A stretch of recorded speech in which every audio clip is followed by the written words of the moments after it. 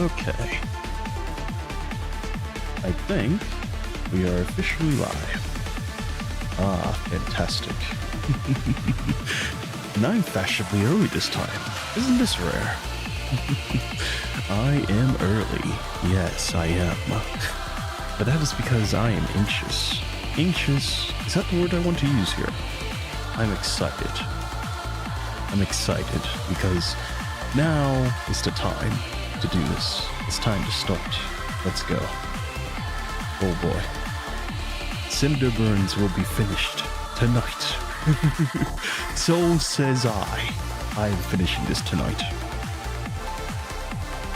I don't know how many more hours I got of this campaign, but I am going to give it everything I have right now. Right now. So, alright, I should probably do my intro. Hello there, everyone. My name is Ibliswea, if you're doing more than welcome back to PGR. It is late at night, but I am here. I'm here in Storm. 10 minutes early. Yes, sir. I got my coffee over here. I love my coffee black, by the way. No sugar, no cream, no. I have to enjoy every last bit of this, as it is. It's a true way to have coffee, if you know what I mean. Oh, lovely. Let me take a sip.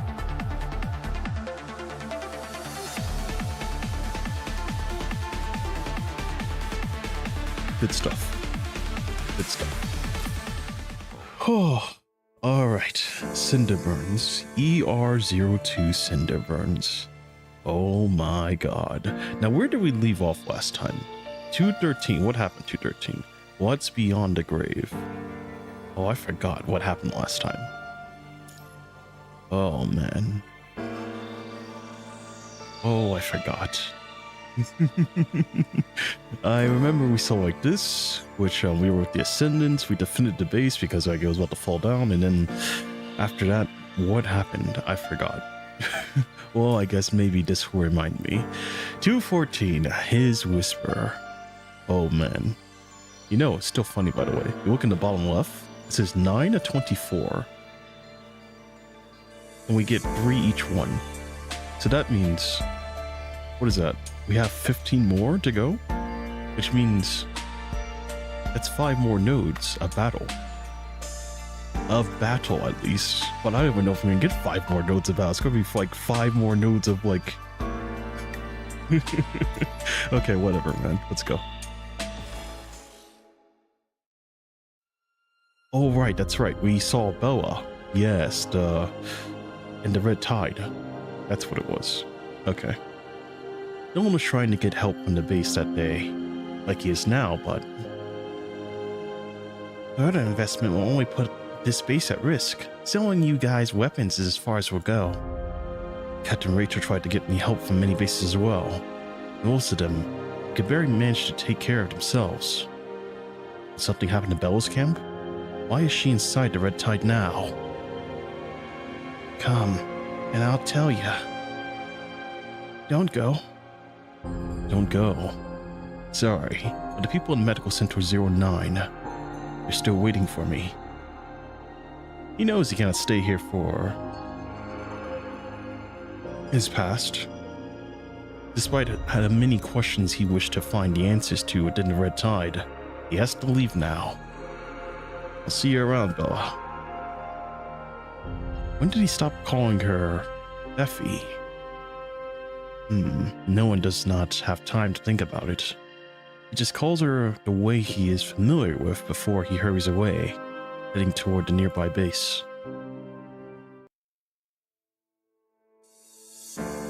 Oh wow, immediately to combat, huh? Interesting. Oh, these guys don't look friendly. Sorry, Medical Center 9 requests support, so please. Run! There are corrupted behind us! We can't even save our teammates! Huh? Oh my. Oh yeah, that's right. We left the camp because we were going to go get reinforcements. Because the corrupted were coming. Oh yeah. Oh yeah. It's all coming together now. Go down the street and eliminate the corrupted. Oh, I like these corrupted, by the way. Look at them. I don't know, something about them. The way they look. They're like gothic fashion in a way. Okay, anyway, stop the Maya when they're corrupted. They're bad and evil. Yoko Kisako. What is he saying? I don't know. I need to learn Japanese eventually. Alright, let's go. Blair Extreme. Oh, their name is Blair. Interesting. You gotta know the names of everyone in this game to be a true fan. Alright, those guys are dead. Nice. Go down the street and eliminate the corrupted. Yes. Oh, I don't like these corrupted though. These ones. They're so ugly.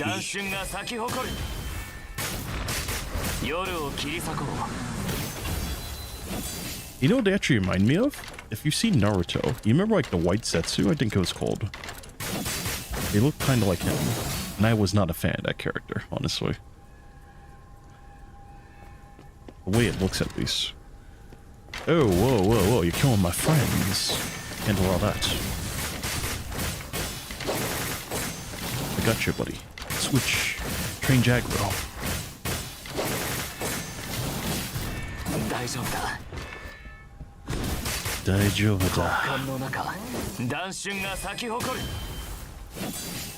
Talk to the construct.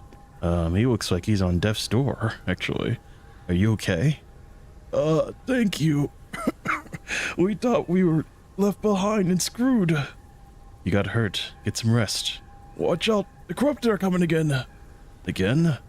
Oh god, and it's the ugly ones. Alright, let's take them out. Let's go.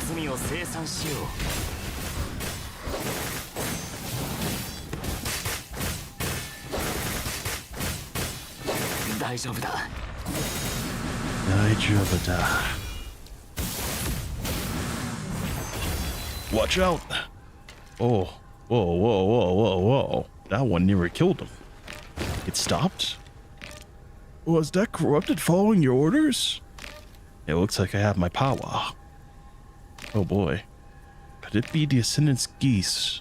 His voice controlled. What about this? Defeat them. Oh, whoa, whoa, I had to control it. Oh, interesting. Oh my. I don't really have much movement on this one. This is not a coincidence. Oh, so you can control the corrupted. No, I have no idea what is going on. It's an Ascendant! Retreat! Rendezvous with the others first! Wait, what? Did you see that he was doing the moonwalk? That's crazy. He was doing the moonwalk. Retreat. Try to command the corrupted. Destroy yourselves. Retreat. Step back. And stop. Try to command the corrupted. Destroy yourselves. Retreat. It can't go on this way. Try another command. Destroy yourselves. How interesting. An Ascendant? Retreated constructs reinforcements have finally arrived. Were you responsible for the attack on our base as well? No, I just arrived. We were also under attack at Medical Center 9. Our way is blocked by the red tide, and our comms are down. We need protective suits and patience, so Why would I trust an Ascendant? I'm not an Ascendant, I don't know what I am either. Stay guarded all you want, but trust my words. There are still many people in Medical Center 9 that need help. Your CPF can't sustain for long. People will die if you wait any longer. You're probably trying to trick us to slaughter us. How can I make you trust me? We'll never trust you. The constructs all draw their weapons, charging toward no one, not giving him a chance to explain himself. Their blades and bullets, they all graze his body, leaving behind several bloody marks, but no one refuses to strike back. Stop dodging. The female construct leaps onto a set of broken stone staircase, striking no one with her blade from the high ground. You only know how to run away? I told you, I'm here to seek help for the people of Medical Center 9.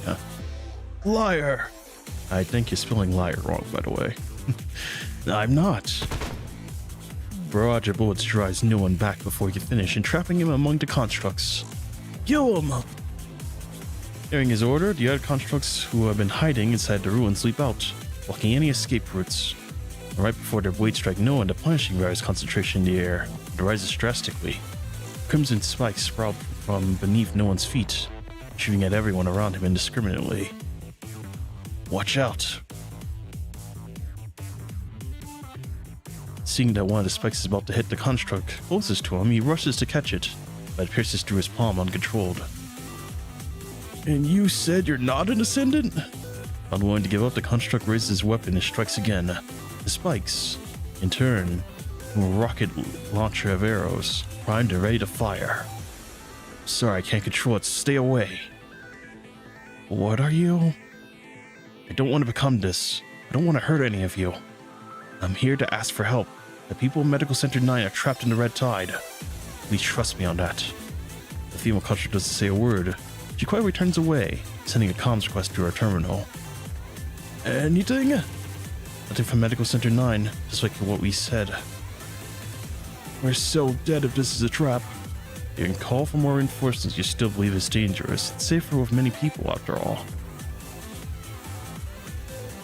And which base has the people to spare at a time like this? The elite squad investigating the surge is still nearby. Maybe they're free. Let's send a request and see how it goes. Thank you. But what do we do with this guy? He doesn't seem like the Ascendants in our files. Should we let the elite squad handle it as well? Yeah, they can handle whatever he is. How they deal with him will depend on the squad.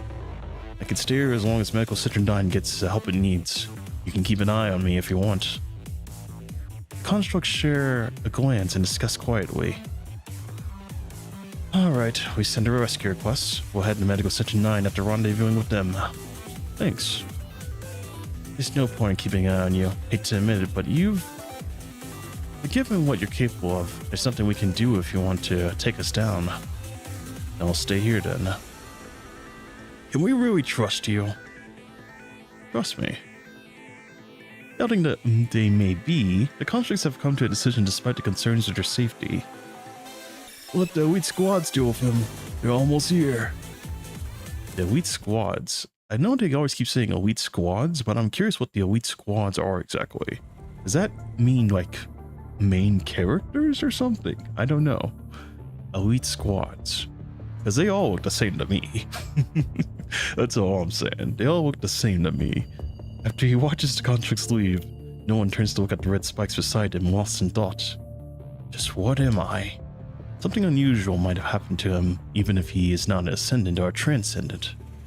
I don't want to become the enemy. If I can't control his power, perhaps I should let their elite squad. Hold on. No one suddenly hears a soft voice from the dark alley. Oh, it's Lithos. Lithos, how did you get here? You made it through the red tide?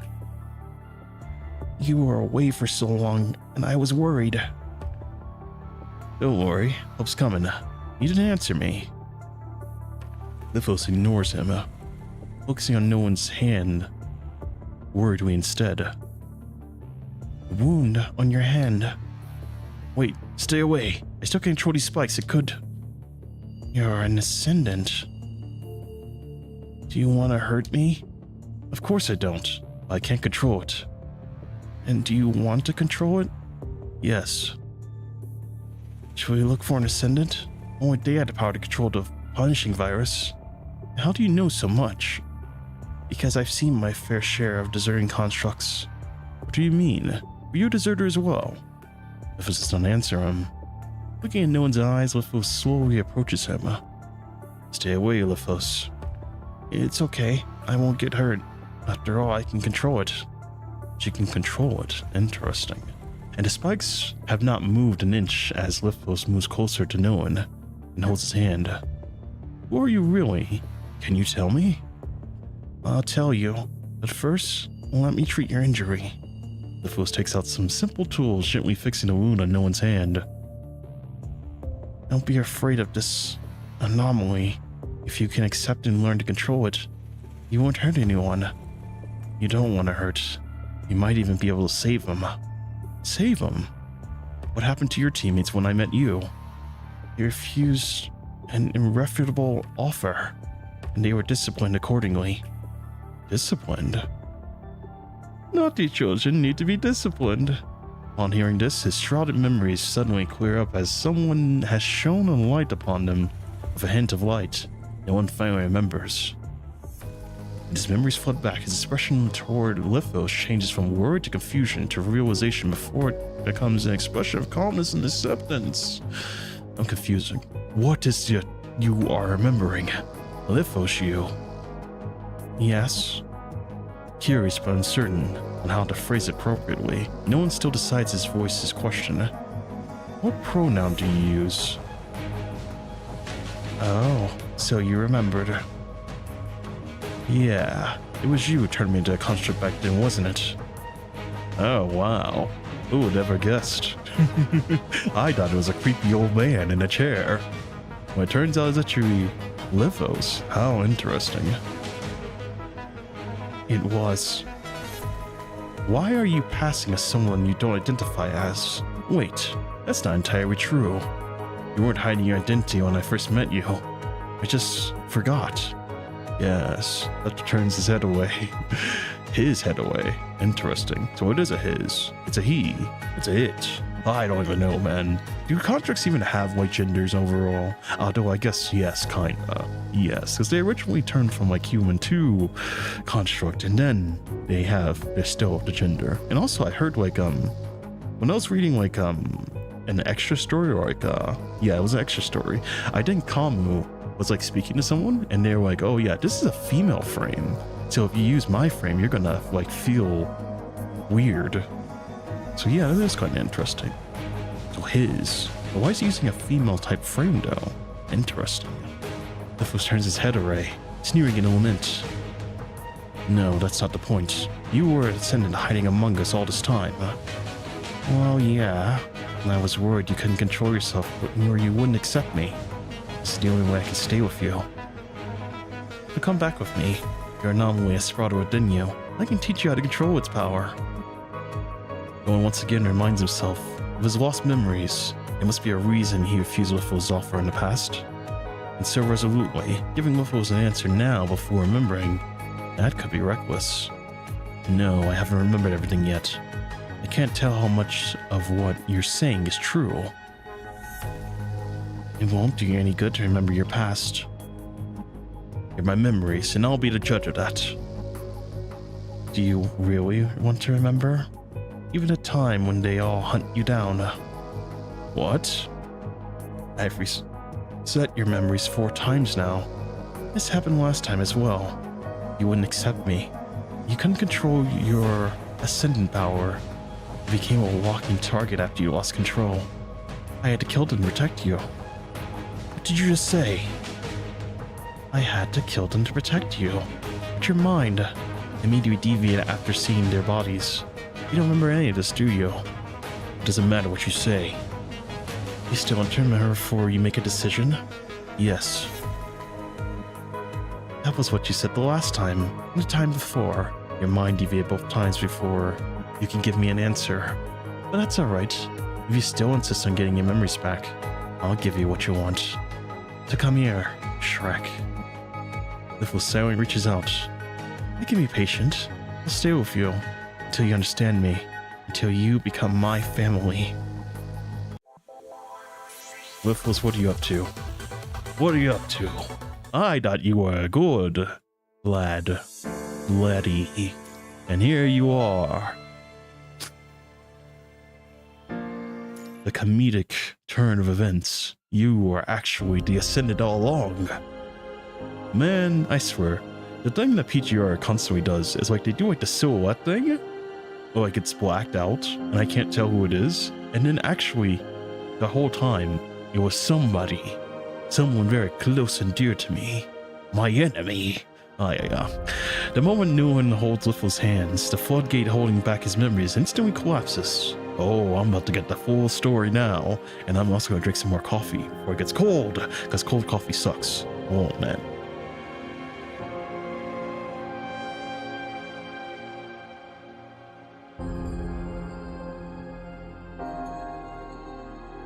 I don't have beef towards like iced coffee. Iced coffee's good, but I'm just saying, like, you know, just regular dark coffee. If it gets cold, oh, it's like torture. I swear, it's like a capital crime. Feeding people like cold coffee, it's the worst. Anyways, Old memories and new confusion interweave, entangled as they tug against each other, forming a disorderly spiral. I'm indeed Ashwar's people. He was right. Oh my, Rachel, your arm! I failed the moment I decided to work with him and hurt people to arm ourselves. Consequences be damned. They're all dead? Why? Why? I don't need your apology. I want you to pay me with your wife. You said you were different from them. What could possibly come out of it when you stand next to an ascendant? Crimson blood and horrid cries rush across his mind in an instant. It will be quite tragic if this is what we've been working toward and looking forward to. The jumbled memories turn to a blizzard, setting off an avalanche. We're all wrong. No one can pass the filtering. That's the price, isn't it? And at the end of every memory is a lone survivor lying in the freezing snow as he watches the dark sky. Accept the gifts of the Ascension Network. No one replies of a sneer field of immense grief under the falling snow and forever darkness. Otherwise, you won't be able to change anything.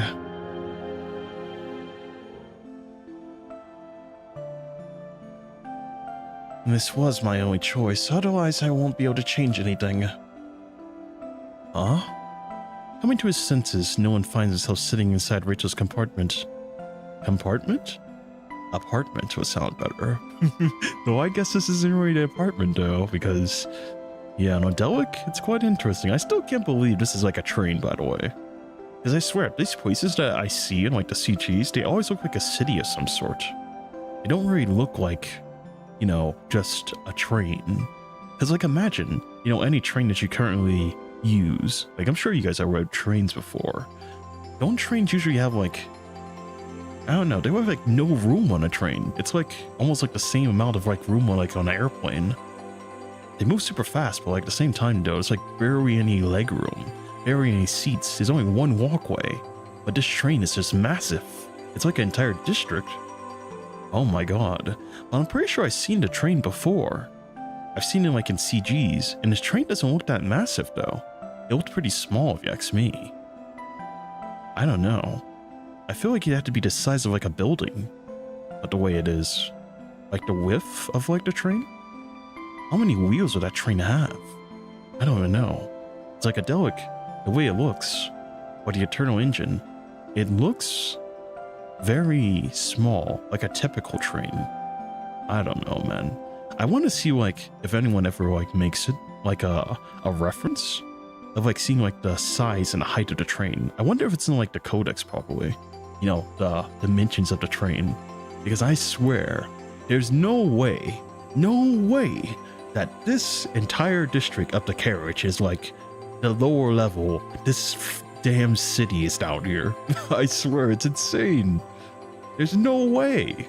There's no way. But I guess this is anime, and we don't question anime, right? Because nothing makes sense in anime. I don't know, man. But anyways, coming to his senses, no one finds himself sitting inside Rachel's compartment.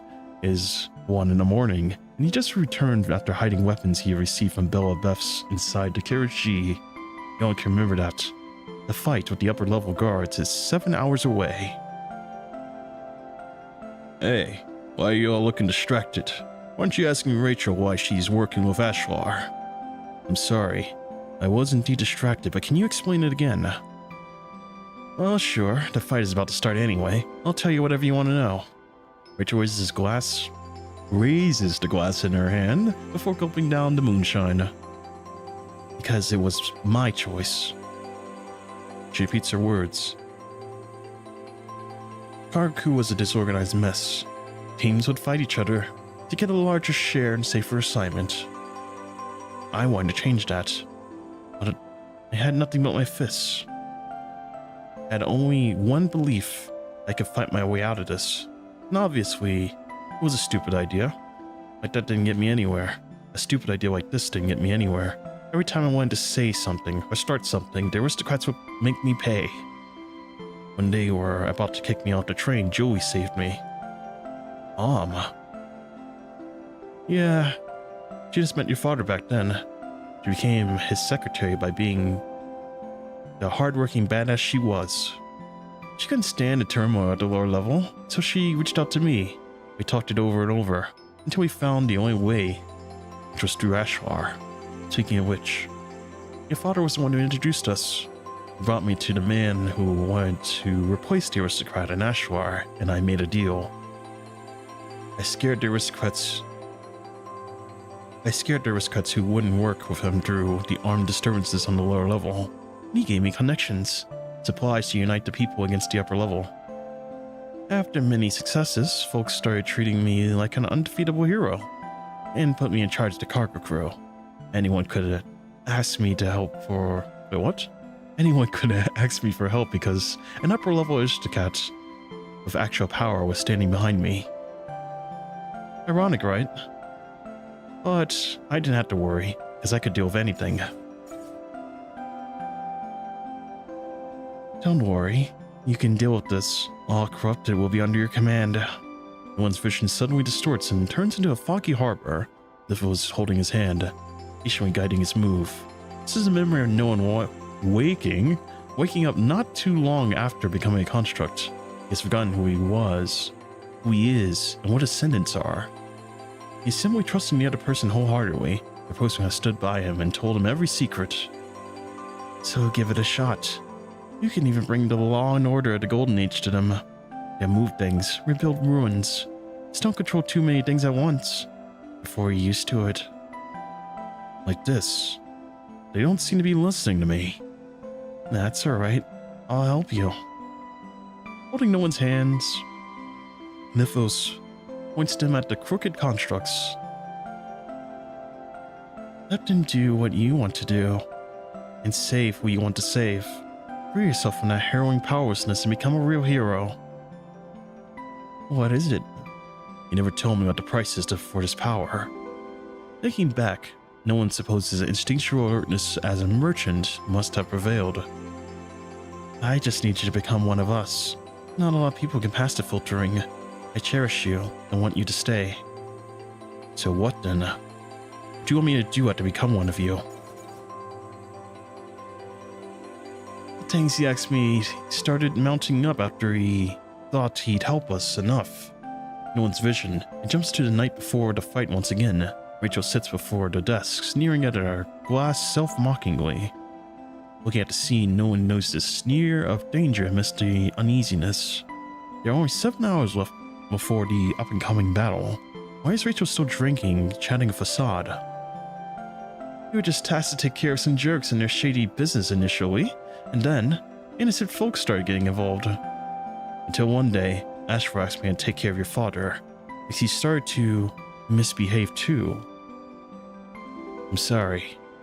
I didn't realize Ashwar had brought a few other reckless fools apart from us. Had I known, I would have protected Julie, if nothing else your father too. It's too late to say anything now. Her face is scarred in the end, but she landed on the lower level, with you inside her belly. Then, she started to change. The stories she loved and dreamed she believed were all hidden underneath the mask without a trace. To get a chance to fight back, to free us from Ashwar's control, she agreed to my idea to manipulate the books in order to gather weapons for their cargo crew. You realized long ago, didn't you? Someone told you. Yeah, people did say things. I knew I shouldn't trust Shauna and Ray went to hide anything from you. She sighs, staring at a murky liquid inside her glass. It was different from me and Assad. She wasn't born to be a bad guy, and she had been on the edge ever since she started tampering with the numbers. She said, you ought to hang out with other people, but she would start panicking the second you stepped out of sight. Was that why she allowed me to stay in the book storage room? Yeah, I told you to keep you around if she was worried, but she was afraid of how you would react if her crime was exposed to you after you two got close. She would tell herself that she was doing it for everyone's future, as if needing to convince herself, and then she'd start thinking about how you'd survive after she was gone. I've been harsh on you, and that's because I worried that you're spending too much time on drawing to pick up skills that you are going to need to survive. But deep down, she wished that you got to do what you love, be it reading, drawing, or being with the people you like. she once told me, I hope you become what you want to be. Oh, did she now? I should leave you with a word or two then. Whatever future you want, don't make the mistakes I've made. Yeah, she said that too. Rachel paused for a second before lowering her head and laughing, her body shaking uncontrollably. Captain Rachel. That's how it is, isn't it? I was wrong to begin with. We could only fix the sins in our past with a few mistakes.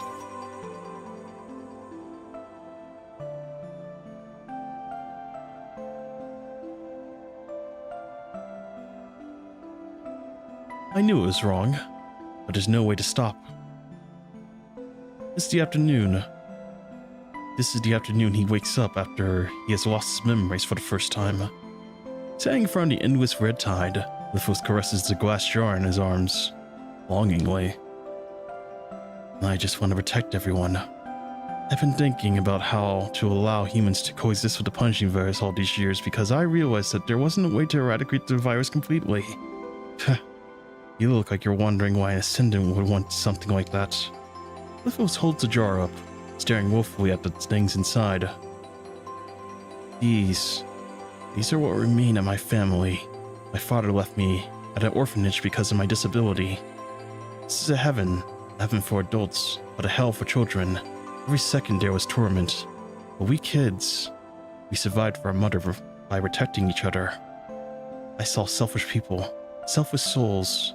I was hurt, and I was also aided. My feelings toward humankind are more complicated than simple love or hate, and that's how I feel about the punching virus too. The outbreak broke down to the fortified cage of the orphanage. My siblings and I escaped, led by our mother, when we finally got our freedom. So I was once grateful for the calamity, until it took away everyone I love one by one. You understand how I feel now? I just want to protect everyone. Anyone that was left behind. So don't be afraid. The red tide isn't something cruel. They might not be living as individual beings, but they were born through it. And this may not be an ideal choice, but it's the best option I can find. As long as something remains, even in this unliving state, will be better than death. This is the only way for those who have survived, to see those who died, to see her again. Lithos grabs some long purple hair and instinctually, as if holding onto the remains of someone who deeply they cared about. Almost at the end. Oh hey, what's going on, Danny? We're back to it. I said it. I did it. We are here. We're knocking out Cinder burns. I've had enough. We are finishing this story today. Oh my god. I wonder how many hours it's taken me to do so far. Because I remember like the first stream of Cinder burns, that was 6 hours. A second stream of Cinder burns, 2 hours. And now here we are, the final. I wonder how long this is going to be. But you said almost at the end though. What's almost? Is almost like 50%? 25%? I don't really care, man. I guess we'll make it to the end. We'll do it. I'll do whatever it takes. Even if it takes all night. Let's go. I'm on. I'm down. Let's go. That better be 70% more. I mean, 70% done and 70% not left. 30% left. 70% complete. Imagine if it's like that. I've only done 30% of the story. We have 70% more to go. That's brutal. Not gonna lie to you. But I would still stay up all night long to finish this, even if it was 70%. Because I'm that guy. I'm him. Timothy. Where did that come from, by the way? Who started that? That's him. He's him. I know it's like a thing people say in games. They're like, oh yeah, he's him. Where did that start? I don't know, man. People are so strange. 4 hours this one. Maybe 5 hours. Oh boy. I'm down. Let's do it. We're getting through this. But you inevitably be betrayed if you get your trust in other people. You can only protect yourselves and the others if you hold absolute power. I've learned that lesson, and so should you. Remember how the cargo crew ended. How it ended? Oh, did you forget? Right, you've already forgotten it once after all. Now remember, and tell me your choice. We told you we didn't have a choice. No one confused mind returns back to the night before the battle once again. What'd you have us do? Weapon manufacturers couldn't trade their weapons with enthusiasm, could they? They needed to put food on our tables as well. Not to mention the cargo crew's reputation has tarnished over the blessing boxes. No one would have listened if we hadn't had something to offer. I might not agree with Rachel on all that things, but I think she was right to work with Ashlar and split the profit between the blessing boxes with him. The blessing boxes stopped selling a long time ago. What did our recent supplies come from? Well, we still have Barbara, the person who took over Mom's job. That's right. My wife used to be a good cook. But you said... There's no way I trust her. Those two have been up to no good behind my back. I suspected Barbara for some kind of food poisoning instance in the past, but I couldn't find the proof. Assad is the only one working with us because he failed to get a good seat in the upper level. He wouldn't have given a damn about us rest of us enjoying his life. But why are you keeping him here then?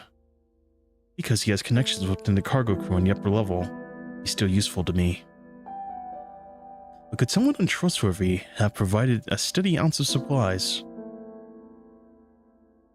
I know it's not feasible long term, but what we took was ours to begin with. The supplies she got from manipulating the books were our payment meant for the cargo crew and the bumblebees. Hungry people will bite anyone if enough time has passed. The more people with their own agenda, the fewer we can trust, and in the end we were dismantling ourselves for the enemy. I bought her with... Wait, what? I'm so lost. Why bother when we can just throw them off the train and discover them? Is that what happened to Bancroft all those years ago? I can't do anything to insist on thinking that way. Perhaps Assad is shrunk and simply annoyed. He does not deny no one's words firmly this time. You think I got him killed all those years ago? I didn't do a damn thing. I have no idea why his son was gone either. Regardless, I was genuinely glad that someone troublesome like him disappeared while searching for his son. I didn't even try to look for him. That didn't mean I killed them. You hear me? No one? Aren't you turning 18 soon? Yes, but why? Bill has disappeared about 5 years by now, hasn't he? I know you always wanted to look for him in City 74, but missions from the cargo crew have kept you away. And you couldn't find anything even when you had a chance to go near that place. I did the same. Privately tasked people to look for Field multiple times over the years. There was news every now and then, but there was nothing we could confirm. So I never told you about any of this. Is that true? You have news about him? I told you I couldn't confirm if it was him. Once the business on the train is over, you can leave the cargo crew and look for him yourself. Leave the cargo crew? Yeah, most of the people who stay here don't have a choice, but you're different. You're young. You should go see the world. When do you plan to make your move? Sooner the better. All the weapons are hidden inside the train for now, so stalling is going to put us in more danger. I'll start making plans for after the other two teams return in a few days. She finished drinking her drink and puts down her glass. Only now does no one realize that something is not quite right. How much did you drink today, Captain Rachel? Just as one glass. But she's a lightweight. 10 more minutes and she'll crush here. I'm telling ya. It's a virtue to get drunk after a few sips. Alcohol is expensive here. Didn't you say you still had to confirm the intel at your current state? It's fine. I won't be back that quickly. Show me your assignment first. Is this your rev blade assembled? Yes. No one passes the rev blade to Rachel, and carefully she inspects it under the dim light. Not bad. You're a good self-learner. Took me a whole day to figure out what each of those parts were. It's good. Good enough for you to take the time to study it, if it were Assad and his underlings. What do you expect? They had traded the parts for drinks, and the moment they stepped out of here. My mom used to say, don't be the fools who burn the books to stay warm. Only those who learn from books can survive. That's interesting. His mom said that, huh? I remember she, at the beginning of the chapter, he had like drawings or something, and she took him to like light the fire to stay warm. I think it was drawings, not books. Yeah, she took his drawings and said like, oh yeah, you need to learn how to survive, essentially. She counted up to like to 5 and then took his drawings from him to like light the fire. That is quite comedic. Wow. Drawings don't count?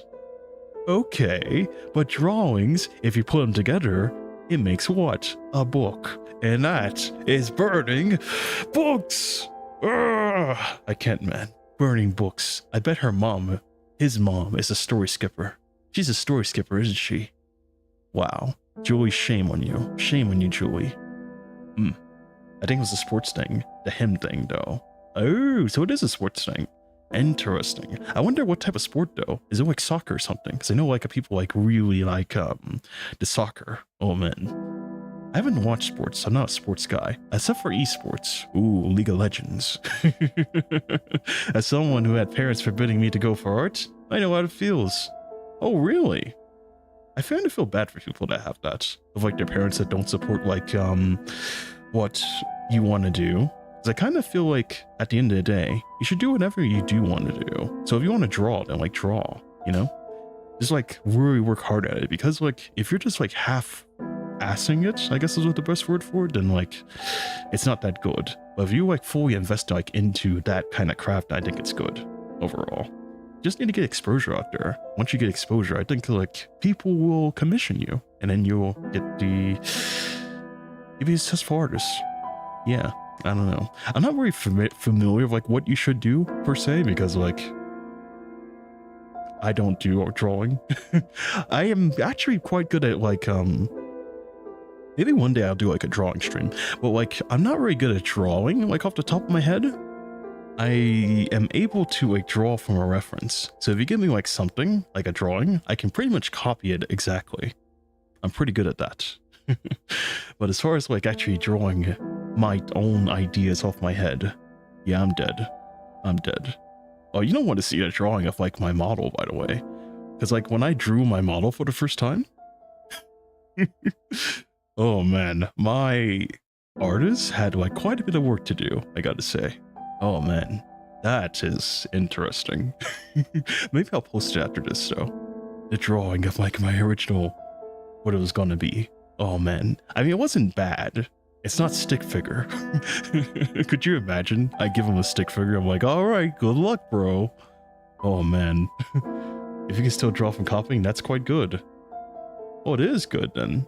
Yeah, I feel like it's kind of good. But yeah, I'm pretty good at like, you know, copying overall. I can copy things pretty damn good. I'm also a quick learner at like things, so like if you show me something, then I'll like get it on the first try most of the time. If I don't get it on the first try, then I'll get it on the second try. So yeah, quite interesting. I like drawing though. Drawing's fun. I went to like a drawing class when I was in high school, but at the same time though, I'm kind of disappointed because I thought like when you go to like you know, drawing, you're supposed to be taught, you know, things like how to draw. But the thing is though, we didn't get taught how to draw. When we got in there, it was basically just, all right, hello class. And then that was it. And then we just draw our own stuff. Now a whole year of just drawing my own stuff the whole time. Oh man, that was so bad. Oh man, good times, good times. Anyways, what did he say? Oh yeah, burn books to survive. Don't be the fools who burn books to stay warm. Yeah, those who don't read but burn books to stay warm are indeed fools. Rachel looks at her reflection inside the glass, disgusted. You know, sometimes I feel like Julie was right about a lot of things when I look at you. She lowers her head and continues speaking as if she can't stop. Attitude determines attitude. Altitude. Altitude? Attitude determines altitude. Interesting.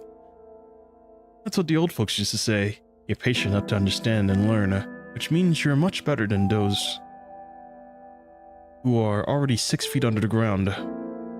Even though she wanted to send you to the cargo crew when you were 9, she did that only because she was anxious. Julie wasn't the fittest person, and with the work she was involved in, she was worried that she would leave you too early and you wouldn't be able to survive on your own. She wouldn't tell me about any of it. I only knew that she coughed a lot. If you didn't tell me afterward, I wouldn't have known that she was sick all along. But how could you not know? Go take a look at yourself in the mirror. You're the same. You're just vision is blurred from her drinking. We're the same? Yeah. Before she put on the mask, she was about your height. Her eyes, stubborn as yours. Her hair and clothes were dark as yours. And didn't make a sound when she walked. That woman. Couldn't spot her at night when the lights were off. You know, sometimes I really wish you'd stick the firefly on your shoulder. I wouldn't have to worry about losing you in the night shift. I tried my best to make some noise. You can tell what the sound you make when the fight begins. Interesting. Looking at no one's dark hair, Rachel suddenly laughs as if thinking something funny. Why don't you dye your hair into a rainbow or something? Why don't you treat your blindness instead of bothering the kid? Night blindness? Me? Impossible. Impossible my ass. Didn't the doctor prescribe you a bottle of vitamin A last year? It was practically full when you gave it away earlier this year. Who's free to dye someone's hair nowadays anyway? Kid's stuck with his hair unless he becomes a construct or something. None of us would have stayed here and worked our lives away if we could just become a construct. Have you ever tested whatever your affinity is? What affinity? And something I forgot. I heard that you need the affinity to have a shot of becoming a construct. You could also just die during a surgery. Enough. You can figure it out in the future. This young man has all the time in the world after all. Rachel waves her hand drunkenly. Either way, I'll make sure you live. Either way? What does that mean? What does it mean? I'll tell you all about it when it's over, but right now, some things are still uncertain. Rachel's head slams on the desk. Captain Rachel! Alright, let her sleep. Sometimes you have to let it all out after you hold on to your secrets for too long.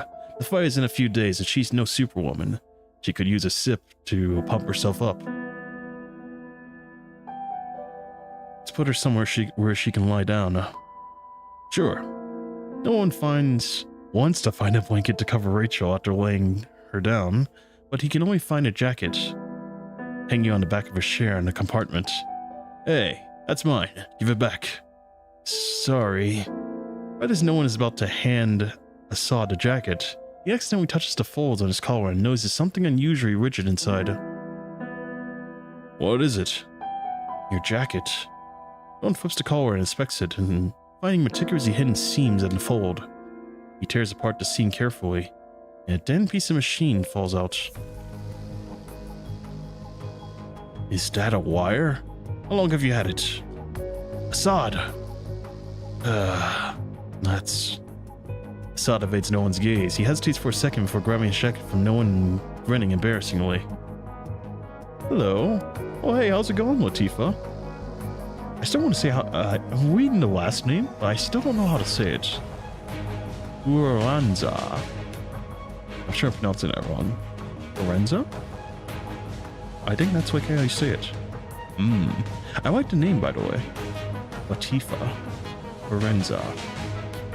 I love the name, the last name. It's amazing. I like it. It sounds very, beautiful. I don't know what the, what the proper word is for it. Lorenza. I like it. Yeah, that's right. It's an anime character's name. It's an anime character's name.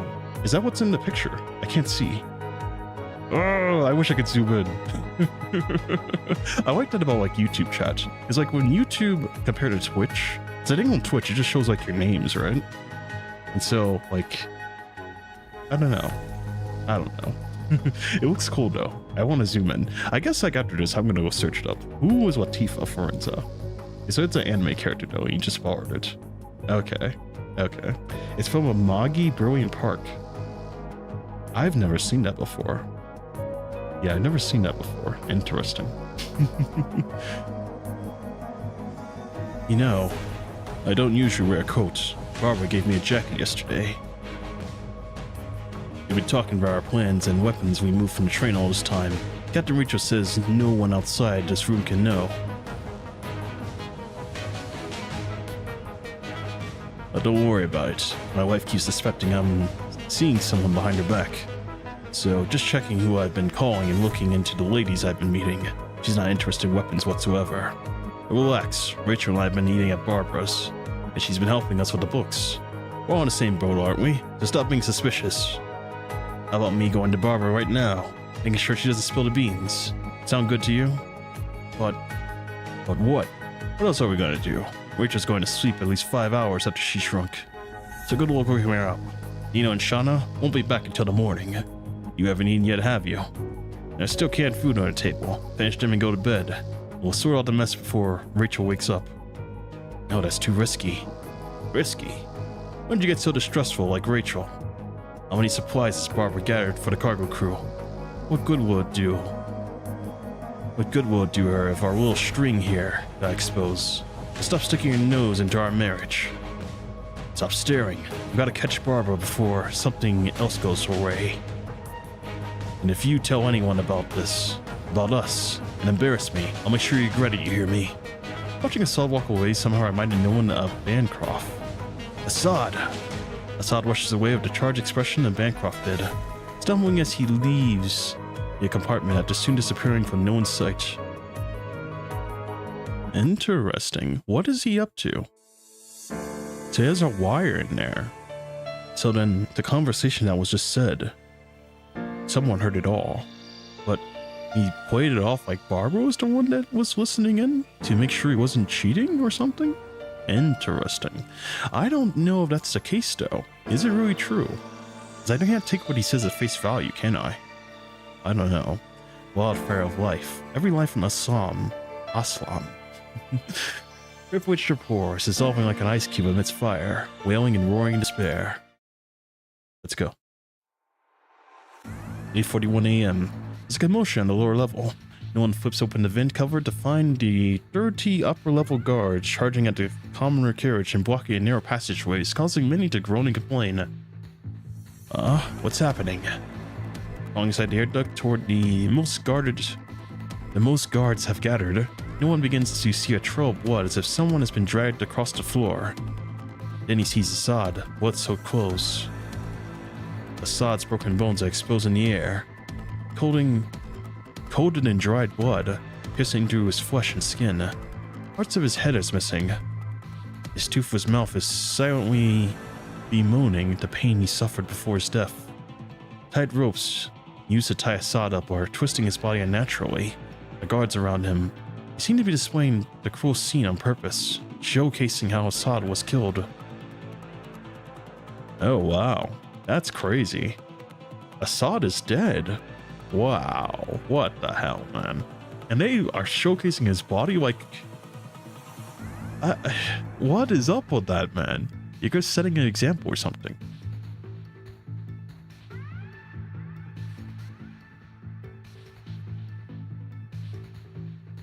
Alright, stay silent all you want, but the rest of the core members of the cargo crew are next. You'll witness how they're dragged to their deaths on a train track.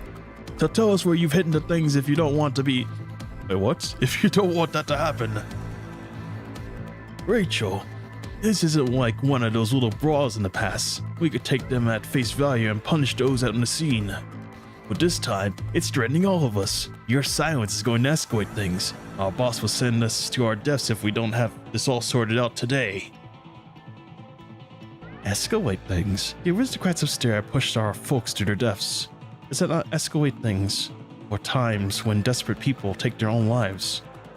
When you lot beat up and kill whoever you want, do you think your little stunt here is going to solve anything? We don't want to make it difficult for you. There's no need for us to make a scene here. We're all working for the people upstairs. Just hand over the things, and no one else gets hurt. Rachel sneers without answering. Instead, she turns and looks at the entrance of the vents. This has got to be the worst faction part of PGR. The Nighters of Paradise in comparison. The Nighter. Now that name sounds familiar. The Nighter. Is this something I forgot or something in the future? The Nighter. The name, it certainly does sound familiar, but I just don't remember. But this faction does seem to be the worst though, I gotta say. I agree with that. Because these guys, oh my god. They are just like... These people are getting the worst living conditions I've ever seen. Oh my god. It's the worst faction I've ever seen though, honestly. It's a ship controlled by Villiers in chapter... Oh, that's right! The Niter. And that, oh man, that one area. What's that place called? I forgot. Konglong, right? Villiers. Yeah, that name sounds familiar. The ship? That was not that bad. The ship? That was very tame, honestly. It was just like a lot of control going on. I didn't think that was bad at all, honestly, even though it was bad. This is like exponentially worse. God, this is worse. This is like 10 million times worse. Rachel sneers without answering. Instead, she turns and looks at the entrance of the vents. No one knows that Rachel needs to receive a signal that confirms no one's presence, but he must take advantage of the dark air ducts right now instead of making a sound.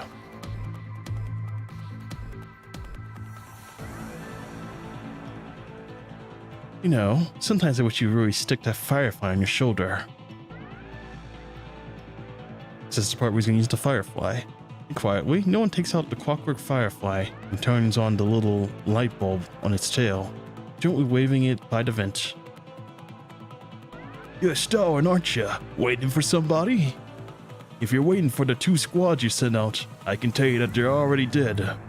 The guard takes out his terminal and shows Rachel the recording. Thanks to this coward, the upper level is killing 2 birds with 1 stone today. He kicks Assad's body, laughing. Fine, I'll go with you. Rachel, you can't. Before he can finish, 2 shots from 2 distant guards graze his shoulder, hitting a young man standing behind him. The young man falls as the people burst into screams and protests. The ship was throwing people off the boat. We didn't had enough miles to currency, but at least it wasn't as bad as Adelic. Exactly. I gotta say, man, Adelic? Oh my god, man. And I still, to this day, I still can't believe that this train is this massive. It's ridiculously big, and I just don't believe it, because I seen like in the CGs, the size of the train, and it just doesn't seem like the right width to have this much buildings and stuff going along. It doesn't make sense. Adelic is so weird, man. I don't know. How could they have this all float on a train track, by the way? The eternal engine. So weird, man. So weird. The carriages. I have to act now. Oh, look at you all huddling together. How many do you think will go down with just 1 grenade? You monsters. Enough, Ninon. How many defenseless people are here? You want them to all get killed? Boss, we can't let you. Another gunshot interrupts behind him. Taking advantage of the erupted chaos, no one throws the short sword in his hand at the light in the ceiling. In darkness and shattered glass behaul the carriage instantly. Sound the alarm! Oh my. The night raid has begun. Move. The car crew members do not hesitate upon receiving a signal, charging forward towards the nearby guards immediately. Making use of the darkness and confusion, no one drops down from the vent and stabs the guard with the grenade, his rev blade, before grabbing the guard's spare longsword and throwing it to a teammate beside him. Nice. The guards have expected some conflicts, but they have not foreseen how determined the people are. Catch him! Eno leaps towards a still-standing guard, parrying a strike from his face. Shifting his body, he pushes his blade through the guard's unarmored throat, and the gushing blood shuts the guard up. Right after that, the sound of screaming and explosions blend together, almost deafening everyone in the cart. And by the time the emergency lights turn on, the 30 or so guards are now silent corpses alongside a few innocent bystanders, leaving only the blood-drenched people panting and trembling. There's no turning back now. They've killed their guards. Good with me. I'm done waiting. Well, let's kick it off. They're going to send more people down if we wait any longer. We await your order. All right. Rachel steps over the pools of blood and smashes the alarm in the lower level before slotting in her ID cards as the cargo crew chief captain, stopping the ear-splitting shriek. So, do you remember your vow when you joined the cargo crew? Major clenched her fist, and as the people watch her in silence, her hands are covered in blood of their enemies. We'll free everyone from oppression. We'll lay dead to rest ourselves, and let them know their sacrifices are not for naught. Now it's time to fulfill your promise. Oh boy, off to battle. The Civil War. Oh, interesting. The Golden Age stuff. And the ship is awful too, full of scum, but Delicate's on another level. That is so true though, man. That is so true. It's like, when I was reading that section of, like, you know, the ship, obviously, it didn't feel as bad as, like, I mean, I knew it was bad, but I didn't, you know, like, feel disdain towards them. I mean, I do, like, you know, kind of hate them at the same time, but I don't hate them as much as these people over here. Oh my god, they're on the next level of evil. I'm not saying something. I mean, after all, I'm a demon, and I think these guys are on the next level of suffering. Literally using people as expendable men to do jobs. And then, even if they do the job, just because, like, someone didn't do the job properly, they give them no pay. Imagine working a full days of work and getting no pay. And it doesn't just happen for one day, it happens for several days. That's insane. And then also people just die because of poor living conditions as well. Even then, they don't even compensate people at work properly. They, like, it's like when they described, like, the setting of, like, when they were doing the blessing boxes, they said that their workstation was in the same place where the bathroom was. Like, there was literally a toilet on the ground in the middle of it, and you could smell the shit in the air while you do your job. That's so awful, man. That's so awful. And the food that they get too, with, like, the water and supply and all that, it's not even, like, fully cleaned at all. And sometimes they don't even get to eat. What's up with that? Forced labor. I can't, man. I think it's because they didn't describe it so much. Yeah, that is true as well. It's like the writing in, like, this chapter, I gotta say, they really described it a lot. Here, it's like, oh my god. It's still a reminder, you still have a chance to live, but in a delegate, you're a commoner and it's death. Yep, unless you get the gotcha. The blessing boxes. Oh boy. 1% chance to, like, actually get a job. 1% chance to not get a job. 1% chance and 99% chance to actually just be a commoner for the rest of your life. Lots of fun times, huh?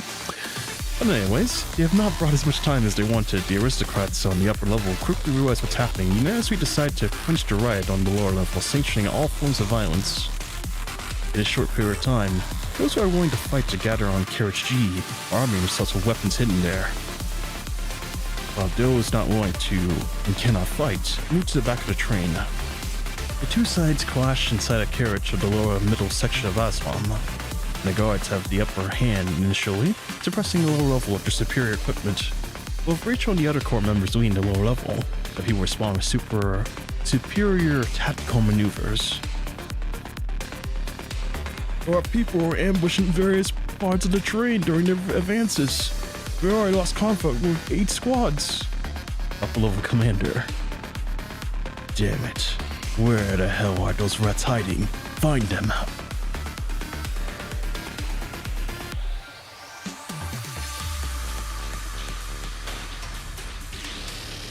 With their knowledge of the train, the people strike unexpectedly, shrouded locations and on the ducts of the roofs.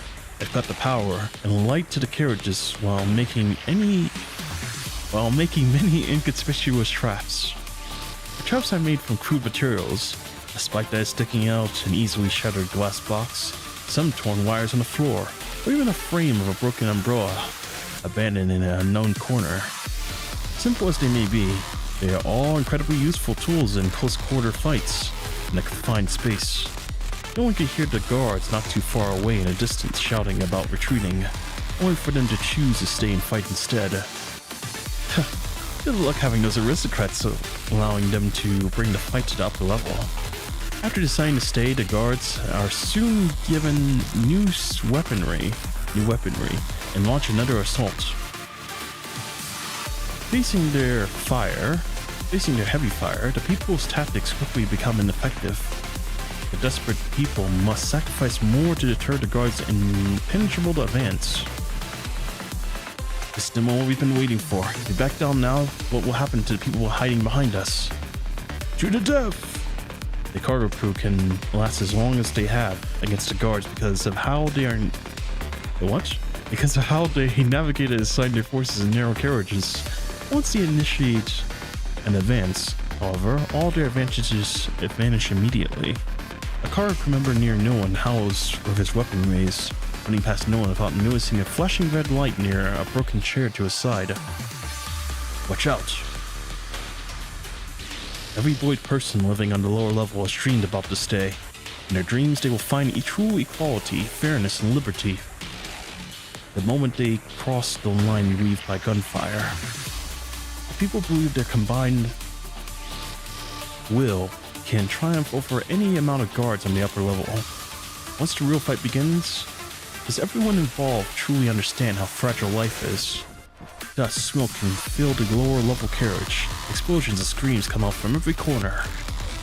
The well-armed guards are pushed back by the angry people while superior weapons of the guards take the people's lives away. Every life in that swamp, of which the floor is dissolving like an ice cube amidst fire, wailing and roaring in despair. No one can see blood gushing out from under the light and seeps through the loose train doors. The red liquid, the metallic shells and debris, the human flesh all fused together, splattering all over the narrow passage. Bodies, still warm and paved the floor.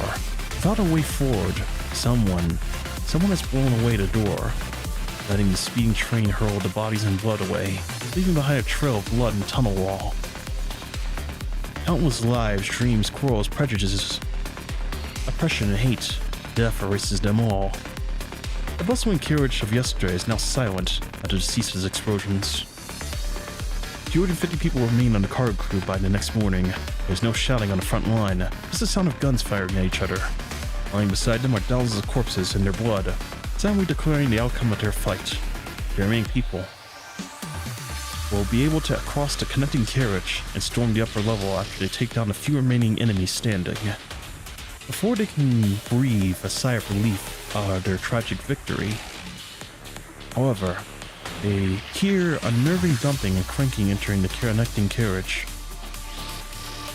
An enormous orb-shaped mechanoid appears, stepping over the dead bodies on the floor, and firing red lasers at everyone still breathing. And right then, the train enters a tunnel, the carriage unlit by the damaged lights.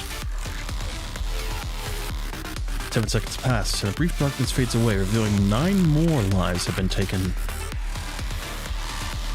They couldn't beat us, and now they're sitting in that thing. Yuna runs as he shouts, picking up a rifle from the dead guard, before aiming and contributing to the fray of fire. Nonetheless, all the bullets ricochet out the mechanoid's metal shell, barely damaging it. It's tough. Get out of my way then. Kana brings out a grenade launcher from who knows where, dashing near Nino and firing even before he is safely retreated. The anti-tank projectile flies through the greenish-gray smoke, hitting the giant machine.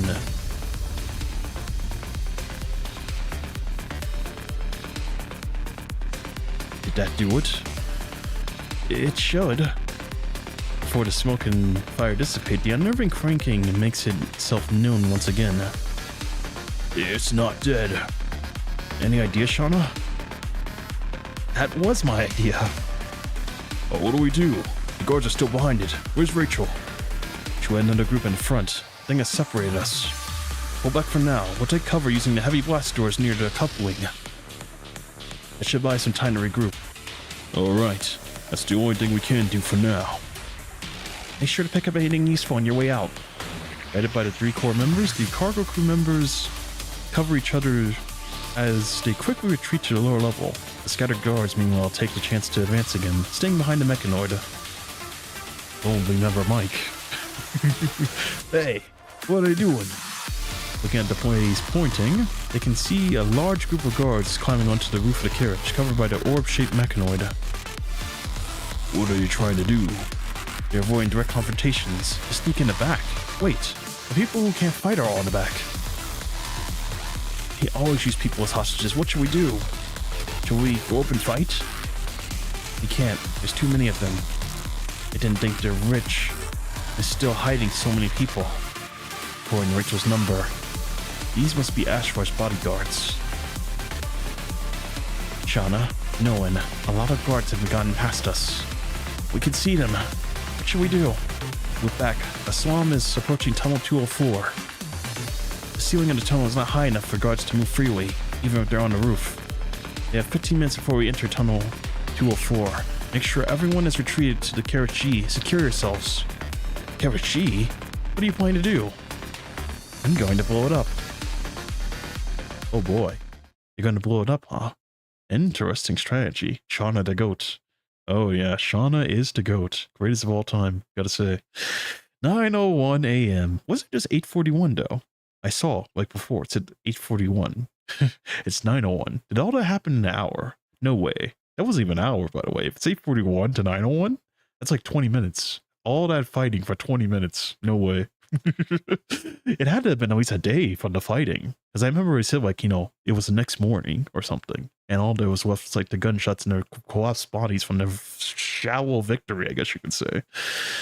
The winter sky has shown the briefest glimpse of light through the dark clouds, and it already begins to snow. Yeah, see, this is what Adele looks like, by the way. Okay, if we look at the train piece in the back, let's look at the one in the back there. You know, the one that's like behind the explosion. The train it's quite wide, I gotta say. But overall, is it really the size of a city? I beg to differ. Is it really the size of a city? I don't know, man. It doesn't look like the size of a city. I mean, it's pretty massive, I'm not gonna lie to you. But look at the width of that, the girth of that train. It's pretty massive. I'm not gonna lie to you, but I don't think it's that big to hold that much. The whole thing, maybe. It is, I mean, I guess it could be. It might just be because, like, we're looking at from, like, so far away. Because I think if we get closer to it, it might be the size of, like, a city, though. Kinda. It looks kinda like the size of a city. A little bit. But it's hard to say for sure. I wonder if they have, like, the measurements of this thing. It's not like the codex. That'd be so interesting. As many characters with the scale is hard to measure. Yeah, it is pretty hard to measure. It is pretty hard to measure. But I gotta say, it looks pretty wide, though. I wonder how this thing moves. Like, how fast does a Delic move, by the way? How fast does it go down, like, down the tracks? Oh my god. 'Cause it has, like, I see, like, on the one in the front here, it has, like, 1, 2, 3, 4 wheels or something. But I'm assuming it has, like, you know, like 4 wheels across, or maybe like 8 wheels. But how does it go across, like, the train tracks, though? You can't go across train tracks of wheels, can you? It has to be like, I don't even know, man. I don't even know. They did say how fast it moves once, but I forgot. Yeah, I think it did on, like, the Eternal Engine chapter. That's so fascinating. How does it go that fast, though? That's crazy. The moment the speeding train exits 204, Kirishi explodes, splitting the train in two. The locomotive drags the upper level carriages onward for a while before gradually stopping 5 kilometers away. Oh my, look at that. Okay, so look at this too, by the way. I guess this is like another reference of like how big it is. Because if you look at the train tracks, they're not very wide across. There's no way that, like, it has like this full-on city here inside the Delic. I want to see like a game theory on this. You know, like the game theory channel? Oh man, if they covered this game, that'd be so interesting. Because I know, like, they always, like, you know, cover games that are like, oh, could you actually make this happen? Yeah, they do like a lot of, like, you know, references. I don't know, man. This game is insane. That train, man. A Delic. Oh my god. Yeah, I want to see like a game theory on this. I'm going to go put it in their comment section. Let's go see it. Anyways, the lower level characters shake violently from the explosion, flipping over some storage carriages nearby. Luckily, the preparations have been made, so most people common carriage are safe. They got a message. The front line stopping. I'm not surprised. There are a lot of carriages that are otherwise leaving behind. Those aristocrats can't give up that much money. Is that a giant military mechanoid following us? Not yet.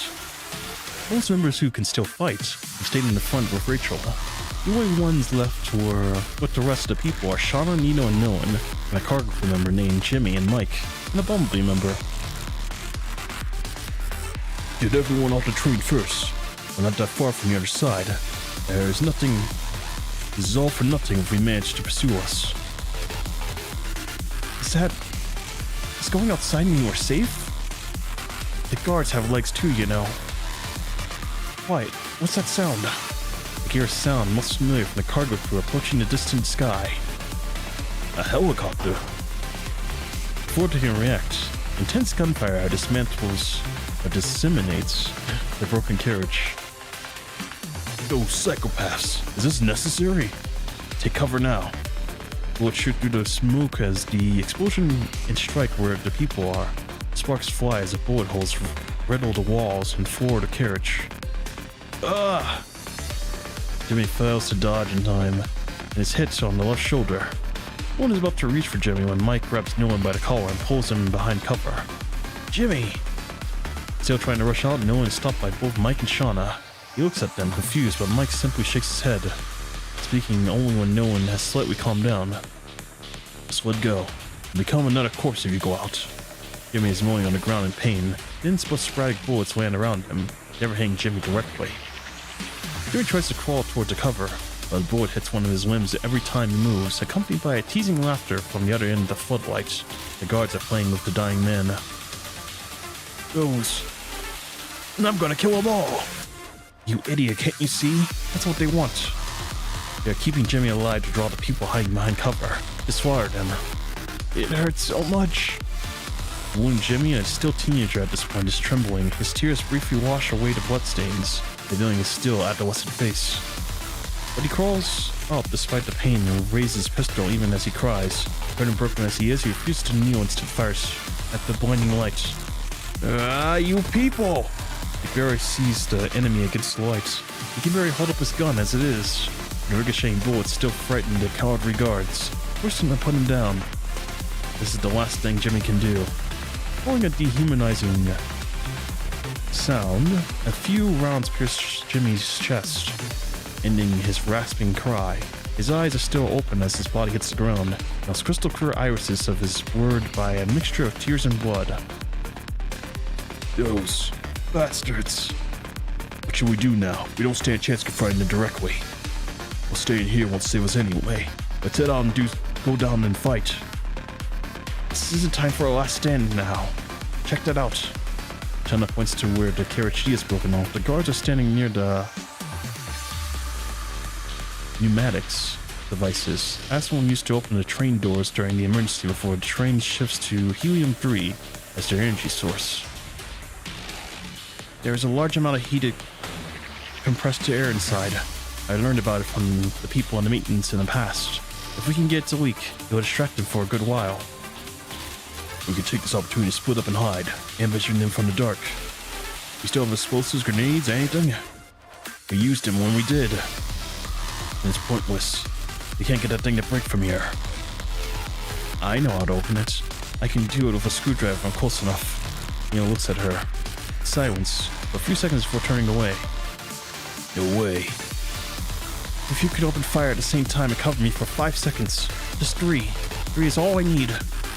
To get that track behind covers. I said no.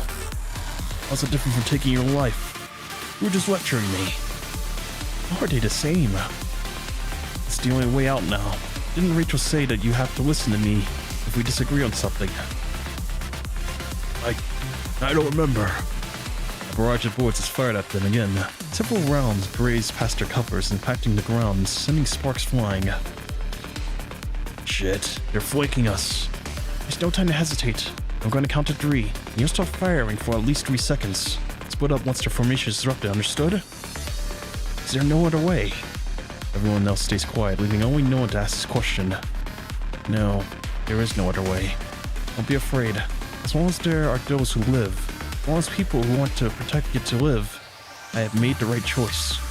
By the way, Nino, the thing you mentioned last week, my answer is yes. Let's move in together after this. What are you talking about right now? It's too late, isn't it? Nino wants to say something in return, but Shauna has already started counting down her plan and her life. 3.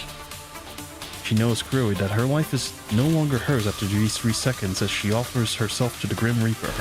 2. Grinding his teeth, Nino curses under his breath as his rifle aims exactly where he needs to fire. 1. Shauna never stops thinking about dying. She's used to seeing people die. She thought she would be ready when her time came, but now, taking one last look at her comrades, she allows herself a moment of vulnerability. Open fire! Shots and gunshots come from behind. The cargo crew covers, sending the surrounding guards in disarray, unable to see where they're firing from. The guards are forced to find cover as well. An eagle-eyed guard notices a figure dashing out of cover. The guard crew's suppressive fire causes the guard's shot to go wild.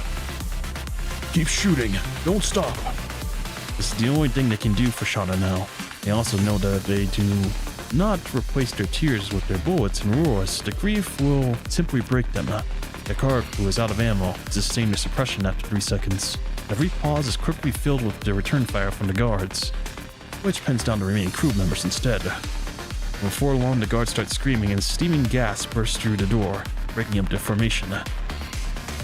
That woman there, kill her!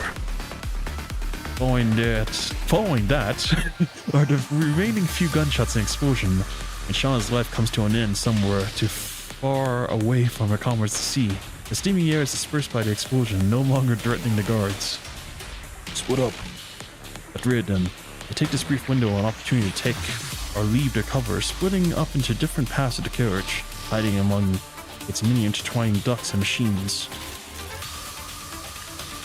They are fearless, even when confronting enemies 10 times their power. Unlike the guards, they are people who actually know to train thoroughly. First, a bullet breaks the lamp on the ceiling, enshrouding the depths of the carriage once again. And not only does it make it harder for the guards to find them, but the sunlight also turns the guards into shining targets. And then comes a volley of gunshots. The head of a guard who has veered off tracking explodes. Another guard who is hiding behind cover finds himself somehow riddled with bullet holes. The guards are getting impatient, seeing other guards dropping one by one, and decide to bring everything that can be used as cover. After a round of explosions, the guard crew stops firing. Push forward. In 3 groups of 3, we have to find them. The guards advance carefully, but they have not expected to hear gunshots firing from behind them. Several of their groups are immediately taken care of, sending the guards into chaos. Take that, you armed thugs!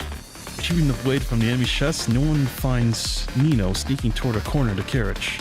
Nino, what are you doing? The fire caused by the explosives to the guard support in the beginning is to spread. The area with the pneumatics is flooded with fire. It will be not long before the whole place burns to ashes. We have to get their bodies back, at the very least. There's no way we're leaving them in a place like this. I'll get Shauna. You two grab Jimmy. Before no one can stop him, Nino is already on his way to the car in the carriage, crouching and dashing into cover to cover, right underneath the watchful gaze of the guards. He quickly reaches for Shauna. Before a second, Nino even thinks Shauna might be alive before he sees her body with his own eyes. Before he can remove Shauna's body to a safe location, he feels sudden excruciating pain from one of his feet. His left foot is stepped over a bear trap hidden among the debris. His years of training have kept him from screaming despite the bone-shattering pain. But the sound of the trap activating is well enough to get the attention of the alerted guards. A hailstorm of bullets fires towards where Nino is, and he immediately ducks away. But not before he is hit twice in the abdomen. Nino remembers every trap in this place, and he would not have made such a rookie mistake. It must have been moved. The guards must have moved it near the corpses in order to catch anyone coming back for them. Dirty bastards! No one and Mike have successfully moved Jimmy's body to somewhere safe when the guards realize they have Nino pinned down. Hey, Rachel's boy. Looks like Nino was hurt. We had to save him. Can we do it? There are a lot of enemies left. No one moves his wrist and nods. A short sword and red blade in hand. As Mike fires, no one dashes from across the difficult terrain of the carriage toward the group of guards nearest to Nino. With their attention on Nino, No one's blade smoothly go through one of them. His teammates turn and aims at no one, but no one's short sword slices through his wrist. Distracted by the scream of the unhanded guard, the last guard fires in panic, only to allow Mike to hit him from the distance. Taking advantage of this window of opportunity, no one slices toward Nino and drags him away from the shooting and spreading fire, leaving Shauna's body behind in the process, watching as the flame devours her. Retreating behind a secured cover, they have nonetheless exposed their locations. The presence of fire rains upon them, trapping them from where they are. This is all my fault. I couldn't get Shauna, and now two of you are. Save it for when we're out of this place. Nino's terminal suddenly receives a comms request. Heartened, no one helps Nino up while Mike returns fire of his limited ammo, pulling the guards back. This is Nino. We're stuck in the back of Karachi. We lost a lot of people, including Jimmy and Shauna. What's your status? Is that so? We're almost wiped out too. We were hoping you can help us. Everyone's voice is faint, as if it will stop at any moment. What about the rest of you? Where's Rachel? Everyone answers after a brief silence. We got separated from Rachel. We tried to contact her, but there was no response. Nino wants to keep asking, but they hear nothing back. Not even a sound of sparse gunshots. That giant mechanoid is on their side, isn't it? We didn't really stand a chance against it to begin with. The rebellion has probably failed. No way. We've lost. We've lost. The guards are also taking a heavy hit, I bet.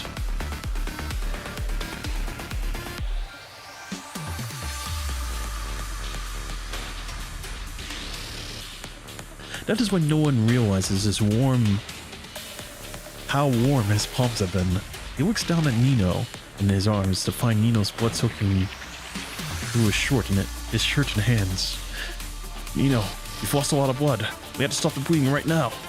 Nino puts pressure on Nino's wound, but there is no way he can stop the blood from gushing out. He watches as Nino's life fades away from him before, little by little. No, Nino does not seem to be in pain. However, he just holds his terminal in his hand, saddened. It'll be quite tragic if this is what happened. What we've been working toward, and looking forward to. Nino is slowly losing consciousness from his blood loss. They have to do something about it, or he will die from shock soon enough. The guards are not giving him any chance to breathe. Having restored the public address system on a train, the guards speak to the two of them amidst their ceaseless gunfire. This is a message to the rioters in hiding. Come out now, or else. The sound of a child screaming and his parents crying can be heard from the system. We'll start executing these accomplices of your right. You hear me? Accomplice my ass. They're just taking hostages. We can't drag others into this. But we're the only ones left. We can't save anyone without putting our lives at risk. There's still a way. What, faking our surrender? No one nods.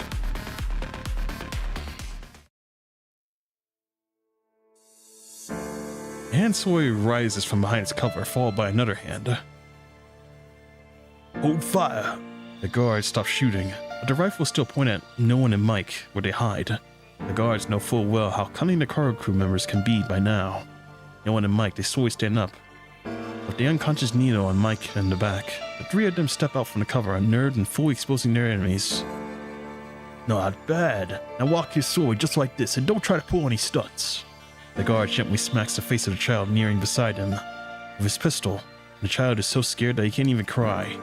No one nods, approaching them slowly and naturally. No one notices the combat knife he is hiding behind his leg. But as he approaches the hostages, no one notices Hill once again, the old timid woman who has been watching over him since he was young. Rachel always says that not everyone has what it takes to stand up to those bad guys, and they might be silent, but it doesn't mean that they approve of what's happening. Many at the lower level disagree with Rachel. They believe that those who do not fight are still a waste of resources, but they forget that people like Hill have been contributing in their own way inside the moving carriage. How many children has Hill looked after? How many torn clothes has she fixed? No one never questions his choices, because he still has noticed it all. The people he has to protect are right here beside him. They're safe Even though they are scared, he does not regret what he has done. He just wishes he was powerful enough to done more. I'm sorry. I'm so sorry. The old woman tears. Or tears. Wait, what? Tears? Oh my god.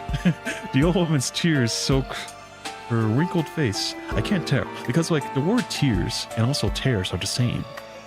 Ah, my goodness. Why have I always failed to protect you? Don't worry, Auntie Hill. It's okay. He wants to offer her a smile, but he cannot. He keeps walking as the guards watch. I've seen what Barbara did after they took Julie. I was too scared to tell her. Too scared to tell you. She is sobbing frantically behind the guards. I just looked as she ate them. Just watched as she died. Hill wails, getting louder and louder. And then, right before Noah and Mike get to the guards, the gunfire and explosion and miss happen at the same time. Aunt Hill? No one would ever know when she took the grenade, and she made up her mind. I'm sorry, my children. Your Aunt Hill was too scared to do anything back there. I'm sorry, I'm sorry. Oh my. Not everyone has what it takes to stand to those bad guys. No one thought he understood what it meant. But is that true for humankind? Young men mature as they grow, and the old change as they mature. Even dying Cinder contains the courage to ignite itself and burn. Whoa, whoa, whoa. Is that the title drop right there? The Cinder and the burn. Oh my god. Hold on a minute. Oh my god. And Auntie Hill. Whoa, she did it. Oh my god. Well, she was just standing behind him like, you know, she saw like the grenade strapped to the guy, and it's like, all right, here we go. She pulls out the pin, and then here we go. Oh my god. Auntie Hill, the hero. The second goat. Oh my god. You know what's funny? People always say that, like, you know, if I'm not fighting on the front line, then what use am I? You can help in your own way. You know, if that's like cooking or like, you know, helping like the young. Do what you can to like help in your own way. You don't have to be on the front line contributing. You can contribute in your own way. That sounds a little bit cliche to say, but honestly, it's such a true statement overall.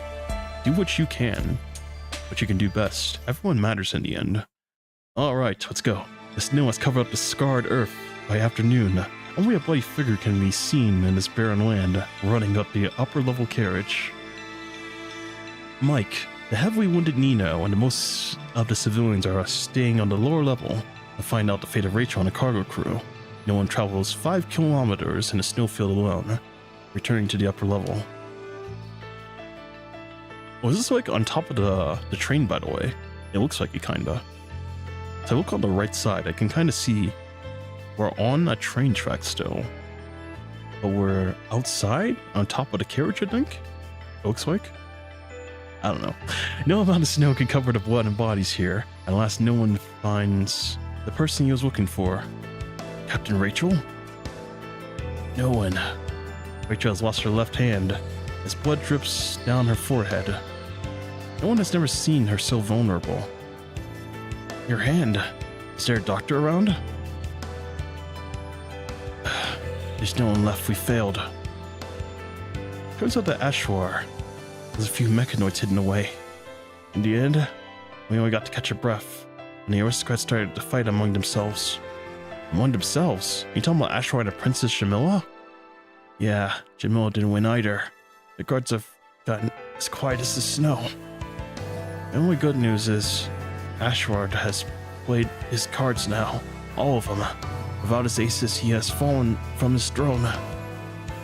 I'll take you to the base outside. We'll find a doctor. Hold on. It's not necessary. It's too late now. She forces a wry chuckle and gives no one her terminal. Captain, listen to what I have to say. Take my terminal. It's part of my deal with him. What deal? I hope Ashwar will let you live. There are also records of our business in there. Things Ashwar wants to keep hidden. Give him the terminal and my head. You become the hero who quells the riot. The aristocrats will favor you and put you in charge of the cargo crew. What? I'm almost out of breath. Don't make me repeat myself. Why are you making me take your place this way? Because we failed. To get another shot, we need time. Time to rest and rebuild. If you give up now, here and now, what will happen to those without a home? No base will take them in. They will have to stay on a train with no one to look after them. And the aristocrats will keep hurting and exploiting people, as they've always done. You said Ashwar's lost all his aces, now's the time to take him down. I wish it weren't that simple. It's not armaments that make those aristocrats aristocracy. Even if our rebellion succeeded, it would only have been the first of many steps. There's a lot of problems we had to solve. From last we failed, we need to start again. Also, what is this music, by the way?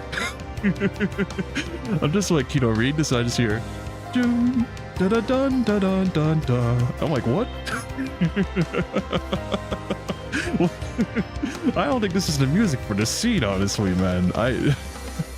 What is this? Oh man, on top maybe? Yeah, I know. This looks like it's on top of the train for sure. It certainly looks like we're on top of the train. Although this snowy scene looks good though. I like the way it looks. Looks pretty good. Rachel lowers her head. Look for pale. Her head and her face so pale. She has lost too much blood. Listen. The Commandant comes searching the roof. Do it now or it'll be too late. Captain Rachel, I won't do it. Yes, yes you will. She shouts, angry and frail, forcing no one to grab her gun.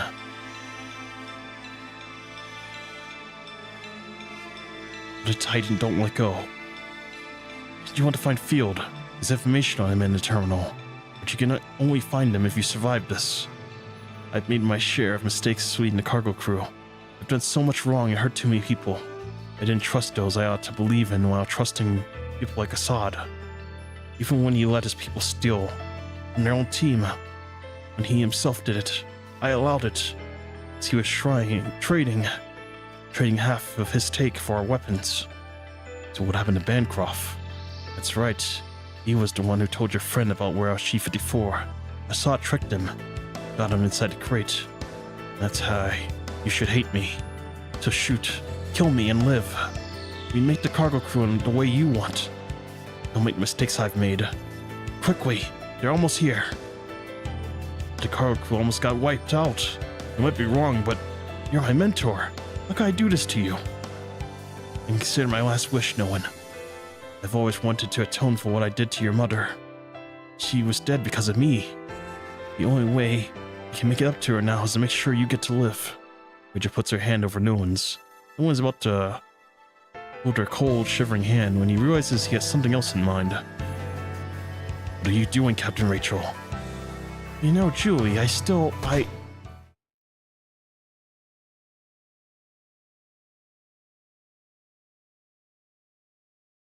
The fur from the bear covers up her last words. And no one is the last one standing in a snowy field.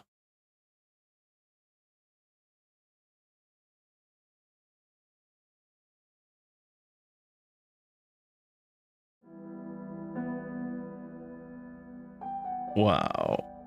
So that's how that happened. It's like...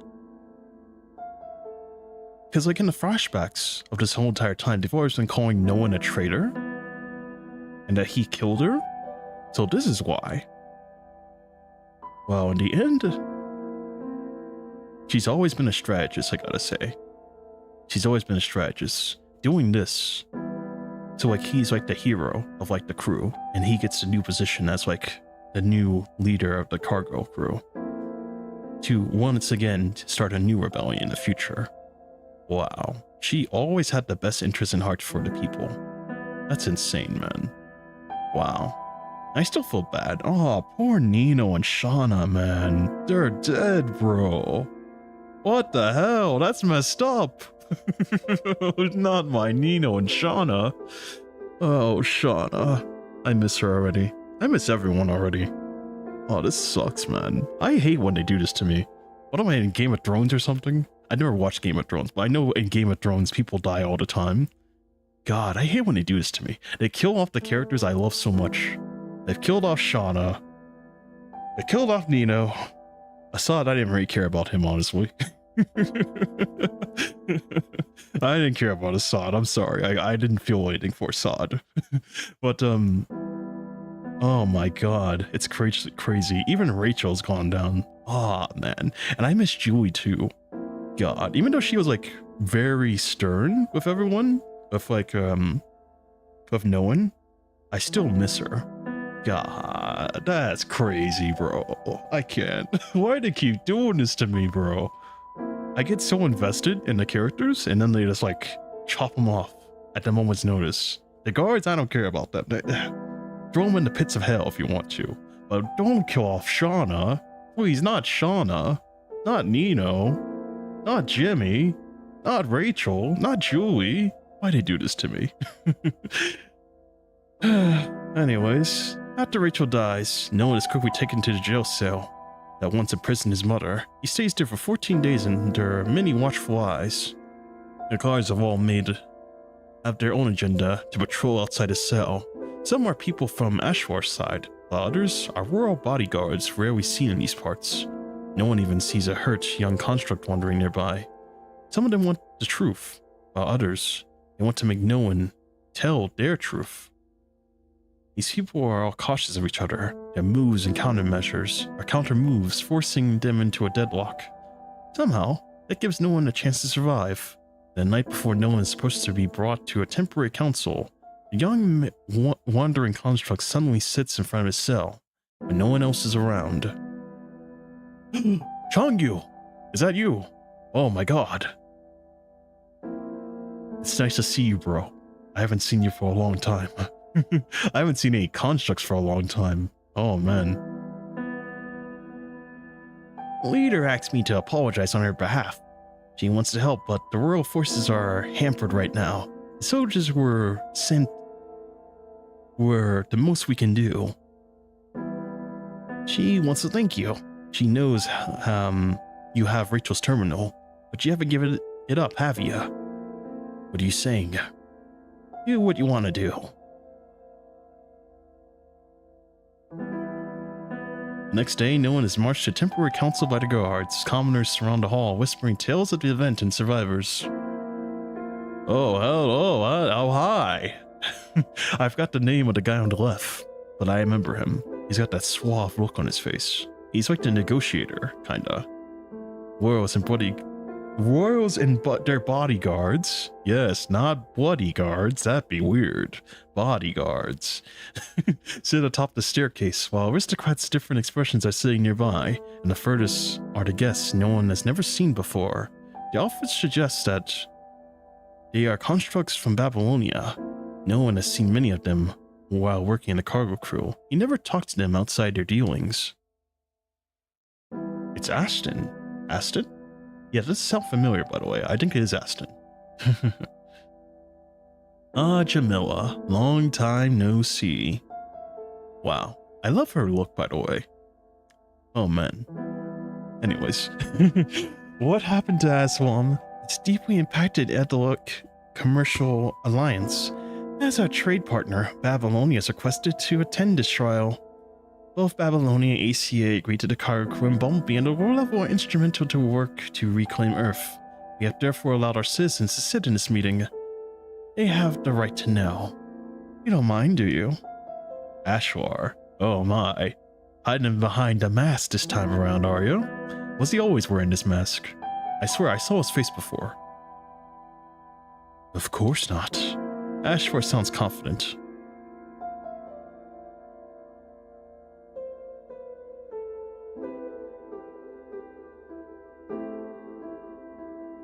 Over the last 3 days, he has deployed various methods to search and question no one, offering carrots and sticks to make sure Rachel's terminal is not in no one's possession.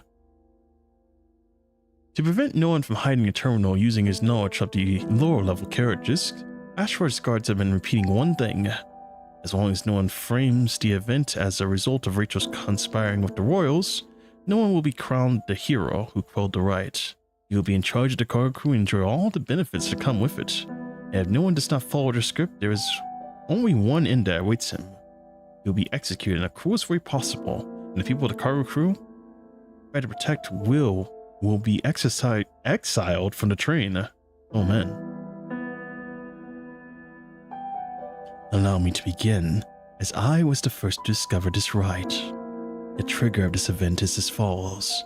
My dutiful guards discovered that Rachel had stockpiled a large number of unregulated weaponry from unknown sources inside the storage carriage. While inspecting their wares, my guards are trying to inquire about the origins and purposes of those weapons when the cargo crew suddenly attacked them. Ashwise lies loudly and proudly as if there are no wires inside his coat. Assad was not dragged to his death, and the people had not been held hostage at gunpoint.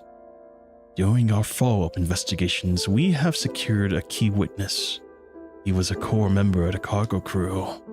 People turned their gaze toward where Ashwa is pointing, to no one. According to his testimony, Captain Rachel conspired with the royals to allow the cargo crew to carry out an armed raid on the upper level to eliminate the voices of dissent. That's bullshit. Rachel would never work with aristocrats. Don't you slander her. Rachel never told the people the truth. She said those shadowy deals will break their hearts. But face the truth, you filthy peasants. The tragedy only happened because the royals condoned the cargo's crew's indispensable and unrestrained behavior. Therefore, he suddenly raises his voice. To prevent the royals from abusing their power again, I propose to end the monarchy. We shall establish a parliament, a la Babylonia, dividing the power and responsibilities among those who are actually contributing. Hear, hear. Cheers and applause for the aristocrats and their underlings erupted as if rehearsed. But Ashlar, you claimed that the royals condoned the cargo crew's actions, but what exactly did they condone? The stockpiling of unregulated weapons are not holding them accountable for their violent behavior. Let's put aside the fact that you have yet to present concrete evidence. On the day of the conflict, you deployed a large number of lethal military-grade weapons. Were you authorized to use them? We simply sent our technicians to override the control of those deadly weapons. They were originally Rachel's. Oh, is that so? But I received the following piece of evidence earlier. A manager from the logistics named Barbara brought me a ledger and asked for my help, claiming that someone is trying to take her life. You have apparently obtained many supplies and resources through her. Anyone could forge a letter of a ledger. That woman has passed. Who could say if you have falsified evidence post-mortem? We cannot question the dead. Ashwa is right. Stop blaming our honest and dutiful folks, you despicable royals.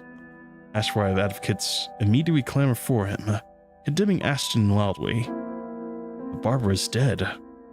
She didn't live. Oh my god, I can't read words. She didn't live even after she gave away Assad's recordings. Why don't we ask our key witness? The young man here is our hero. Rachel might have raised him, but he was the one who put her down in the end. He was the one who stopped the riot. Ashwite's words caused an uproar among the people in the back. What did he say? He killed Rachel? Is he the guy who's always stayed near her? How did this happen? I thought we all did our best, but it turned out. You traitor! Filthy traitorous bastard! Silence. Ashwite waves his hand gleefully, gesturing towards the guards to pacify the crowd.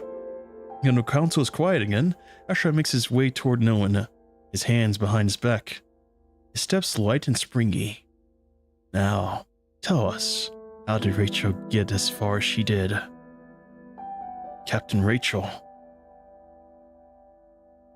This home has always been in chaos. Everyone does what they can to survive this hellhole. Trust Rachel, she always has a plan to free us from this oppression. Will she become a great leader, just like the heroes in the books? Yes, and I'm trying to help her. I don't always agree with what she does, the way she does things, but I have no right to question her either. You'll be my apprentice starting from today. I'll train you and teach you to protect yourself.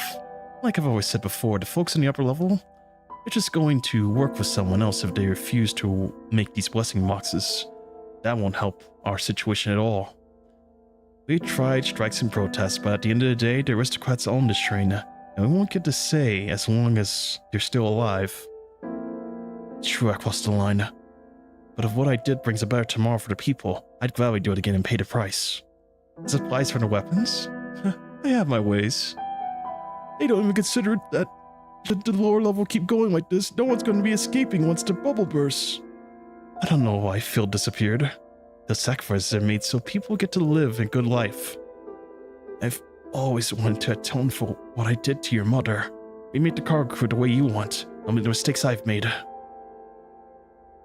Would Rachel work with Ashra again if she could turn back time? Probably. She kept betting her hope on something more powerful than her, something she thought to be immovable, even her last breath. She believed that power would save no one. Rachel has never really trusted us. She's become a tyrant while trying to get her weapons. She's witnessed many things she couldn't change and given up on many too. She couldn't save. She stopped believing that she could save anyone. But how does that happen? No one asks himself again. This is my only choice. Otherwise, I wouldn't be able to change anything. Does he have a choice now? That cargo crew has messed us up real bad, kid. And Ashra is willing to offer you mercy. You don't have a choice.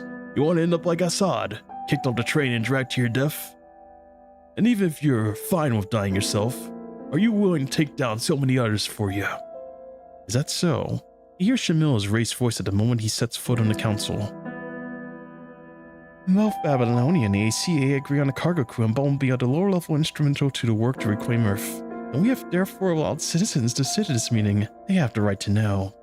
Jamil is not entirely unprepared. She is sending a subtle message. They are important. Babylonia's partners also agree. No businessman will throw away anything they deem important. So, everyone's waiting for you. Asmar slams on the desk before Noah, looking at the whispering crowd impatiently. And in a brief moment of trance, Noah remembers something Field asked him a long time ago. Hey, what do you want to be in the future, Noah? And Noah looks up and stares back at the eyes watching him, unyielding as their gaze threatened to pierce in him. Now is the time to choose the future. He knows his choice will spell his doom, but he will not regret it as long as he can finish what the cargo crew started those years ago. It's just a shame he cannot live to see it. Rachel stockpiled those weapons because she wanted equal rights for the people on the lower level.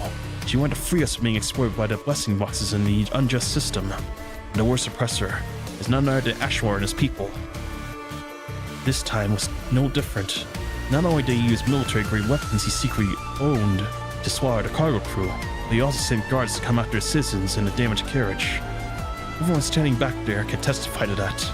They are survivors of this disaster. They might not know where it happened, but they definitely witnessed what you did. People in the back immediately stirred up, echoing Nolan's statement out loud, railing against the cruel slaughter. Seeing this, Ashra sneers unperturbed. It seems our word of witness here has been coaxed into telling lies. My fellow aristocrats, do you remember why we funded Aslam all those years ago? Love, hope. That's right. We did it because we wanted to spread love and hope around the world. Did what the cargo crew do align with our intention then? Of course it didn't. We all have to work in order to reclaim Earth and rebuild the glorious golden age. Yes, how shameful and selfish it is to destroy Aslam just because some of them are tired. In this grand scheme of things, no amount of pain of individual worth is worth mentioning. If no one had not witnessed the struggles and sufferings on the lower level of the past 17 years, he might be impartial and visionary as the aristocrats. As the rehearsed cheers and applause die down, no one plays his ace. But I still have Rachel's terminal. What? I've gone through her records. 20 years of invoices, lists, messages, contracts, and minutes are all intact. They will be enough to prove what you have done. I will show everyone here who the real oppressor is, who has been trying to assassinate the aristocrats who wouldn't take your orders. Well, that's you, obviously. What? You're Joey's boy, aren't you? Your father used to work for me. We still have records of his crimes, I believe. Rachel killed him in revenge before we could give him his sentences. Ashra caused the commotion among the crowd again. And your mother never stopped holding a grudge. She helped Rachel to manipulate the books and misappropriate supplies. They have all of them on record. To avenge your parents, you stayed by Rachel's side all these years so you could steer her start of her right at the wrong time. And to take your chance to kill her yourself. The whole thing is fighting inside the cargo crew? What else could those commoners do except for taking up our space and causing trouble? They're all the same, uneducated and vulgar. Violence is all they know. Hear, hear. How horrible. Absolutely horrible. The aristocrats all rise up to support Vashwar, even when he has just spawned a brand new narrative out of thin air to shift the blames onto no one. Just what are you talking about? He still hasn't shown you any proof. Why are you all supporting him? No one shouts. The crowd follows where Ashrar leads, disregarding no one's words. Get the criminals out of here. Make the train safe again. Have you heard the tale? Calling a deer a horse. Ashrar walks toward Noah nonchalantly. Why are we teasing the young man? The Chancellor wanted to overthrow a king, but he didn't know how much sway he had in the court. So, before he acted, he gifted the king a deer by claiming it to be a horse. The king didn't believe him, obviously. The Chancellor asked the other officials in the court, is this a deer or a horse? And how do you think they answered? So many couldn't wait to agree with the Chancellor that it was indeed a horse.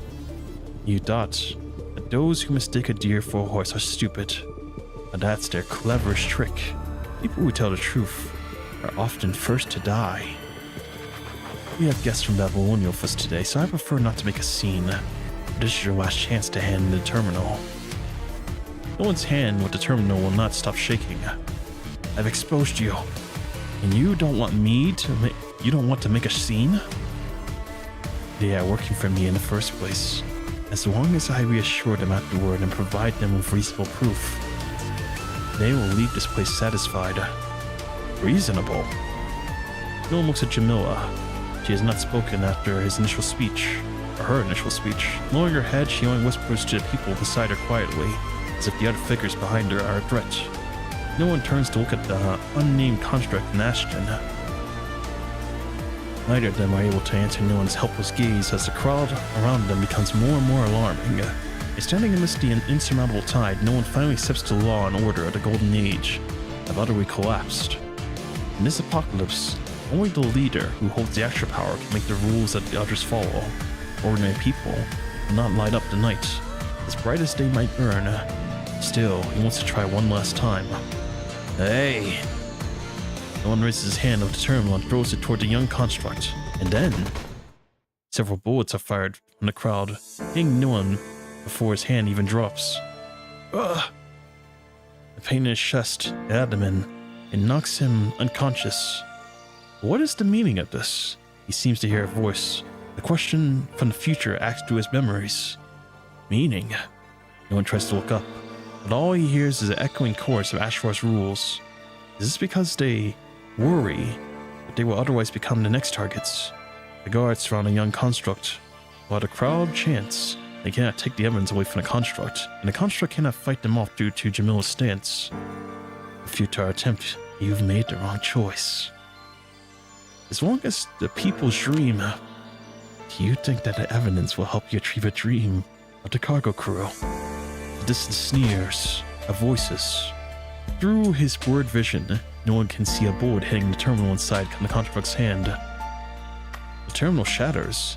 Pieces shatter on the floor. Stepped over by the disorderly crowd.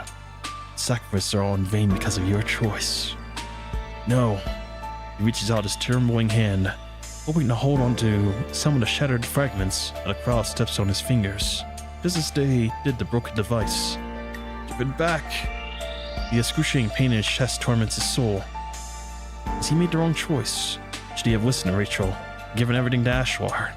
No, that's not the path he dreamt of. Is this the path you dream of then? No, it isn't.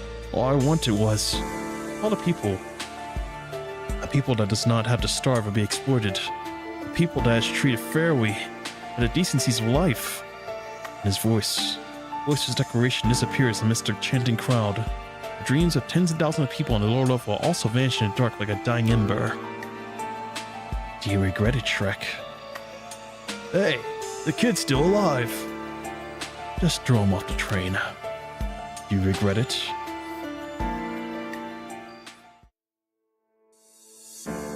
Wow, what a spring of events. I don't even know if that's the best word to say here, but goddamn, man. Oh my god. I kind of thought that was going to happen. If he ever like brought out the terminal, I knew that they would just shoot it immediately. It's like, I don't think like the files are like, backed up at all. Because if the terminal's broken, then like, you can't recover the data, right? Interesting. Yeah, I had a good feeling that was going to happen. I wasn't expecting him to just throw it over to Changyu like that. What a interesting choice to make. Although, I gotta say, the guards have good aim though. If they can hit a moving target like that, well done, I gotta say. Because they have not been notorious for like doing good aim, usually. At the dead end of nightfall. Oh, by the way, I'm out of coffee. And I'm out of water. God damn it. Alright, I'm gonna go get some water. I'll be right back.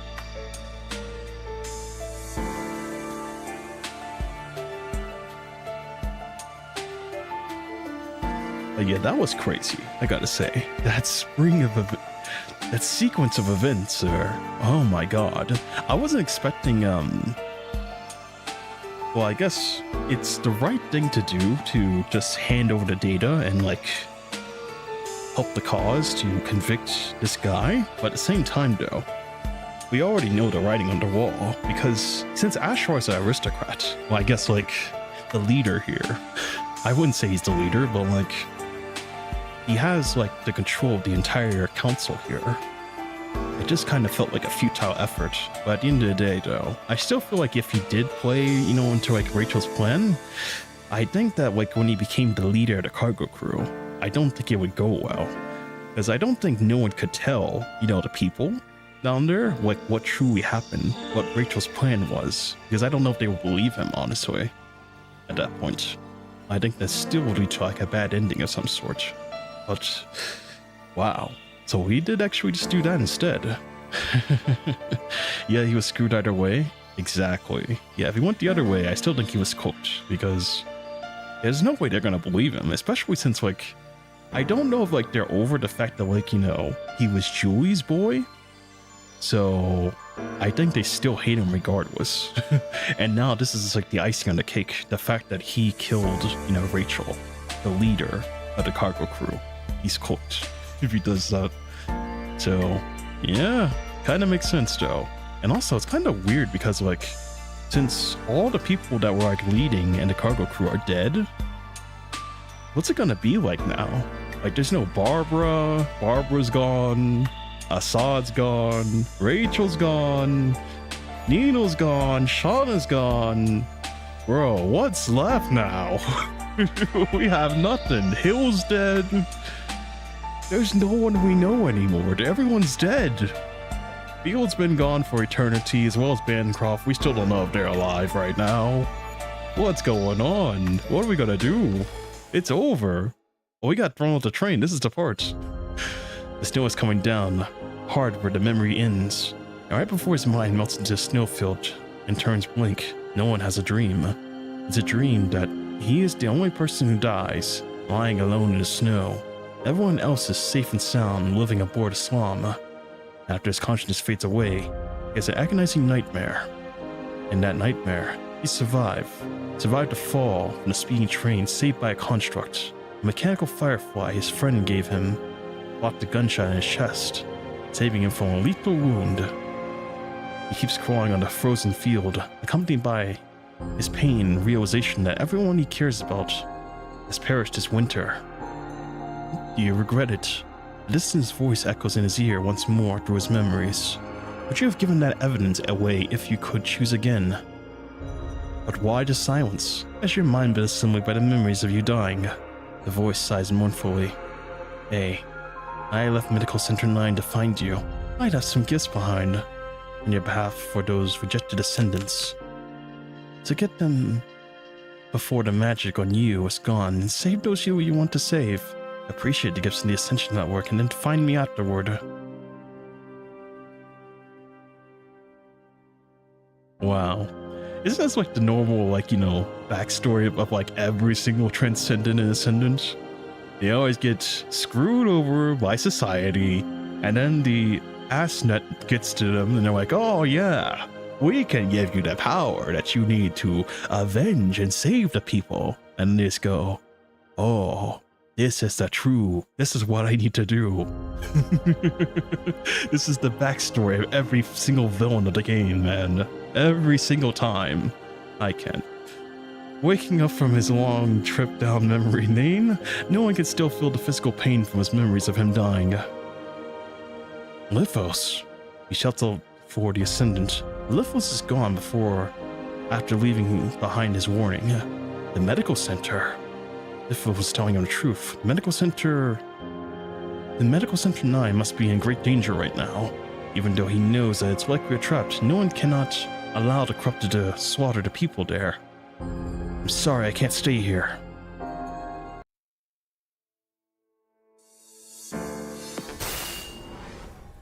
I'm almost there. Hopefully it's not too late. Oh boy. Here we go. Yeah, like I told you, you'll learn more about the nature of the Asnet later. Yeah, that is true. He did say that. But goddamn, man, it's always the same thing. They have like a crazy backstory that's messed up, and then they joined the oh, hello. Oh, my favorite corrupted. Oh, they're not even attacking me, because they know that I'm like one of them. Oh wait, no, you're attacking. Chill, relax, bro. Hey Talbot, is everyone out there? Because the corrupted arrived earlier than your support. It's not safe in the medical center. We have to move. Let me help. These dolls are creepy. They're not that bad when you get used to them. Look at them. Oh, wait, whoa. Chill. I thought we were friends. Let's go. They're not that bad. I'd take these ones any day, compared to the other ones. Oh my god. The white ones? They're just nude? Oh my god, I hate those ones. I can't stand those ones. I'll take these ones any day of the week. Hey, where are the others? They took the side path to the left. Most of the people who stayed here are severely injured. Many are dead. They're not far away from us. I'll watch the entrance. You go and check the injured.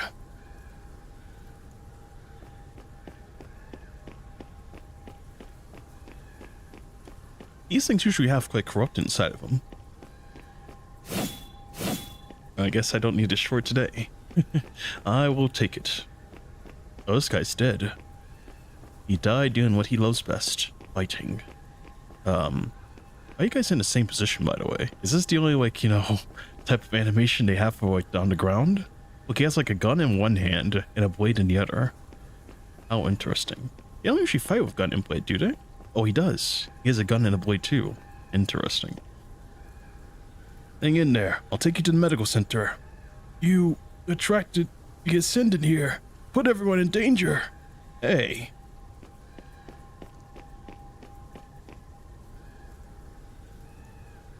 Construct is dead. I know, I just walked over to it earlier. It's you. The Ascendant you and Talbot have been waiting for. It'll be here soon. Then, what about the ability to control the corrupted? You do nothing, but get us killed. Hey, come here. I need help. Oh god, I hate those ones. They're so crazy looking. Look at them. You can't tell me you like these ones. I die. I'm not even gonna mince words with you.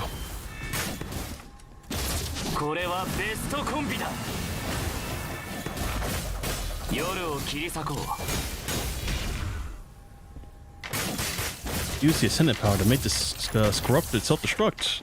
Alright, self-destruction time. Let's go. Oh, I can't. Let's see. I need to wait for the bar to fill up first. Ah, self-destruct. Here we go.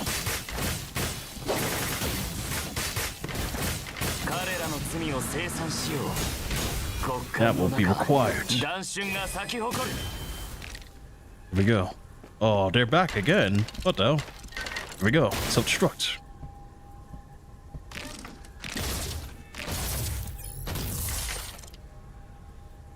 Oh my, we're surrounded. Alright. Ah, self-destruction. Corrupted, show no response. That's crazy. It's not working. Stop changing the rules. No matter. I'll just do it the old-fashioned way. Oh, Talbot HP is in danger. Oh, you poor lad. If I only had an ultimate ability ready. Oh, I do. Here we go. Oh, Talbot's going down, bro. Well, here's to hope you survived the filtering, buddy. Because that was your original plan, right?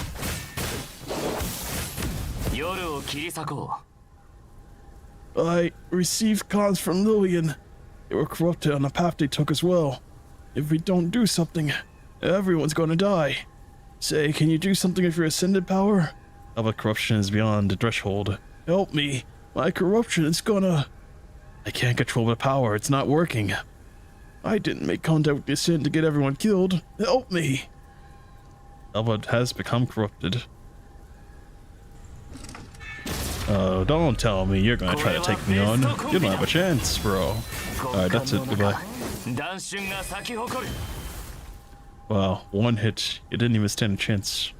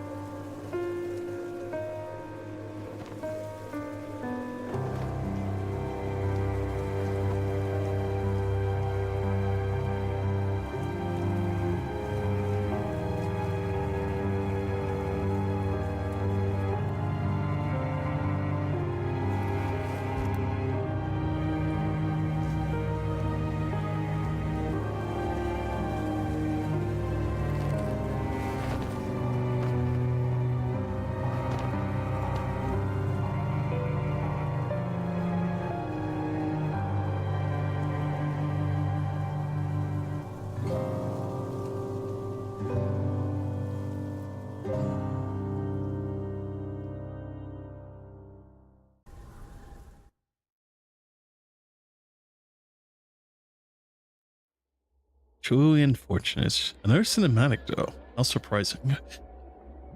Ah, poor Talbot. In the end, he just went down. So he wouldn't even survive the filtering, honestly.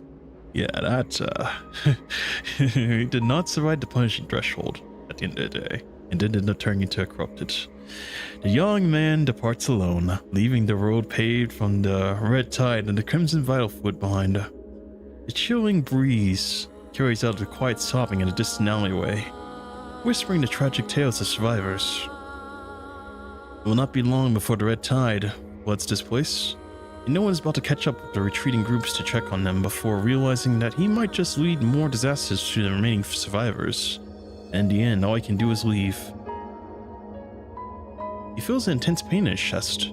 Vital fluid is dripping from the tear in his frame. To stop the corrupted from going for the wounded, the power's ascendant gave it his all in this endless battle. The fragile armor broke after receiving several hits. revealing the underlying mechanical structure. No one can feel the internal parts exposed to the air through the gap in his chest. He will not escape the red tide the next time he is attacked. What should he do next? Hey, what do you want to be in the future, Nolan?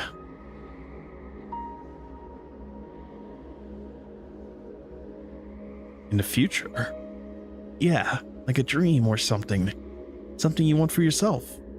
In the future, I think I want to make manga, telling fantastic and legendary stories. Become one of those down-to-earth and hardworking people. And I want to be a righteous and reliable doctor. Stop causing others trouble and holding them back. Most importantly, I want to change this hopeless world. I want to make sure I can survive with my own. That I won't let my mom and Rachel down. Seriously? What? If that's the future you want, then why do you look so miserable? I suppose they're difficult to achieve. No one I know doesn't give up. What? No one I know doesn't give up just because something is hard. And what you really want is to become a hero, isn't it? Now don't be ridiculous. You've always wanted to turn this place around and help everyone. How can you give up on something like this? It's engraved in your soul. Engraved in my soul? Yeah, it's leaking from your soul, your skin, and was written hero on your forehead. I can't even laugh about it. I'm going to ask you again. What do you want to be in the future, Nolan? In the future? I want to protect everyone. I want to become a hero. Oh wow, the back view. Oh my goodness. You know it's serious when they give you the back view. A single wrong choice sent reality down the opposite path, and no one cannot achieve his compromised dreams now. The kid who wanted to become a hero is now a sinner, responsible for hurting innocent people. You're nearby, aren't you? Right, Nifthos? How about believe the power of his sins could save everyone, even on his dying breath? And just how Rachel believed her terminal could save no one, letting him rebuild the cargo crew in the rebellion. He did not listen to Rachel and chose to fight on. Because of that, the people's sacrifices were in vain, their dreams erased. Is he going to repeat his past mistake? As long as I can change something. He's willing to give up on the dream he engraved on his soul. He's even willing to give up his soul and set foot on the path of the abhorred. And if that thought's comforting him, no one enters the dark forest. But what is past the unalterable as well? The things he has seen, the lives devoured by the red tide, plainly declaring their plans to give up the weak through filtering. And once no one becomes part of them, it seems obvious how much freedom and space will actually get to act as he wishes. Rachel chooses to work with those in power, and she ended up constrained by them. And much like her, the slightest accident could end up hurting people he cares about, for most regretting for the rest of his life. No, that's not what I want. No one can hear a muffled voice somewhere from behind. The Ascendant. The voice. It's asking something anxiously. Ascendant. Whoever has seen the scene of slaughter and how the people were attacked would reasonably suspect that the only person who made it out alive was the culprit. So don't move, put down. No one is still being pursued. That's why no one must stop. If his anomaly goes haywire again, he cannot tell if it will fail or get out of control. He does not wish to hurt another person with it. He must hurry. Once he crosses the street lamp ahead, no one went to the vast darkness ahead, and he will be free to welcome his ending, in an unknown land alone. No one should not have stopped, but the gunshots replaced the voice behind him, raising his shoulder, leaving 2 lines of blood. The sudden sharp pain pulls no one out of his head and wakes him from the chaotic mind. He finally hears what the voice is saying. This is your last warning, stay there. Last warning. I'll be forced to shoot you and insist on going to the Ascendants. Does anyone at the voice think no one is one of the deserters? There. He stops running, pulling his already loosened chest armor off. Oh, whoa. What is going on here? We have an animated scene? What the hell? Oh, and he's pulled off his chest armor. Is that his chest armor right there in his hand? You know what would be funny? If like that was like the firelight toy from before. That would be quite symbolic here. But I guess you can kind of see like the fireflies around him though. Wow, what a detail. And with a mocking smile, no one slowly looks up.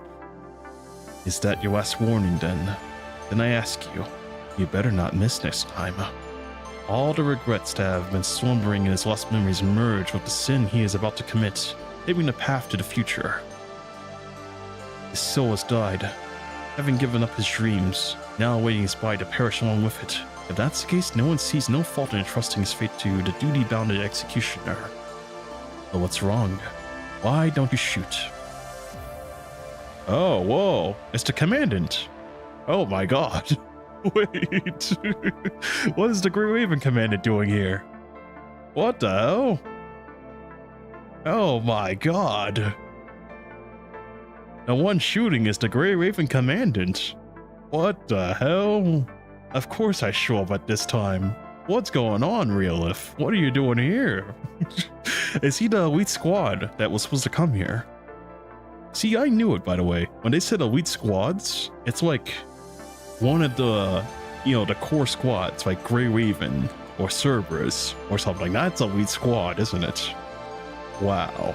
So I'm the elite squad here in the area. That's crazy. What the hell? Man, we have some serious timing on this way. Are you a construct who has lost his memories back in the base? I am. What happened at the medical center? You're asking me. There's no one else here. I should get the facts straight before I convict you. You think I'll tell the truth? See first and I'll decide. I trust my judgment. Our main objective this time is to investigate attendants and deserters. We received a request during our mission, and we detected Ascendant's activities in his vicinity. The people of Medical Center 9 told us that there was a deserter working with the Ascendants. So, are they talking about you? Perhaps. Perhaps. The young man nods, detailing his journey and the person before him.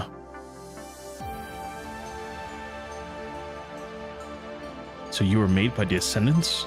I was. This isn't voluntary. I don't think it means I should be forgiven. As long as the anomaly in me can't be under control, I could easily hurt others again. To stop that from happening, I believe. What if it can be controlled? That was an idea. I was going to find the Ascendant to seek help regarding how to control this power. No, I'm asking you to go to Babylonia with me. The research there can fix your anomaly. Researchers? If you do not wish to hurt the innocent, then stop running and following the Ascendants. You can still choose. I can still choose. You can go with me to Babylonia and live. Or you can choose to die here before you become an Ascendant. Does that count as me still being able to choose now? I'm sorry, but those are the only options I can offer. Oh, that is interesting though. It's like at the start of the chapter, remember, if you remember, I'm sure you do, the Grey Raven Commandant, he did offer to take no one with him to Babylonia. He offered repeatedly to have him go with him. And here we are doing it again, offering him to come with us. I wonder if in the end he's going to actually come with us or continue this journey that he's about to go on. I'd like to assume probably yes, because I've seen the future in like the Dante event. He was there, so kind of a spoiler, no? I'm sorry, but those are the only options I can offer. I can't just watch when another Cinder is about to be born. But aren't you worried that I'll hurt you or your friends after I come with you? In your state, I trust my team. I think you're struggling even more now. Can I ask you something then? Go ahead. If I go to Babylonia like you asked, but the researchers there fail to do anything about me, and I lose my chance to gain the power to control the punishing virus that Talbot or the deserters of yours that you have wished for, along with the ability to help others, is this still the correct choice if I give up on that power to change something simply for what I consider righteous? Of course it is. It's not the power to change, that's you giving in. The researcher's momentary setback doesn't mean that there won't be any progress. Every perished soul here died to change our hopeless present. a hopelessness that was caused by the punishing virus and the Ascendants. If you wish to become their accomplice in exchange for that power, it's a betrayal and an insult to those who lost their lives. But you already knew that, didn't you?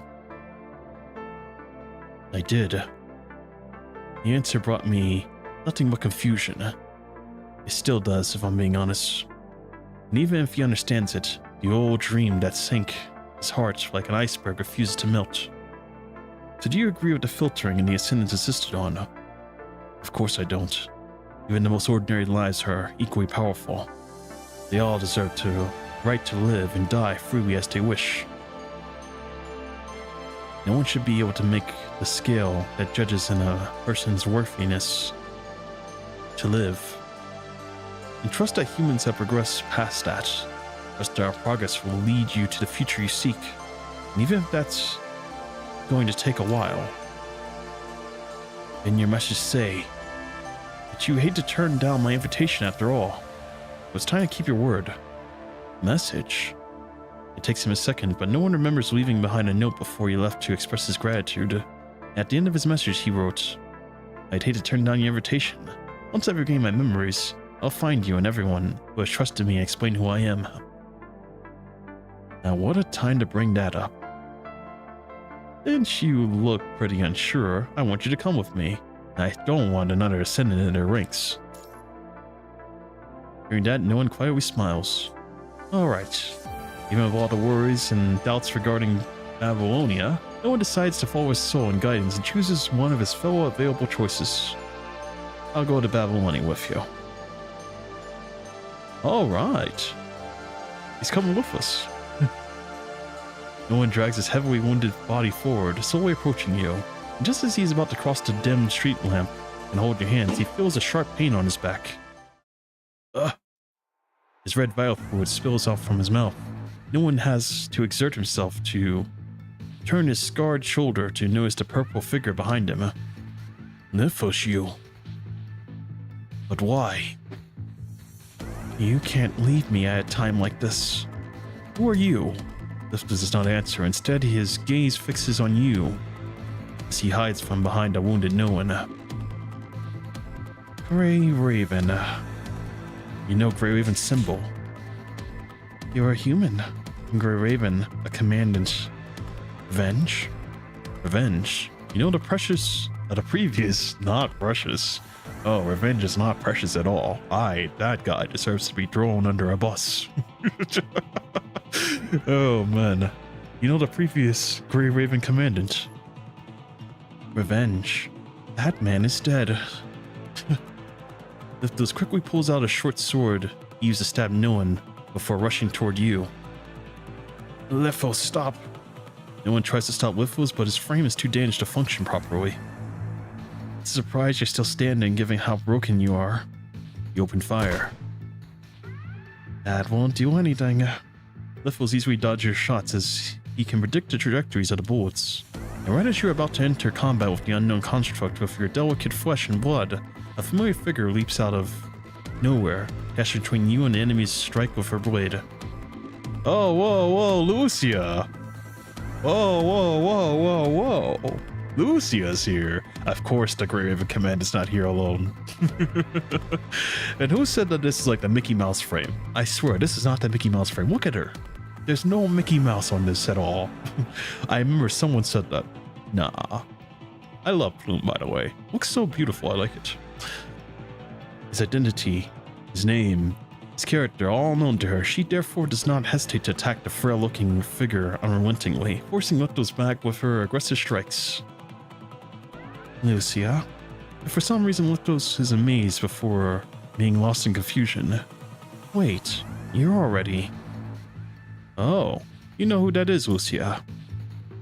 I've mentioned him to you, Commandant. He's the Ascendant. The Commandant Revenge connected to. Ascendant? That's him. That's right. He didn't look this way when I met him back then. No one laughs dryly. Despite the tension in his injury, covering up with his cough. I don't see it either, and yet Plume is my favorite. Yeah, I really do like this flame. It's something about like the look she has in this one. I mean, I like the outfit, and I also just like the look on her face. It looks composed, but it also looks innocent in a way. I don't know. I really do like it. Looks good. Looks good. I mean, I'm not saying that I don't like her other ones too, like, you know, Dawn and then Lotus. I still like Lotus and Dawn as well, especially the coatings they have for Dawn. Oh my god, there's this one coating in the market. I kind of want to buy it for the rainbow cards. I'm not gonna lie to you. It's like this one where she's like has like a camera or something and casual clothes. I've been doing like her what's it called, the A rank thing that you can do in like the resources panel, because I'm trying to like get to like her A rank up. I really do want to have the Dawn frame at triple S plus. That'd be pretty cool. And then I'm gonna use the rainbow cards. Oh boy, I gotta get right through the coding. Oh my god, I need it so bad. But anyways, no one laughs, coughs with the tension of his injury. Can he shapeshift like Lamia? I think he just changed his coding. Lucia points at his decoration on Lithos' neck. His face and his frame are still the same. It was my mistake not making sure you were actually dead before. I wasn't the only person who was actually dead now, was I? I remember now. Lucia became an ascendant and you. We were both awakened in the same way, but unlike you and the other me, was actually dead. So tell me, why are you here, Lucia? You received a rescue request. I assumed the corrupted that trapped those people. What are you doing? Did you save them? Of course I did. Even the people on the nearby bases came to help. I don't know why you were targeting them, but the rest... assured most of them have been treated and safely transferred away. That's fine. I don't need them anymore. Now that it's come to this. I'm not going to let you go today, no matter what you're planning. If you're here, then your paper crane is also nearby, isn't it? Oh, you still remember her. Bring it out. I'll take care of both of you at the same time. No, forgive me, Lucia. I've found a way to coexist with the humans now, and I won't make the mistake I made all those years ago. You found a way. What is it? It's a secret for now. I'm always searching for companions who can travel this way with me. Once it's complete, I will gladly die. I won't believe you again. Kill me here if you want. I'll still wake up, as I did before. So let's not waste time on these meaningless fights. Don't you run away! Lucia dashes forward and strikes, and right before her blade hits Lithos, her vision suddenly becomes a kaleidoscope of lights. Images reflecting and refracting as if filtered through a cracked gemstone. With everything distorted, Lucia can't even focus on sight. My visual module is being interfered with. You open fire. I told you to stop your meaningless struggle. This is for your own good. And once again, he dodges your bullets easily. This is just a trick on our visual modules? Sleep in this dream I have weaved. Dark illusions appear as countless corpses reach out beneath the earth, their hands dragging and pulling Lucia backward. A giant, snake-shaped machine ascends from the sky afterward, turning into a giant immaculate chair and lifting Lithos and no one. That's the sound of his paper crane. Watch out, Commandant. But relax, I'm not going to hurt you two. I'll see you next time, our new Grey Raven Commandant. Oh wow, it's over. The dead of nightfall. That's that. And wow, in the end, no one is taken away. So even though he wanted to come with us, unfortunately, Lithos is not going to let it go easily. Although I kind of imagined though, because like, I knew Lithos was hiding inside the forest. So he was watching the whole time. So I don't think he would like willingly let him come with the Grey Raven Commandant overall. Interesting. Well, I'm surprised Lucia's here. Well, I mean, not really though. If the Commandant goes anywhere, you already know Lucia's gonna follow. And I'm assuming Lee's not far behind. Melting away. People know how to throw their names away when they want to forget the past. Are you one of those people? No. I am not one of those people. The Lithos interference sent no one back into the void between Torrent and Rebirth. He enters a very long dream, so long as it encompasses his whole life. But this is only an instant in the river of time, lasting but 21 years in an age that does not seem to end. In the infinite darkness of the sound of blood dripping, the absurd scenery scatters to ripples, echoing the fictitious dream. The cries and whispers and prayers of many form a chain of threats to tear his soul apart. You think Lee is on another solo mission, but you're not sure. I mean, it kind of makes sense though, because if Lee was really here, then I guess we would see him, right? I don't think he would just kind of like sit there in the back and like watch all this happen. Yeah, he's probably is on like another mission, most likely. Most likely, because at the same time though, I don't think all of Grey Raven has to be together to like accomplish a mission, especially a rescue mission. A rescue mission is pretty simple, and I think like Plume is more than enough to like kind of handle it. More than enough. After an extended struggle, his panicking body eventually stops resisting, and he lets the corpses drag into a crimson ocean. But how many times has this process been repeated? He loses memories before starting with a blank page again. Plop.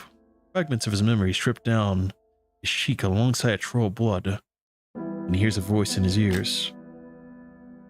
Yeah, not really. They do separate missions often. Yeah, that does make sense though. So like I said, they are all constructs, and constructs are pretty good at like fighting like, you know, the corrupted. Especially these types of constructs. Like Plume? Oh my god. The power curve from like Lotus, I feel like it's increased tremendously, because at least in Plume, she's able to like kind of fight with Alpha. And I remember when she was in Lotus, she like really struggled. She just got beat entirely.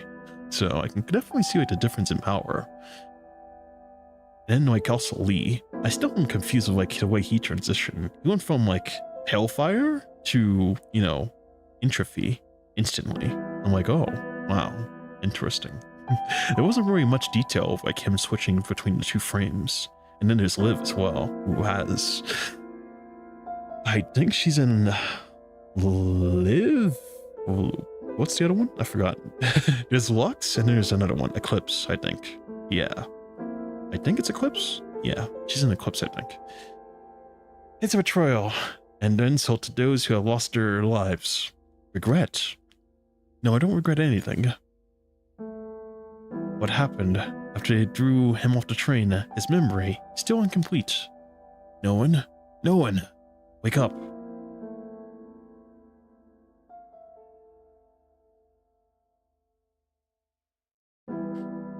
Good, you're okay. Healed? Hey, where'd you go all this time? You got cuts and bruises all over you. Mom. How you doing? Me. No one tries to move his body, only discover that he is in much pain and cannot even lift a finger. I told you should have given Ashford evidence. I'm sorry. What do I say to your mother now? Did you end up like this? I want you to learn to compromise. Ask people for help if you can't do it yourself. But you're all gone. Who do I ask? Summer, Mom, Rachel, Aunt Hill. What should I do? What should I do? Help me. Well, you have to wake up first, Nolan. Is this a dream? In my dream, you're all dead. Everything get better if I wake up. Looking at you being silly, this isn't part of a dream. Her words awake the dreamer, like drawing ice in the face. Wait, what? Her words awake the dreamer, like throwing ice water in his face. Is this the red tide? That's the only thing that makes sense. It's like the red tide speaking to him. Nah, no way. Close contact with red tide will not be advised. His eyes in infinite darkness, gasping for air. No one is hit by excruciating pain in his chest and groans in agony. Hey Doc, he's awake. Lucky bastard. I'm alive? Oh, whoa. We're still in like the past time where you got thrown off the train. Interesting. You bet. I saved you. You wouldn't be alive. Or you wouldn't believe your fortune. The rope when you wrapped around a pillar after it snapped, cushioning your fall before you landed on a pile of snow. Your toy firefly? Somehow managed to block the shot to your chest. You still broke a few ribs from impact though, including your other injuries. You're probably spending the next 3 months in the hospital bed. Why did you save me? Oh, the warriors are partially responsible for the risk you took. Leader Ray wanted me to apologize on your behalf. She's not able to help you openly for now, and she couldn't bring any change to the lower level all these years despite her wish. The person who started the fire shouldn't die in a cold. This is the best she can do for you. I paid for everything here. Rest up and get better, and wait for good news. Good news? The leader said she wouldn't let everyone's sacrifice be in vain. And what will that do? There is a line from the old poem. You heard of it? Earth and the Traveler's Tavern lament in a Traveler's Song. This is how I understand it. Everything in the world comes to an end eventually. It's pointless to expect something at the end of your journey. The journey is the point. It's up to you to find in yours. Oh, one more thing. The young construct leans down and whispers to no one's ears. I was in a hurry. I came out to save you. Ashram might figure out that you're still alive. I told the people in the space that you are just some random, innocent stranger lying on the road. I offered some hush money to make sure that the news doesn't get out. Still, watch out for yourself. I've got to head back to the leader now. I'll see you when I see you. See you. No one waves goodbye feebly before falling asleep and dreaming again. He dreams about an endless snowstorm. The ground is covered in blood and human limbs can be found everywhere. No one is pursued by countless shadowy figures. He tries to escape along a dark, narrow path. Before he knows it, he suddenly falls, landing in the Crimson Swamp. No one finds himself growing a pair of wings that cannot fly. He struggles. His attempts are futile and unsightly.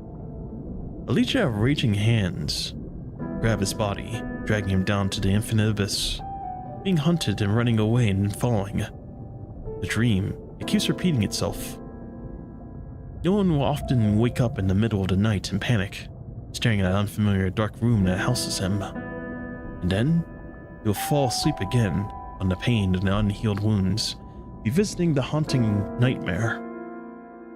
After he realizes that he is the only person who does die in his dream, he starts to feel blissful about his torture and death in his nightmare. Even the dream of thorns is better than the real world, and the line between dream and reality starts to blur in twilight hours. Oh no, not the underground at the reservation area. Conservation area. Oh my god. I remember this scene from when Liv was taking care of the patients in the surviving Lusum. I hate it here. He has no idea how long this cycle of waking and dreaming has lasted. Having lost everything, he seeks the slightest hint of warmth in the dreams, allowing his body to be trapped in an extended slumber. And only when he hears a baby crying inside a distant ward, and the visitors filling the space with a scent of food and sweat, does no one feel a warmness in the air. The doctor chuckles while placing a blossom flower by no one's bed. That is when no one realizes he has wasted a lot of time waiting and withering. How was the train? How long until the good news that the young construct had mentioned? He manages to sit on top of the hospital bed despite his condition and calls faintly for the staff member from the base who is passing by. Excuse me, is there news about Aslam recently? You mean news about the incident? Yes, the official story says a man-made disaster. The cargo crew was discontent with the upper level's management and planned to riot. A mole leaked the cargo crew's plan and forced their hand, so they had to blow up the train and cause the whole thing. That's the official story? Well, yeah. I heard the name of the mole was Assad. He stayed around the chief captain for over a decade to avenge his parents. The guy picked up quite the moment to leak their plan and took down the whole cargo crew with him. You got it wrong. The mole's name is Noan. They didn't disclose it publicly, but I heard it from a guy in the cargo crew yesterday, so don't blame the wrong guy. The cargo crew just started recruiting not too long ago. But that many new people in the ranks, I doubt everything you heard from them is accurate. Well, who cares what the mole was called? What's happened to him? Some said he was dead. Some said he lived. If you heard anything, you can even trade information for supplies with the guards who are coming. Anyway, once themselves, the staff members walk away, leaving no one alone. He wraps his light blanket around himself, mustering any warmth he can gather from the shivers. As he shivers. Weird. It was pretty crazy though, I think. Because the people know that the name of the person who was the mole is Nolan, but they don't know what Nolan looks like. That's pretty crazy to me. They have no idea what Nolan looks like. I feel like at the end of the day, people would remember what he looks like, and they would be able to identify that that is Nolan right there, inside the hospital. That's something that's very strange to me. I've been seeing this a lot in like the story, where like people, they just don't remember or don't know what they look like. But I guess like with news overall, the question is like, what does the news look like? You know, for them, is it like a television broadcast, or is it just like a radio that tells them like, you know, what a person looks like? I don't think like the time and the age that they live in is like an age where they can't like do screen recordings and broadcasts. So I figured they should kind of know what no one looks like. That would make the most sense in this current day and age. The trial and the council that they had shouldn't have been an extreme live on air or something. In the story that there was presented, they should know what no one looks like. But here, you can clearly see that they don't know what no one looks like. And the story is also distorted as well. Some believe it was Assad that was the mole, but at the same time though, others know it was Nolan, which is interesting. I don't know, man. It's so strange. It's so weird. Anyways, opening his eyes, he returns once again to the empty carriage. The lingering light from the dusk coats the scenery outside the window, its presence wavering as the train marches ahead. Everything here is more real than the real world. Car Captain Shauna. Hey, how have you been lately? Lately? Yeah, you told me it was spring the last time you were here. You said you had gotten better and found a temporary job at the base. So, how have you been? How many times has he seen this dream? Rachel. Any news on the cargo crew? No, they've been recruiting. Sounds about right. Cargo crew only works when they've got enough people. The cargo crew member who came here said that the situation in the train has gotten better. Oh, is that so? Are you going back then now? Are things better? I can't go back now. Ashfar is still hunting for me. There's no place for me on the train. No one lowers his head inside the shaking carriage. The ghost of his past also falls silent. Did we really make the correct choice? Even if Assam is changing for the better, even the future we dreamed of will one day come true. What's the point of it? And none of you are here anymore. What's the point of me staying here? He questions himself and the phantoms before him. Shouldn't I go find you? You still got something to do, haven't you? What? You still haven't found me yet. I'll be waiting for you in City 74, Nolan. I gave you details on the route, right? Summer. What's wrong? Will you tell me if you're really alive? But I've been here the whole time. Except I know that. I think that Summer and, like, Bancroft are still alive? I mean, there's no conclusive evidence that they're dead, right? They should be still alive, I assume. They said that, like, I remember when they left the train, or Bancroft left the train, he said, like, yeah, I'm gonna go look for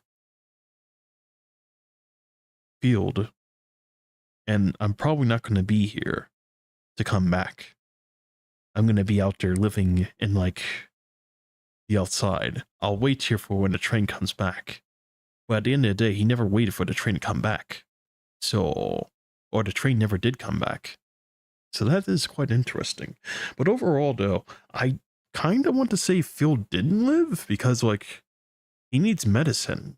And if he's out there in, like, the world without being on the train, and he can't access the medicine. So overall, he should be dead, I think.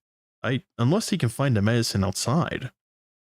but I heard it was like very expensive and rare. So like, I don't think Field is alive. Is he? I don't know. This is just a dream. Hey, why are you still fiddling with the wound above your eye? It's almost been a year, and your wound still hasn't fully healed. You have to stop picking the scab, or you'll blind yourself eventually. It's been a year already. Yeah, I think you should see a psychiatrist. You can't keep checking if you're awake this way every time. Something's gonna go wrong eventually. Sorry. Is there a reason you came here today? Oh, recruitment asked me to talk to you since we know each other. You've been here for almost a year. She emphasizes again. What's your plan? You can't keep doing odd jobs here and there. The money from the young construct allowed no one to recover in the base for half a year. After his wounds have healed, no one started performing random chores for the base like a bumblebee. He looked after the greenhouse, cleaned the streets, fixed the roofs, even traveled beyond the base and scavenged for useful parts for broken machines. As long as the job did not demand precision and skill, no one could complete it on time, no matter how foul the work was. Still. Hey, Staff 1. That kid is weird. When did he show up? I don't remember either. You're one of the doctor's patients, I think. Started helping out after he recovered. Helping out? Sure, that kid does most of the chores for nothing but rations, so... Guess what happened to old John? Got rejected again. He's going to die out there if he can't find a base he can work on. What can you do about it? The boss likes the kid and says that he does 4 people's worth of work and is lonesome. Recruitment can't hire more people if they want to. Well, what do you expect? I wouldn't hire some old man if I could hire a hard-working young lad for me. Isn't the cargo crew recruiting as well? They could have tried to work on a train even if he didn't have any professional skills. Maybe his escorting cargo is too dangerous in his state. What a coward. We have some positions available for full-time employment, but those are all senior roles. You're too young to be working in those odd jobs. Those desperate elderly folk, you've got choices. And that construct back then said he ran into you on the train, or his way here when the train didn't have a place to our more wounded. We never said anything about what would happen afterward. It's possible for you to return. I'm not trying to kick you out, I'm just wondering if you have better plans. Of course you can stay here if you don't. I know. Thank you, Doc. Have we thought about where to go? I have. I'll leave tomorrow. Not quickly. You're not pushing yourself too hard, or doing out of spite, are you? I'm not. Don't worry. In that case, don't forget to pay for your last 6 months at the recruitment tomorrow. Always get some food for the road. And stop picking your scab no matter where you go. You hear me? I got it, Doc. Thanks. Interesting. So he's leaving then. But isn't he still injured, or he's still healing? That doesn't make much sense to me.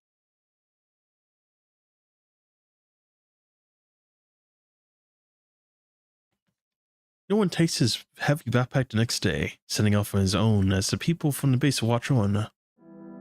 He soon joins the scavengers, traveling back and forth between the cities, slowly heading towards City 74 where Field disappeared.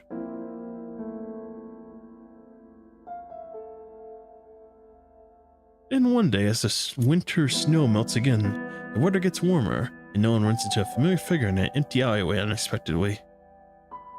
Oh, hello. Ella, what are you doing here? Oh, so you're still alive, huh? Don't you remember, this is the second time we've met. It's been too long. I heard about what happened on a train.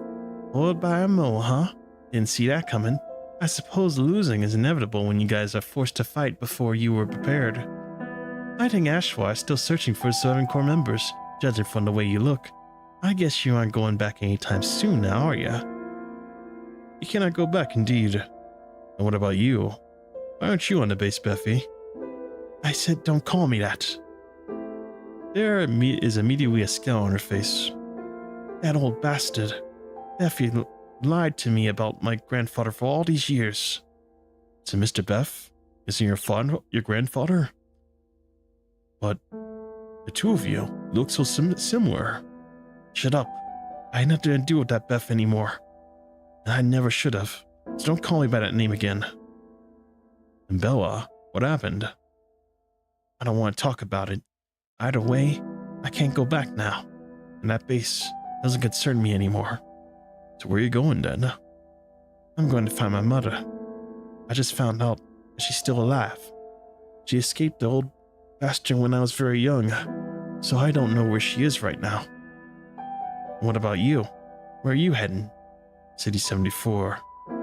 And on foot? You're probably mad, aren't you? How long will it take?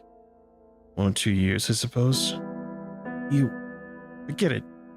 Not that there's something better to do. You want to go together? I'll search for my mother on the way. After all, safety in numbers and all that. Oh, right. I never asked you your name. You were doing business with the cargo crew and you don't know my name. I only ever called you Captain, Four Eyes and Googly. And Rachel's boy. When did anyone ever call me Googly? How can I remember? You called that when you were so many people, nicknames in the cargo crew. The only thing I can remember is the names of the culprits in the official reports. Saad, Barbara, Noan, and Rachel herself. Is one of those names yours? I don't have a name. Even cannon fodder's in the games. Or a name like Slime or something. Why wouldn't you have a name? You can call me Slime then. People only throw their names away when they want to forget their past. You one of those people? Isn't that what they said at the start of the chapter? How interesting. But besides, realizing that she is also talking about herself. You should forget it. Even if what happened to our train took away everything, you shouldn't let go of the memories of them. Memories? I know I've been calling you a monster, no one, but a monster doesn't have to be horrifying or doomed. You might not be able to get rid of that label, but still, hope you grow up to be just like Shrek and live happily ever after. Oh, and what about Shrek? My mom used to call me Shrek. And sure.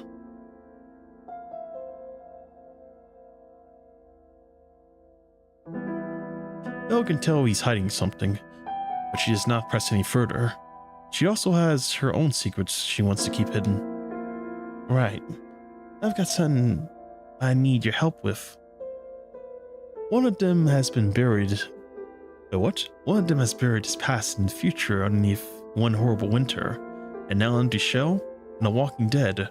The other has fiercely hidden the shame of being lied to for 24 years, unwilling to let it be brought up. Two people and their secrets begin their journey to City 74. City 74. Is City 70? No, that's not it. I was gonna say maybe that's the place from the surviving Newsom. City 74. That's not where they went to though, was it? Interesting. Don't you think you've gone too far? On the 25th day that they start traveling together, the apathetic soul realizes he may still be able to feel anger. What? I'm trying to arrive at C-74, not spending the last 25 days drawing a portrait of your mom from your memories. Well, I need to find her, and I don't have a photo of her. Getting you to draw a picture of her sounds like a solid plan to me. And you owed me one, remember? I haven't practiced drawing since I joined the cargo crew. There's no way I can satisfy your unreasonable demands. I'm just asking you to raise her eyebrows. You've actually moved lower than 5 minutes ago. Why can't you make them a little bit higher while you make them a little bit lower? Why is it so hard for you to understand what I'm describing? No one takes a deep breath before adjusting the eyebrows with his pen once again. How about now? It still doesn't feel right. Forget the brows for now. You make her eyes look a little to the left, a little to the right. I remember her hair was gentle and bountiful like ripened grapevines. And her gaze was shimmering like ripples on a lake. I have no idea what she's on about, man. It doesn't sound very good to do drawing. You know what it sounds like, honestly? Because I remember back in the old days, right?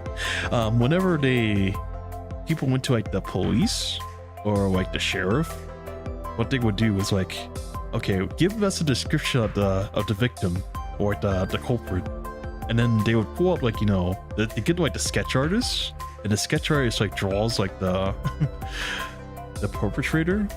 It's like, what? Why are they based on your descriptions? And usually most of the time, whenever they ask someone to draw the person, it never works out well. But I feel like right now, no one is like the sketch artist here. Oh my god. I wonder if people still use those nowadays. Sketch artists, whenever, you know, they have like a problem. Wow, interesting. I forget the numbers of cities, but I don't think so. Yeah, I don't think so either, honestly. There's no way that like this is like the city for that one chapter. That would be kind of weird if that was it. If they connected like this. Although what is interesting, this is like the Shrek though. They did look the same though overall. So yeah, makes sense. Who told you I can draw? Rachel did. Have you considered that she might be joking? I have no idea how to even hold a pen.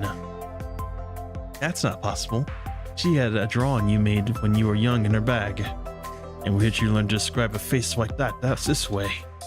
Bella waves the book in her hand, and a collection of essays about the author's reflections on life.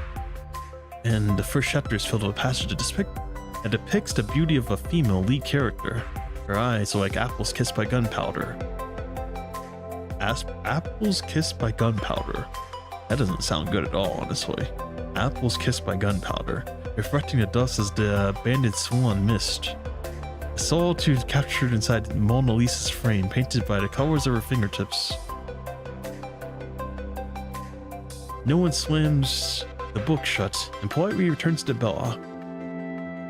I think my mom was right about compromising on things you're powerless to do. I've decided to give up on drawing, starting today. I will not fantasize about making a living out of it anymore. Are you always as agonized when you create? Or is it just because you haven't practiced enough? I'm always like this. But you still owe me one. And Rachel said, she wanted you to keep drawing after you left the cargo crew, didn't she? And I'm giving you the tools to fulfill your dreams. So keep practicing. Hard work beats talent any day. I'm sure you can do it, so change those brows. Oh my god, man. The eyebrows. You gotta get it perfect. It takes no one 50 days before he finally completes the picture Bella was happy with. I told you you can do it. It would have gone here sooner if you had said a wider gap between the eyes and naturally curly hair instead of make her eyes look from left to right and her eyes like ripened grapevines. And what's wrong with that? I find your inner life much richer than before, and unlike the Walking Dead that you were when I first ran into you. You did a good job reviving me by making me roll over in my grave.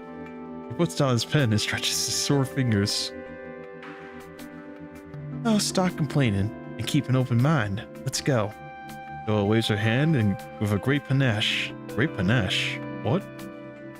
Panache? What? Making her way toward the place where she agreed 50 days ago. Once the journey begins and the time becomes whirlwind passing by, the two of them join the scavengers, searching for supplies and information with their skills while helping each other on the way.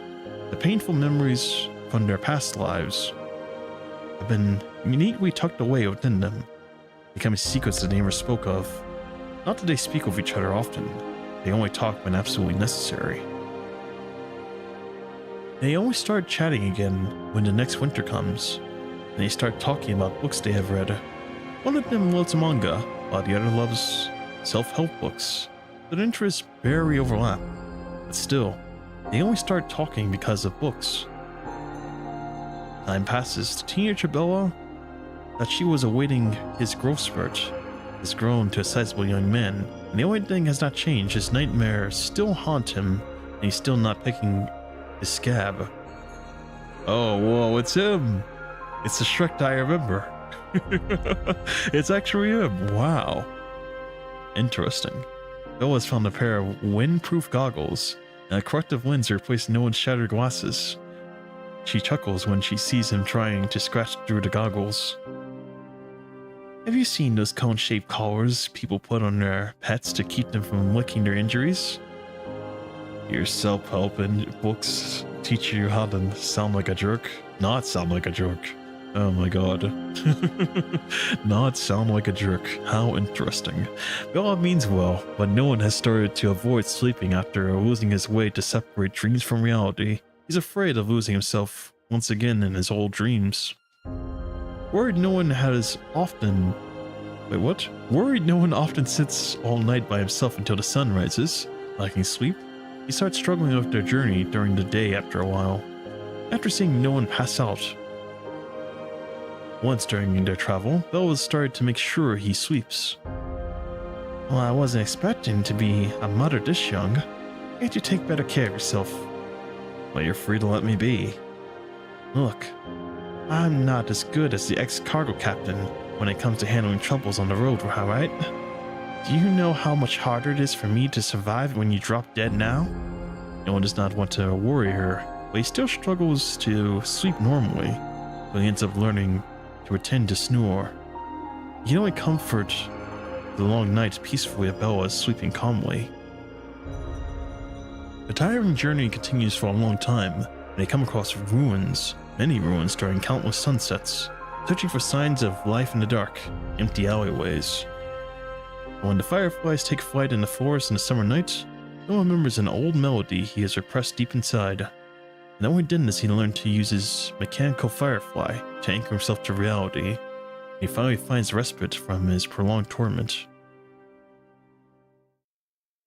Oh boy. That's the end of that one. Oh my god. ER20. I swear, this is the longest one I've ever done. There's no way that, like... Hey, what's the last one I did? It was this one right here. Hey, look at this one. How big this one is. So it goes from 1 to 14. I wonder how long this one is going to be, because I haven't done this one yet. This is like 1 to 14 too. And then this one, the eternity. Look, we're 73%. I swear at the start of the stream I was at 73%. Oh my god. But I'm not stopping. I'm finishing this today. Mark my words. Mark my words. Firefly. When the sprouts begin to cover the wilderness as spring arrives, Bella finally finds the news that she has been searching for before she is about to reach City 74. It's short. Reveries is short. Urgh. It's crazy, man. Why is that one short and this one's long? It doesn't make any sense. I swear, the stories... I guess, like, that one's, like, made, like, a long time ago, though. It's a little bit different because compared to, like, the writing in this one. So, yeah. Kind of interesting in its own right. In its own right. I've seen that person before. Oh, really? Must have been 4 years ago. It was raining. She was holding an injured child trying to convince the staff, the conservation area, to take the kid in. It's hard to forget something like that. A child? Yeah, 3-year-old boy. She said she saved her on the way. Unfortunately, the kid had a fever and passed away that night. And do you know what her name was and where she is now? Her name? I could try the old records. I seem to recall putting her name down in the kid's sole guardian. Oh, here we go. Alina Bella. It was September 4 years ago. From a member of Bumblebee. Alina Bella. That name has to be her. Bumblebee. 4 years ago. Where is she now? Yeah, Cinder Burns is the longest ever in the Flowing Records. The only chapter that rivals it is main chapter 20. Huh? Main chapter 28 is the only one that rivals it? Really? I guess it kind of makes sense though. But I feel like the Surviving Lucent was pretty long too. And then also Fake Ascension was long. So I think Surviving Lucent took me 3 streams to get through. Each 5 hours each. But I remember the first one was like 5 hours. The second one was like 4 to 5 hours. And the last one was like 2 hours, I think. And this one's taking me about the same length as well. And for Fake Ascension, I think that one took me... Yeah, that one was 3 streams too. 5 hours, 2 hours, and 2 hours. Wow. There's a lot of game in this, I gotta say. A lot of story. I guess 28 is gonna be even, like... Surviving Lucent is shorter than this slightly? Yeah, slightly. Because I know, like, Surviving Lucent, that did take me, like, a long time to get through, overall. It did take me a long time. But this is, like This is something else. This is something else. Oh my god. It's fine to be honest. There'll still be a lot of folks on this train. Jamila made sure to give everyone rations before. Ever since she took over, people are still plenty hungry, but there's no one dead. The cargo crew member sitting on the table suddenly interrupts him. How many died back then? Thousands maybe? Tens of thousands? According to some. No one gives them the same answer. Those of them witnessed the incident didn't live to tell their tale. It wasn't easy to rebuild the cargo crew. Boss wants to say that we should focus on the future. Boss? Who's in charge of the cargo crew now? Nino. Nino? He is? We thought he died. Nino, he's still alive, but wasn't Ashwa hiding the core cargo members of the cargo crew incident? How did Nino get to be in charge? You'll ask what no one cannot ask. Because Jamila's calling the shots now, and Nino didn't really have anything to do with the mole. He was protecting the people in the back of the carriages at the end. So Ashwar hasn't managed to get anything on him. Jamila is calling the shots now. What happened? Babylonia's bases on the surface of Soy becoming reluctant to work with Ashwar since the incident. Many aristocrats are supporting him since I started to distance himself for over the last few years. But why?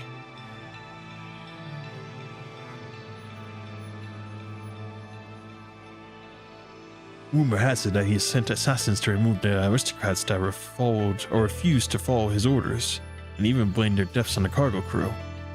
For real? I heard the cargo crew was responsible. Either way, his barbaric deeds were gradually exposed, and anyone with half a brain knew to stay away from them. The only ones who are still under his control are the ones who have leverage on him. The bastard doesn't even care who he hurts anymore. He went after the maintenance crew not too long ago. Fucking maintenance crew. Only a girl named Sophia survived and became a construct. Oh, what? Sophia was part of the maintenance crew, but wasn't that always in like the lore though? Interesting.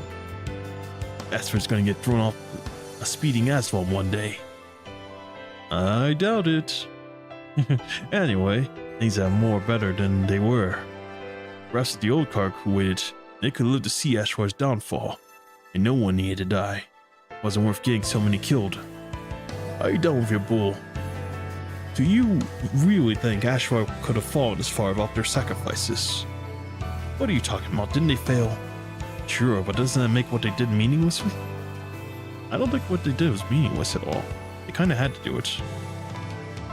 She was, if you've seen her interlude. I don't think I've seen her interlude. I don't think I've seen her interlude.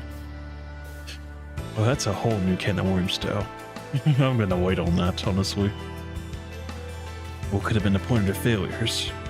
Ashwar had people and guns back then.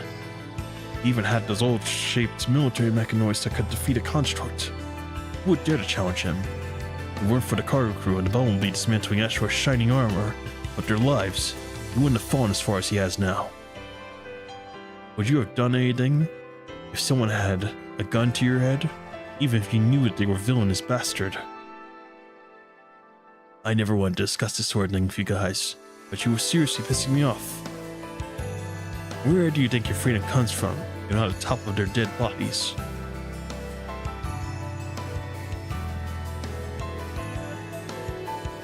I was a kid in low level when everything went down back then. I didn't even join the car crew or the fight. But I did see the corpses and the blood paved on their carriages. I still dream about the day even now. There's no forgetting it. You lot love to complain about Ashwars and anti-royalists nowadays, but guess what? They were so much worse back then. Their guards would murder people in broad daylight. Do you know why Babylonia refused to work with Ashwar? You know how his dirty deeds has gotten exposed. It was evidence. A core member presented the tore down his empire by bit. That terminal might have been broken back then. They went in trial for a few years, but the bill comes due. It didn't get better over time naturally. People had to pave that road with their corpses. You should have called them fucking heroes. Not wondering if their sacrifice were worth it. How many of your cargo crew remain? Those people are either dead or hiding for Ashwar, or blamed for crimes they didn't commit. Do you think surviving this ordeal is any better? I remember seeing Captain Nino last time I looked for him. He was sitting in the dark beside his desk, a half-knitted sweater in his hands. God knows what he was thinking. As long as Ashra remains on the train and punishing virus threatens our home, the duty of the old cargo crew and the bumblebees passes to us as not complete. We're a long way from victory. No sacrifices in vain. I'm sorry, Captain, I wasn't thinking. Alright, did you get it out of your system? These kids have no idea about what happened in the past. It's good enough that they're listening to you. And by the way, I heard Ashwa was recruiting some people with his blessing boxes again a few days ago. He's searching for something called ascendance. Something about being immune. How do you know about that? You guys are talking pretty loudly. Ascendance. Ashwa's been preaching about them. I have no idea what he learned from. He went shut up about ascendance and the heterozygote that fell out of the train a few days ago. Who knows what his agenda is? Heterozygote. Yeah, a giant monster that fell in from the sky. Super dangerous. What happened to it? Destroyed, of course. Babylonia sent some folks down to smash it. Ashra certainly made a con of himself that day. And how so?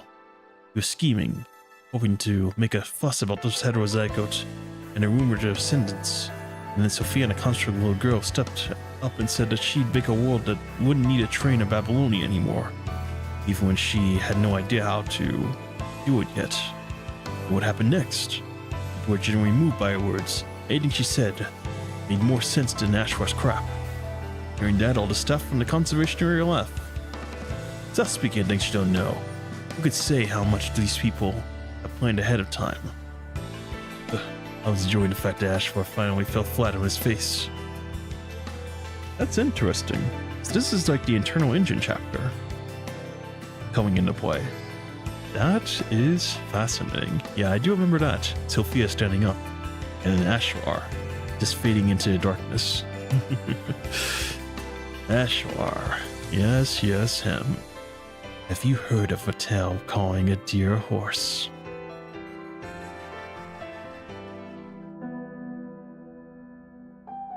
After acquiring the precise details, the two of them make their way to City 74 overnight, arriving before the train reaches the station in the city. I can't believe she's on the train, but then that doesn't make sense, does it? Where else would someone without a home go? Not to mention that she tried to hide from that old bastard Beth. Aslam would be our only choice. Noah holds a creased portrait in her hand, staring at the empty station in silence. You and Rachel asked me to join the cargo crew back then. Would I have found her sooner if I agreed? Well, there's no way to go back in time, so stop wasting time regretting. Let's figure out how to find her as quickly as we can when we board the train later. Anxiously, Bella quenches her fists. They stand there silently, waiting for the signal that the train's approaching starts blinking. Hope you find what you're looking for. Do you want me to ask around for you? The train isn't going to stay long, so prioritize your search first, unless you're planning to leave with it. No one waves, starting to head out. Hey, where are you going? I'm taking a walk. If you come back, we'll meet at the base South 3 of City 74.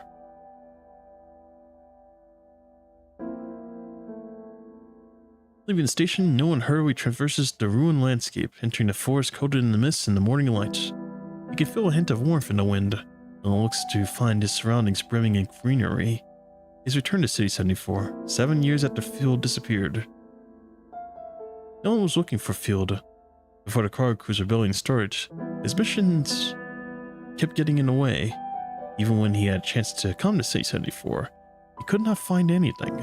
No one is more or less aware of the certain possibility. Having read Rachel's terminal during his time in the cell, still he follows the route Rachel Martin retreads the cargo trail, the cargo cruise trail from 7 years ago. This is not the first time no one walks this road. He was on City 74 during his first year in a cargo crew. He wanted to sneak away in the dark to find or look for Field that night, but Rachel found out. I know what you're trying to do, but we still have a mission tomorrow morning, and I won't let you delay our schedule. You can head out without me. And let the court tear you apart? Do you really think you're capable of operating on your own already? Maybe I can't. I won't compromise on this. Staying together doesn't make it any easier, any safer. Just look for Ed Bancroft.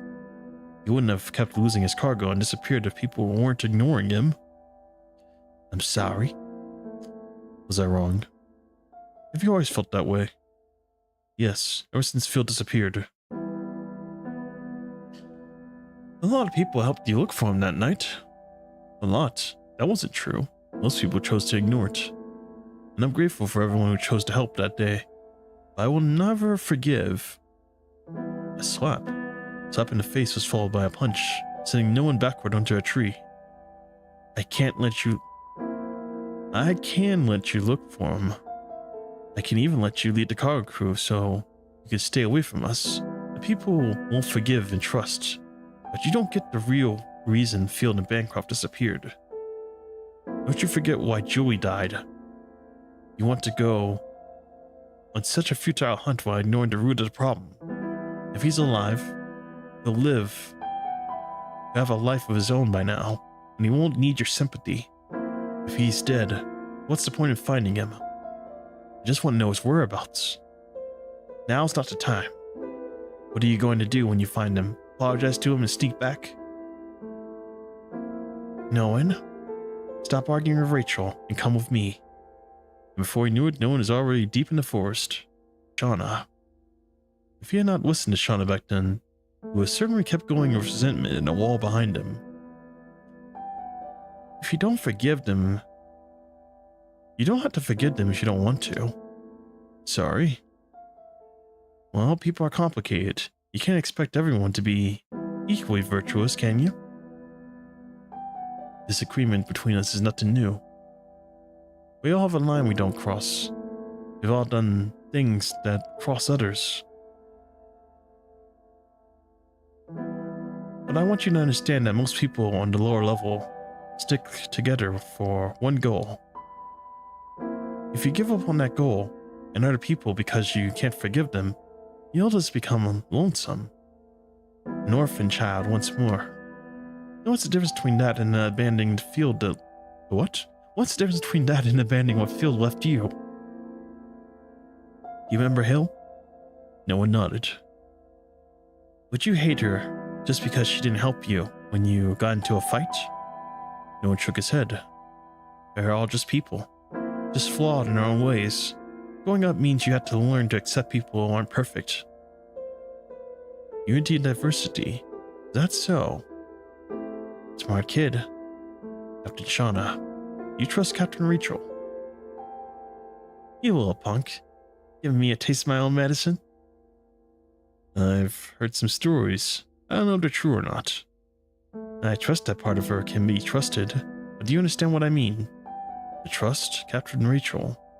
Dedication to her dream, the dream we all share. My boy, her dedication is overthrowing the upper level is genuine. I can count on that, despite her imperfections. I see. Shauna was always the opposite of Rachel in no one's eyes. Rachel always focused on the parts of the person that she could question, while Shauna always found the parts she could trust. Noah learned a lot in years. He grew up around them. Eventually, his favorite shape of himself took form. You both have given me such gifts, and such regrets. However you put it, this isn't the expiration date of regret. Have you us going a bit too far away? Don't you want to move on sooner? Not the worst thing, that's something to remember. Sometimes you need people or things you care about to anchor you, or your break. Sounds like you're speaking from personal experience. Huh? What do you expect? For real, I won't understand why you want people in your past to haunt you. Isn't it easier to let go? Now you can determine the road ahead without experience of your past. Just keep the experience then. Oh, stop talking nonsense. How do you experience without getting experience of things? How can you learn by listening to people's stories without getting your hands dirty? Even vaccine requires a needle through your skin. Look at how history repeats itself. Once the painful memories left from people's lives, they'd make the same mistakes again. And don't forget your scars. Is that what you meant when you said rotten grass brings about fireflies? Wasn't it? Yeah, dead weeds bear new lives, and while the sky might be dark now, the burning field will light up all the same. Life and death are a tangled spiral. You can only follow the light of the fireflies after you accept the sorrow death brings. All these things that you all left behind, your regrets, your hatred, your innovations and dreams. I want to bring them all with me. The memories have shown me a way forward. The midday sun slowly retreats behind the dark clouds, bringing forth the smell of rain. No one stares at the other end of the field. Countless weeds and wildflowers have grown out from here and there, wavering in the wind. Are you here? No one enters the field, searching for any trace of the past. The time frozen in his memories begins to flow again. But right now it is 1:01 a.m., 1:37 p.m., 1:02 a.m. A truck. I drove this place in the 7 years ago, long before it had been covered with wild grass. Bancroft. This is the way to the base, isn't it? The road is blocked by this collapsed ruins. We had to go around it. Alright, I'll move it up first then. At the same time, Phil was hiding inside a crate, holding onto his cane nervously.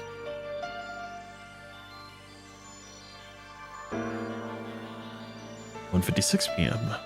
No one is not surprised to find the shattered bones underneath the surface. Death is not a rare sight in this ravaged land.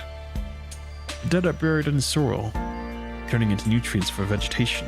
Vegetation in turn feeds the birds, the beasts, or maybe the starving passerbys.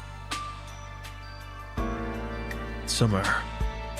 No one calls helplessly, searching between the withered trees and crumbled rocks.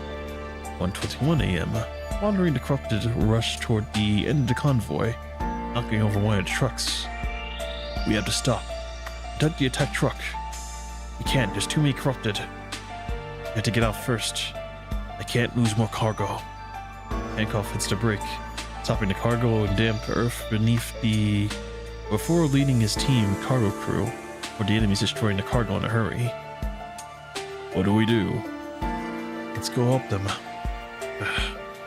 2:31 p.m. No one stops in front of the disturbed field. Signs of battle remain despite all the years. You can see broken blades, empty shells, and the remains of countless corrupted. He knows that he wants to say goodbye if he keeps going. Is that really a good idea though? He asks himself. He's been fooling himself over this journey. He can only keep going if he believed his friend was still alive. Field. The field is really dead. Where should no one go next, having lost everything? 1:44 a.m. The battle lasted 20 minutes, but it really felt like a lifetime. A lifetime, not a lifetime. That would be weird. Rachel was right. Stopping here only caused more trucks to be attacked. Gunshots and howls filled the air as another truck has been knocked over by a bionic mechanoid. The little cry inside the cargo, in comparison, was almost inaudible. To draw the corrupted away, Rachel ordered the convoy to retreat. After the battle was over, several squads were about to turn around and retrieve the cargo. And that was when Rachel noticed a barely breathing figure buried underneath the heavy crates, lit by the pale moonlight. It was 10 minutes before Bancroft arrived. To hide her mistake, Rachel made a cruel choice. 3:16 a.m., 3:16 p.m. Day and night, slowly a line across time. When Field awoke in the abandoned orchard, All he could find there were darkness and roaming corrupted. He wanted to cry for help, but his echo was all he could hear. He wanted to run, but he found his body slowly failing. When he failed to feel the temperature of his blood in his hands, he pulled away next to a small sapling, smiling gently at the cloud-covered sky. Goodbye, no one. After that brief farewell, time forever stopped for him. No one followed the old tracks and goes over a small hill, finding a desecrated orchard before him. Most trees here have wilted, while the rest have been chopped down. Only one, not three. Three is a magic number, but not today.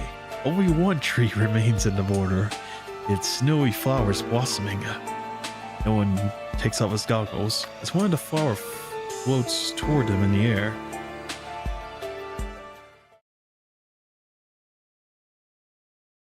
"7 years is enough for a person to be completely gone. Only for a few pieces of fabric linger in the branches, rattling in the wind inside a quiet orchard. The patterns on them, they look similar to Field's scarf. How he wished that the scarf was the only thing left behind in his field. In his place. Field was still laughing somewhere. But this is the end of his dream. He can no longer fool himself. Air blossoms. The dead is rotten and reborn into a new life. Regretful as it may be, life eventually finds a way back to the world. This tree, alive, because of you, Islam, has been freed from his oppressors. Will that make you smile?" He exits on Earth, and Earth does not answer. I found you. It's a good question. I don't know. I think you have found him. At the end of the day. Wait a minute, he looks like a river. He looks like a river. Does he look like a river? I've never seen that description before. What's up, guys? How you guys doing? What's going on, Otrip NPC? It's another day. Another day. Another night. A grind, if you will. It has been 3 hours, 32 minutes, and I'm still not through this. I swear the chapter it said, I can go back in the VOD. I swear it said 70%, and I've gone from 70% to 73% in the course of 3 hours. What is this game? I'm not complaining. I'm not in a rush, but I mean, I feel like I've only gone up by 3%. What is this story? According to Danny, though, right? You said that, like, chapter 28 is, like, longer than this. Wow. And isn't this, like, a side story, though? It's not even, like... This is a floating record. You would think, like, the main story is, like, the long-form content. But the floating record, this one here, has been just insane. Oh my god. But I swear, by my words, tonight, we are finishing this. I don't care if I had to stay at 12 hours. 24 hours. I'm finishing this stream. This is it. Because I want to move on to, like, the main story again. I swear, because, like, this is, like... I mean, it's not that I hate it. I don't hate it. It's just... I just want to finish this. I want to finish this now. I gotta finish this. I gotta finish this. Otherwise, we're going to be here forever. I'm going to be doing like 24 parts, and I'm going to be here for eternity. So yeah, I'm finishing this now. But damn, motivate, not going to lie. Wait, he looks like Rover. My bad. I wrote River. Oh, Rover. Rover. Actually, I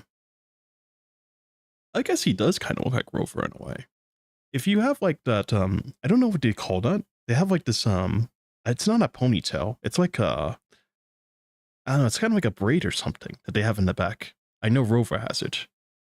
Zhang Li also has it as well from like Genshin. I don't know what it's called.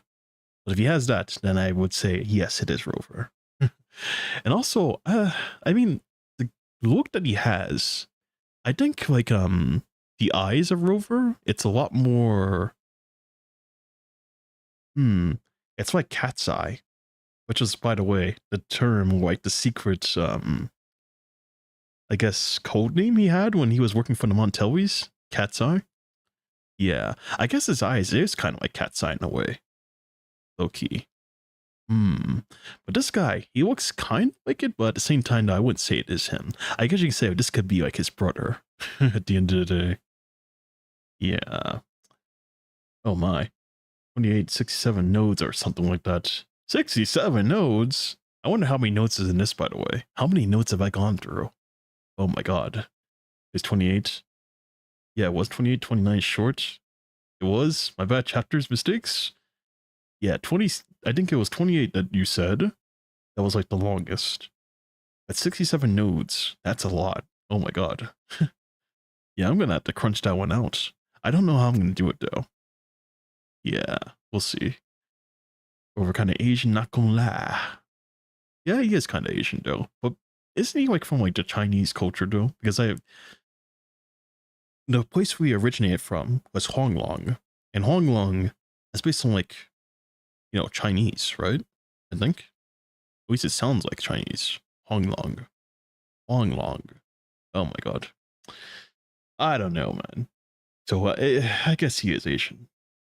Yeah, Honglong does sound like Chinese. Okay, yeah, I kind of figured. He doesn't look like much, but he has some of the features. Yeah. He does have some of the features.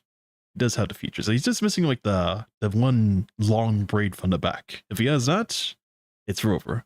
Though at the same time, though, I kind of want to say this guy's kind of like his brother in a way. The way he looks. Oh man. Anyways, the light breeze blows past the wavering branches, sending a few petals into no one's palm. And no one knows that it's just his wishful thinking, but he still carefully holds the petals in his palm, accepting the pear blossoms with an answer. It's been too long, Summer. I finally have the courage to face the truth. I'm finally brave enough to say goodbye. The corners of his mouth have not been raised for a very long time. Staring at the white petals in his palm, no one forces himself to smile. So thank you. Thank you. He keeps repeating this as if trying to atone for the sorrow he feels. He would still be a lonely child by Rachel's side if it weren't for Field.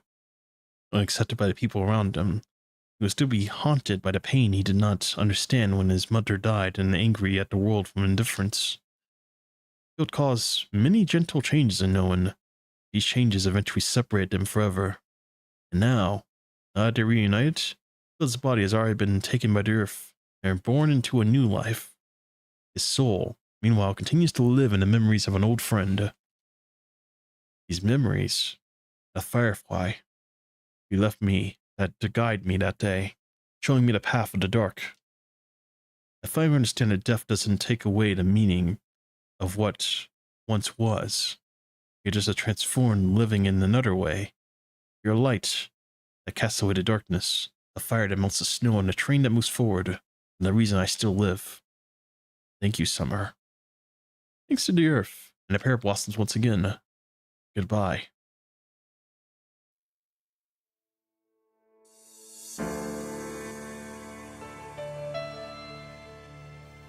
That's how they end that one. Just say goodbye. Wow. Okay, where are we now? 75? Oh my god. Don't even look. I'm not gonna look anymore. I swear, we were at 70 and now we're at 75. I can't. It's afternoon the following day when Belwa enters Base South 3. No one is looking down at the manga in his hands, reading silently. The only thing different from before is that he is using a pear blossom as a bookmark. You're still missing all the action parts. Oh man. Yeah, I mean, I guess that is true because like it says on the bottom, it says like 12 out of like 25 or 24, and I'm like, what? When are we gonna get to the rest? I thought you were taking a walk. Went to pick flowers? What kind of? Hard to find a pear tree these days. Any news? Yeah. Sits across from Noah with a solemn expression. She died 3 years ago. Still got ill. Or she got ill. Didn't even live to see the rebellion. Built a journal before she died and gave the possessions to a friend. So it's going slow. So when you start doing more of the gameplay, it'll be faster. Is that so? It'll be faster. Or does it go up like the percentage only goes up when you do the nodes, the battle nodes? Well, this is a battle node, so it's gonna go up quite a bit then. I think we have like 4 more nodes then to do a battle, because it said like we were at 12, right? And if we're at 12, that means we still need how much? 12. So that means it's like 3 more battle nodes then, right? I don't know. She always didn't book what in her hand. She kept believing that things would get better after rebellion was won. There would be schools on the lower level. People wouldn't have to fight food or go to the bathroom, and she would be brave enough to find me. So what do you think? Has her dream come true, or has everything gone to a shift? She struggles to hold back her tears. And don't you cry. Tears are useless. Can't save anyone. What people my mom used to say. Aren't you the one crying? He's sobbing too.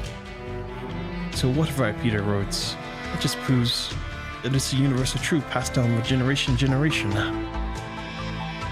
Yes, some notes give a lot. And a buffalo milk. The value notes in the story give 3 notes, I think. Yeah, they usually give like 3 stars-ish. So that would imply that we only have 3 left? No, 4 left. Because we have 12. And that means I need like another 4. Because 4 times 3 is 12. Which means that's 24. Which means, yeah, I have 4 more to go. Push through. Come on, let's go. We got it. Just because it's passed down from my elders doesn't mean it's true. A lot of their ideas are outdated. Well, it's still better than the fantasies you won't stop reading. Ordinary folks will never become all-powerful heroes in your Cardman Rider books. Cardman Rider aren't all power. Their stories are captivating only because they struggle too. They both woke up and frowned, their grief suppressed again. The real world doesn't like your story though. We don't always stand back and... What? We don't always stand back up after we fall. So you do realize that. I thought you were all adversity builds character, like your books. Well, adversity is always destructive. I'm just willing to believe that it can make me a better person. That's just wishful thinking. It's just wishful thinking you use to make yourself feel better. Nothing's wrong with making yourself feel better. People aren't always supposed to stay stuck. You smiled briefly when I first met you. But the look in your face now, it's stuck, see?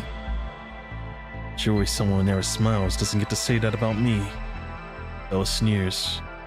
What happened on the train that day that made you this way? Have you been listening to what the people have been saying? Those were all stories, not yours. Chuck isn't your real name now, is it? Doesn't matter. Well, obviously, a name represents a person's past and present. Some past is just trouble. I don't want to explain or justify myself wherever I go. If it still bothers you, then you haven't made peace with your past. I couldn't bring them back even if I made peace. Haven't you also hidden many things from me? Well, you never asked. So will you answer if I ask now? No. And me neither. Doesn't bother you when partners don't communicate with each other? What's wrong with the way that we are? We could talk about our books. But that got anything through your dick skull? You have to learn to move past your past or your regrets. And the same goes for you, I reckon. I need time. Sure, but so do I. As the conversation comes to an impasse, Bell changes the subject, her brows furrowed. Will he go back to Aslan? And do what? Well, fair. As long as Ashlar and his people are there, there's no way he can return. You want to keep going with me then? Where will you go? I'm planning to stay here for a while, before deciding where to go next. There can't be anything worse out there after all. I offer you a new, blessed name in this trying time. That won't be necessary. I've seen the worst life has to offer. This is as bad as it gets. Things can only go up from here. Red type projection. Who could have known how bad things could get? It didn't take a disaster, just some scavengers like us that we didn't watch out for, and then you were gone. Thank you, Bella. I should have said that sooner. You found me when I was completely lost, and you helped me along my way. It could be quite annoying sometimes, but I suppose it's plain to share. Had I not met you, I wouldn't be standing here safe and sound. So thank you, and I'm sorry. Sorry that I never told you my story. The spring will return, your favorite flowers will bloom again, and only when you told me that I did realize I never got to tell you how I got the pear blossoms in my books. We were always hiding our past, so we could only talk about the books we loved. You might have become a merchant for the Forsaken like I did if you had survived, but who knows? Maybe eventually we could be honest with each other, become real friends. It's two-way for that, isn't it? Mom, Captain Rachel, Field, Shauna, Nina, Waylon, Ed, Aunt Hill, everyone I cared for on that train is gone. So will you go back to Aslan? A phantom keeps repeating Bella's words in this random. The young man is not bothered. Instead, start chatting. Yes, start chatting with a familiar voice. There's no reason to return anymore. I ran into Mike in the Forsaken a few days ago, months ago. He told me Nino had passed too. He said Nino's old friends or injuries had long-lasting complications in the first place. He was eating less and less over the few years. And last month he fell asleep one night and never woke up again. He knew that you survived. And he heard I was preparing to leave Adelic. He asked me to give you back your things. He said no one on the train was going to keep an eye on your things after he was gone. I took a familiar backpack filled with things no one left behind. A short sword no one used. Weapon designs Rachel gave him. Field journal. A manga with bookmark between the pages. I was going to bring you back a piece of candy too, but I lost it on my way here. Candy? Well, you gave my niece your candy on her 11th birthday, didn't you? It was so long ago now. Well, we will know when we're done. And you're back, Latifah. Welcome back. Welcome back. We've gone a whole... Don't worry, we've gone a whole 2% of the story. And the time you've been gone, we've gone a whole 2%. Recognize, we've gone a whole 2%. Oh my god. The percentage of like the rate that I'm pouring out this story, because I swear, we started at 70%, and I'm at 76%. And I think you disappeared when we were at, what, 74%? Yeah, I've gone up to 76%. A whole 2%. That's crazy. But I feel like I've been reading so much. A whole 2%. What the hell? There's a dog in the background. You see him on the right. Is that... I forgot the name of the dog before. I was with that one kid. Is that him? It looks like him. Well, I guess maybe all the dogs look the same. I don't know. A lot of things are getting better there. Perhaps the school will show up on the lower level in a few years, like your mother wished. He said our sacrifices weren't in vain. Just around patting the border colony to his side. Deep in thought, we decided to leave Adelic. I started a new journey. To Levi. After you were gone, I started to teach myself how to perform surgery. There's still a lot I don't understand. That's Matches. Matches. Oh yeah, that's the name of the border collie. I forgot his name. Matches. Poor Matches. Such a good boy. Such a good boy.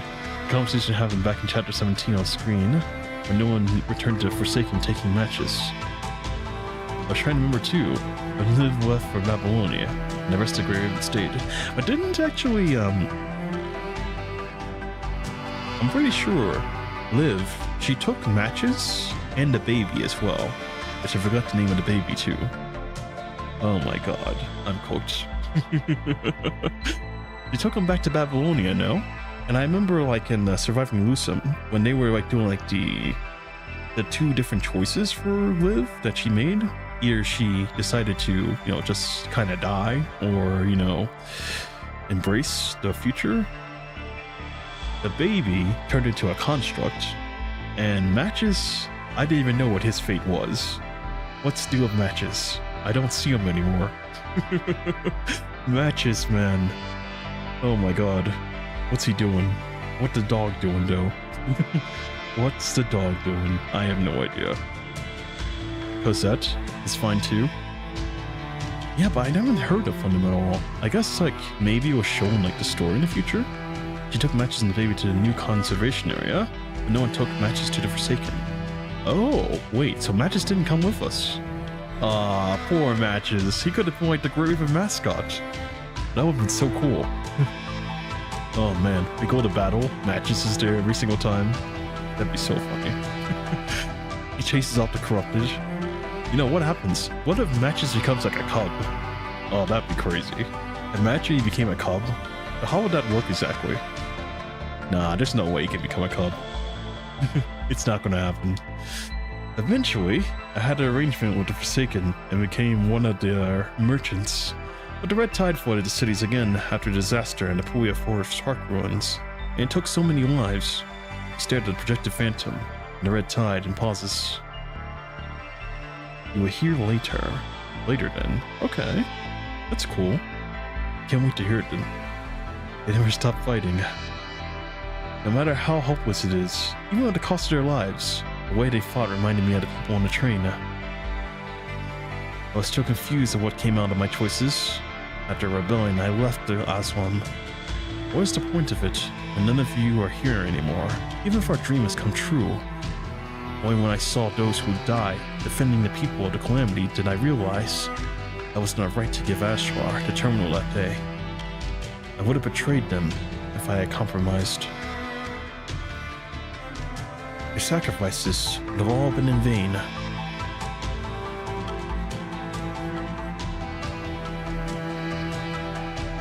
Spring will come like you said. Winter does not take. The sun would light fires within their souls. One looks up and chuckles wryly. Really? I still can't read what that says. Really? Someone dies defending against the disaster every second. They build a dam with their lives to keep the flood out. I would have made the same choice if I did the same in the same situation, wouldn't I?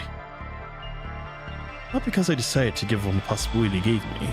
I was making the same choice they did, passing a ticket to the future to someone else. So goodbye, Bella. I have to take Matches to the Forsaken base. They're still waiting for these serums. I'm glad. I got to hear your voice again. I hope this will be the last time I run into the Red Tide.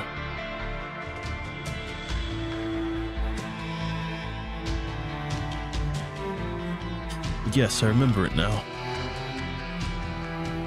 Conservation Area 45. Grey Raven and the unconscious Commandant. I've met them before. Hubs are mechanoid, and that cannot happen. What I wanted to... Well, actually, no, I don't really want it to happen. That would be horrible. Don't prolong a dog's life by making him a cyborg dog. Oh my god, that'd be horrible. Poor Matches. Just what Matches do with Matches wants. If he wants to go to dog heaven, then I allow it. If he wants to go sprawl around in the field, then by all means, go for it. But god, don't make Matches suffer anymore. Matches has seen enough bloodshed. The boy, from a long time ago. About his name, by the way. Stanley. Yes, that's his name. Stanley. Stanley. Ah, poor guy, man. He saved the life of a spoiled brat. Oh my god, it's cooked. A no poor thing already has share. I also want the rendition of the initialized OST. Yeah, the OST has been pretty good in this game, I gotta say. And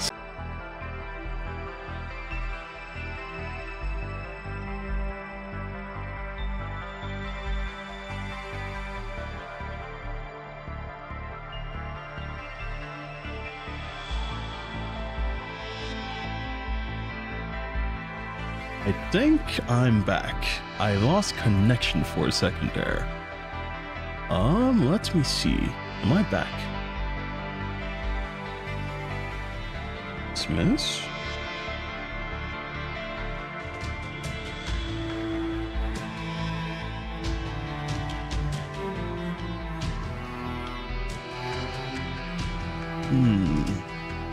Let me see. Okay, yes, I think I am back. Yeah, I don't know what happened there. Looks like I lost connection for a second there. I'm like, what the hell, man? I notice like this keeps happening to me every night, by the way, because I do like a lot of like night work. And so at like 3 o'clock exactly, I don't know why, but my connection to the internet just like cuts off for a second. I'm like, what the hell just happened? It's so confusing. Oh my god. But I guess we're good now. Okay. I don't regret anything. No, I do regret. Oh my god. I regret my ISP. That's what I regret. I've received many gifts from people in my life, and therefore I'm willing to sacrifice everything in exchange for people's futures. I am loved, and I am loved by them. Our deaths and decays are not meaningless. They are not cinders that light up the night. They may not be bright as fireflies, but small and frail as the flames might be, they are enough to light a fuse. All possibilities stem from a big bang after all. No one slowly opens his eyes, having found his answer during the slumber. Despite the scars over his body, and the constraint that makes him hard to move, all his memories are back, and he is no longer lost. Is it time? Time to battle. Open eyes. Yes, open eyes. Recalibrating visual module. Frame damage. Oh man, the cracks on the frame, you can really see it. What is this place? This place, so familiar. Stand up.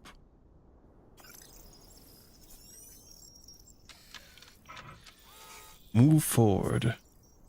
Oh wow, I gotta play in third person. Is that what it's called, or first person? Oh man, the first person view.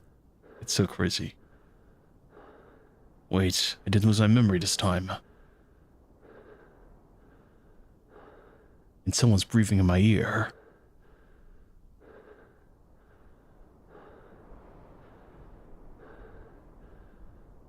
Oh no, it's right behind me, isn't it? And the thing is right behind me, isn't it? Okay, it's not behind me. That's fine. Alright.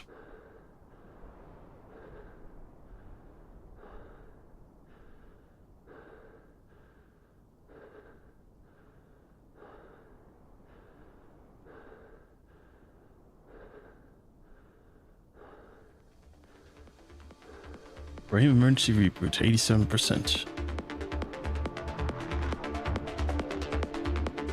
I gotta limp the whole way, by the way. Oh god.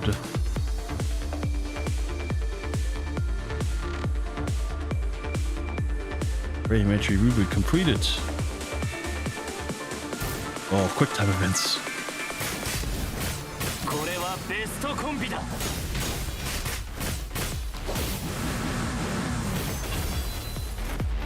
You should not be awake at this moment. Lithos? Mister needs me to... Squad, where are you? Don't worry. Just stay here. Oh, I was not supposed to just stand still. I was supposed to move. My bad. Full corrupted down there. Go to the upper level of the lighthouse. Alright. Let's march. I won't let you get away. Eliminate the corrupted on the way. I gotta fight. The stream bugged for a while. Yes, it did. For some reason, at this time of the day, at this time of the night, I always, at this time, specifically, my connection is like drops. And I'm like, what? Huh? What just happened? But yeah, we're good now. We are good.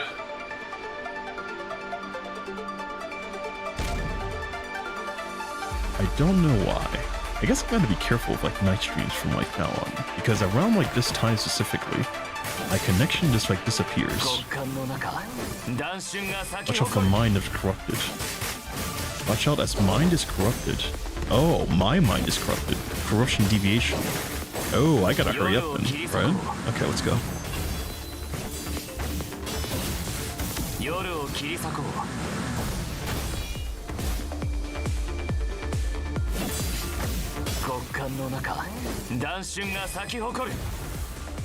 Hey, that one's dead. Nice. You know, low key, I kind of want to pull this unit frame. I want to pull it all the way to triple S. After playing through the story, I kind of want to. Is that so wrong? So I know that the uniframes are kind of like, they're not very good. It's like the power curve. Oh, but I won't let you get to watch me every time. You may retreat the past. Is that so? Let's give it a go. I didn't get to read that. That was so fast.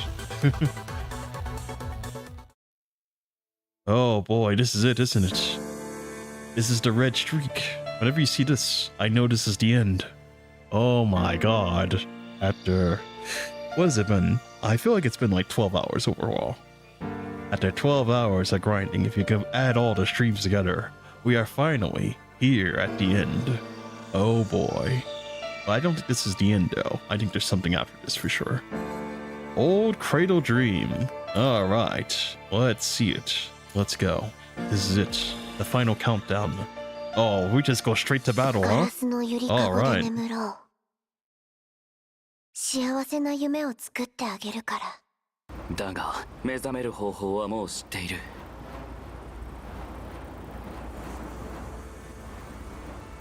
ごめんなさい。一人で閉じ込められて寂しかったよね。友達を連れてきたよ。これはベストコンビだ。夜を切り裂こう。Find a way out to eliminate the threat. Alright, come on. Oh my. You could swing back, huh? Let's see. Oh my. これはあなたのため。換気ダクトと本棚はベストコンビだよ。開けたら脱出できる。Alright, let's break this barrier and get through quick. That did no damage, by the way. あなたが攻撃されるのをもう見たくない。I wasted my key ability. How unfortunate.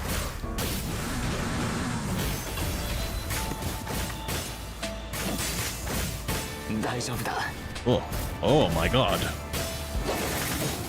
これはベストコンビだ。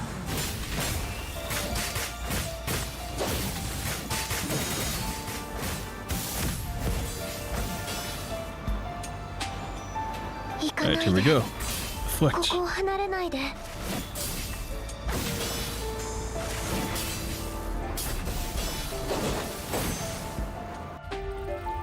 Now to break the barrier.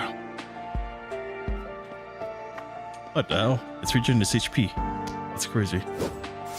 夜も遅いから寝よう。 It's too late. You should go to bed and stay. ここに。 I didn't even get a chance to hit the barrier. Can I still hit the barrier? I'd run. Hit it. Run. Ah!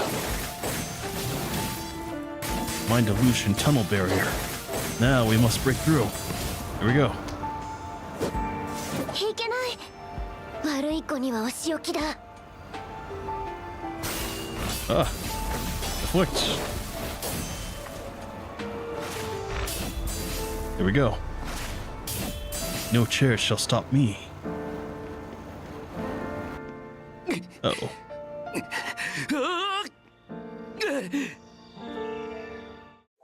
We've escaped. The old cradle dream complete. Wait, what? There's another one. Oh my god. Well, I mean, I guess there's likely to be another one, because at the bottom, there are 21 and 24! Oh my god. I've never seen this before, where there's like 2 at the same time. That's insane. There's 2 red ones.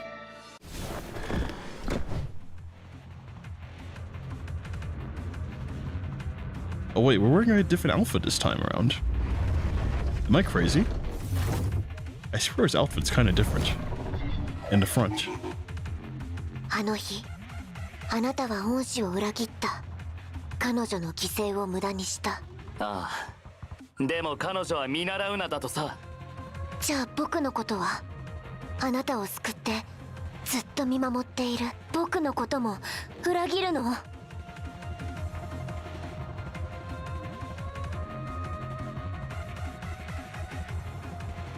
？Alright, here we go. これはベストコンビだ。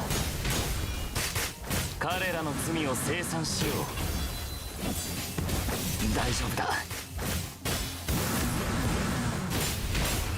Is this thing immune, by the way? 夜を切り裂こう。極寒の中、弾春が咲き誇る。This is staring at me with menacing eyes.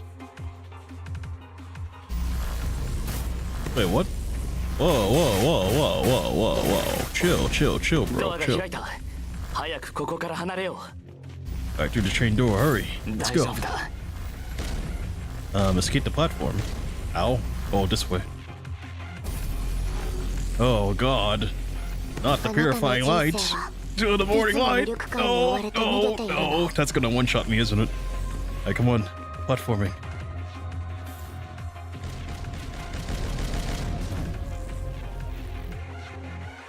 Deflect. 僕のプレゼントを拒んではダメ。Presento. いいものをくれよ。 No presento for you. Use the upper arm plate to defeat the enemy. Here we go. 彼らの罪を清算しよう。 Oh, green means go. Okay, let me dodge. Oh, deflection. Here we go. Ah, attack.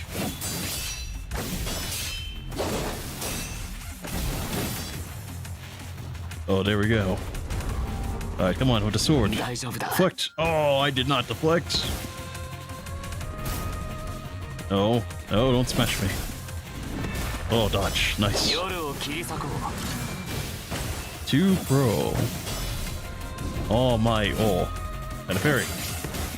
Oh, I can't parry. Can I parry this? I swear I'm supposed to parry this, right? Oh, whoa, whoa, whoa. Chill, bro. Chill. It's not that serious. Oh, I'm supposed to hit you. My bad. I thought I had to do like the sequence again. Alright, let's go. 大丈夫だ。 Oh, you got me in the box. 彼らの罪を清算しよう。極寒の中、弾春が咲き誇る。 Alright, red means stop. Defeat the enemy. Oh no, you will not be burning me alive. But you opened the door for me so I can go through. Thank you. Thank you. Thank you so much. Oh, but now you can try to burn me いつ alive. まで逃げれば Move. 自 Hurry 分 up. の罪と向き合えるの。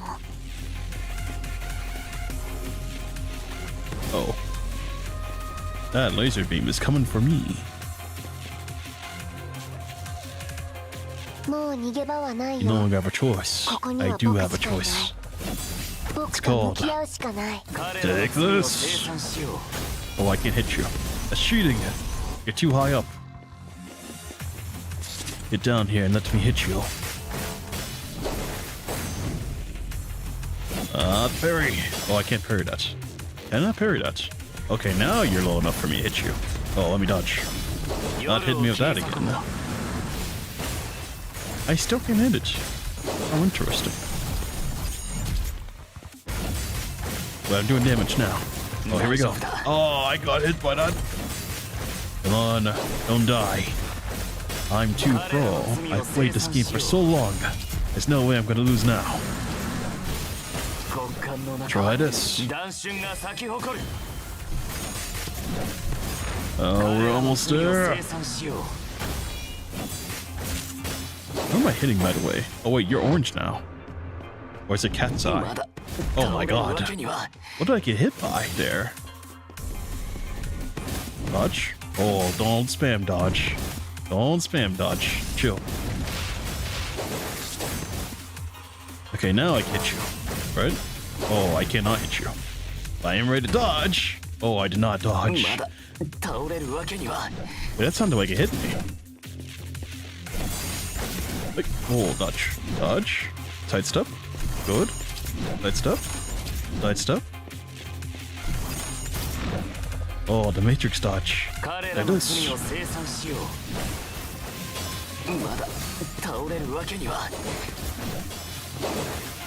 Alright, here we go. Dual blades. Start our stream. I mean, oh, never mind. Oh no, not falling into the void. 過去の記憶の中で永遠にさまよう。 Come on, Shrek. Get up.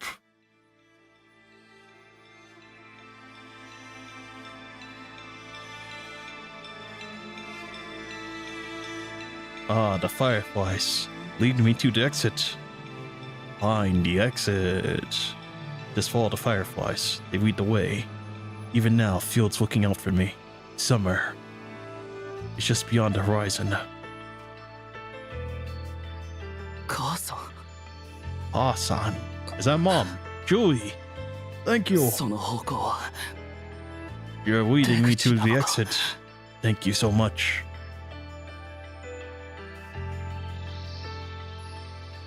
Noan, 元気で成長して、末日のサバイバーとして、あなたが思うように生きてほしい。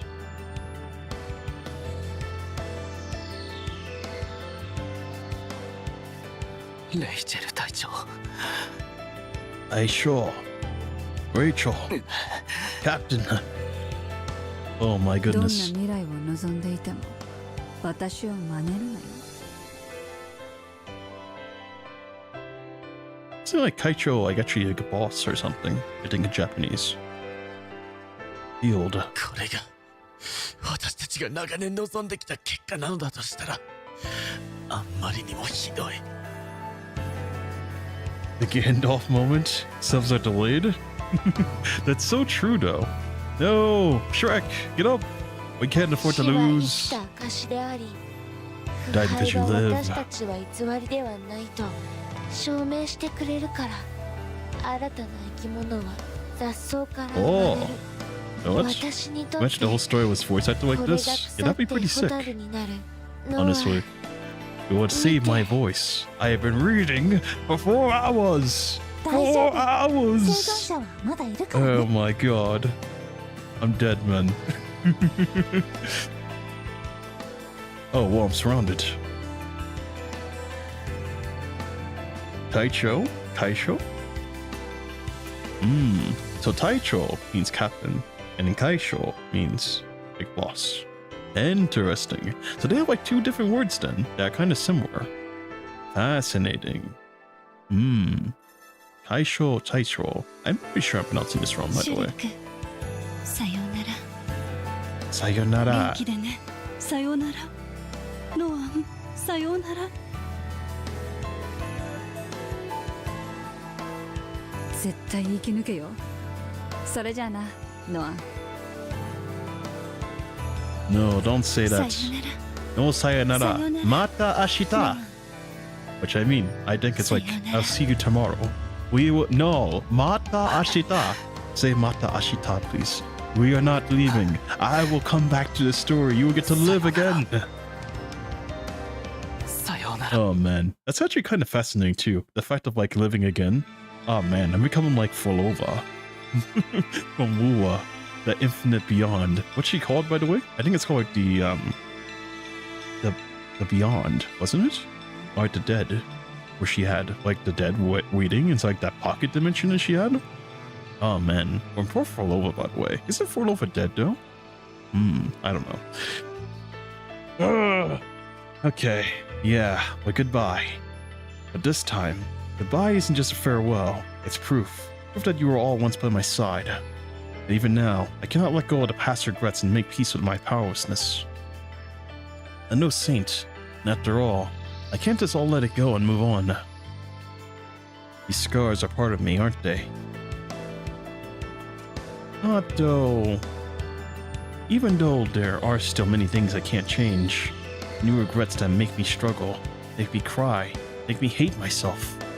I know that I hurt because I still care. So I suppose I don't have to let everything go, do I?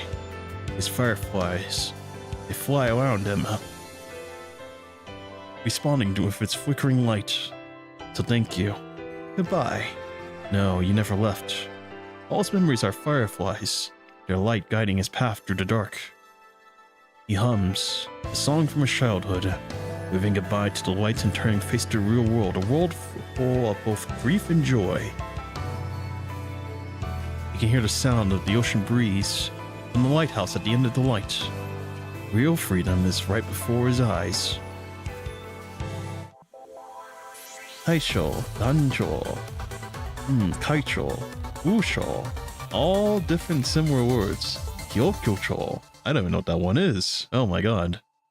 And then we have people like Gerard T. Rexford from All Stars who wants to be known as Bancho. Ah, yeah, I can, man. Good grief. Why do you have so many troll? I don't know, man. Japanese, such a weird language. But one day I shall learn it. I already know the hiragana and I know the katakana. So I just need to learn like the words. Well, there's a lot of words I do know already. So it's mostly like foods, I want to say, and like drinks. I know some words for people. Like obviously like people or person is like hito, you know? And then what was that? Because I learned that like you shouldn't use Duolingo, but Duolingo taught me a lot of like, you know, words that I didn't know overall. It's a good start, but I wouldn't use Duolingo though, after what I learned now. I don't know what I should. Actually, no, there's like a lot of like sites out there. Like one of them that I saw recently is like Japanese Pod, which is pretty good. 101, they're on YouTube. They're pretty good. Not solo. Yeah, certainly don't go solo. That's not going to work ever. I think that like you should use something to like kind of get a hold of like just a little bit for now overall. I wish there's like textbooks or something. I think you can get them online though overall to learn in your own time because you certainly don't have to just go to school in order to learn it. Yeah, kind of interesting. But Duolingo did teach me like quite a bit of words though. Yeah. But I heard Duolingo, especially from like Japanese people, they said like Duolingo wasn't very accurate to use. I don't know if that's true or not, but it did teach me like obviously the hiragana and katakana, and it also taught me like a few good words to use. So yeah, it's kind of here or there. But anyways, dream inscription complete. All right. Oh, this is it. I know this is it because there's the arrow on the far right. Oh my god. I'm final. Oh, there it is. Title drop. 0224 Cinder burns. Death and decay has already arrived. Grass burned down and ash on the ground. Are we rapping now? Grass is burned down, ash on the ground. Sparks to the fire and the fireflies guiding you to survive of the future. Let's go. Next chapter, her last battle is not available. Unfortunately, I already did her last battle. Yay. Oh my god. Arg. It takes no one all his strength to move his heavily wounded body and grabs onto the fence of the dock. When he woke up from the darkness, he found himself surrounded by corrupted. Without a way out, he resorted to jumping off the top of the lighthouse into the sea. Oh my. This would have been the third time I fell if I almost died if I hadn't become a construct. He sits on the road and catches his breath for a few seconds before standing up with his two swords and shaking out the water in his hair. No, I can't rest yet. Even though the infection and his injuries have pushed his frame to its limit, no one still forces himself to shake it off and then starts running. Lift was still out there. It's going to hurt more people. But meanwhile, Paper Crane transforms into the lift of his chair, and around him are dozens of constructs, all immobilized. You're the only one left, Grey Raven Commandant. And the truth is, I don't want to kill you. You're different from revenge, not repulsive. I'm happy to bring you back if you want to Going to a contract as well. I can make you one of us, our companion. I think I'll pass. Sounds good? No, not good. I think it's a little bit too early to become a construct. Perhaps one day I will, as I don't want to be at the fate of like the other one from like the future that Nanami went to, with like, I have no arms. What? I'm the new chief? What the hell, man? I have no arms, I'm still serving. What the hell, man? Could you imagine? You have no arms. No arms? Probably no legs, and you still have to serve. I can't even, like, you know, sign papers anymore. I can't even push papers. I'm just here to talk. Share my guidance. I need assistance for everything. Oh, man. But why? Little slowly approaches where you're paying attention to his surroundings. He does not seem hurried to take down his last target. My actual companions need me to connect to my mind beacon. Your actual companions? Can't I be one? Well, I'm happy to consider if you're willing to give up your villainous ways. I've tried that already. I also want to find a way to coexist with the humans. I failed to achieve anything except hurting more people. So you want to coexist with humans? I do. It must be hard for you to believe, but this is the one thing you can count on. I love this world. I love most people on it, or in it.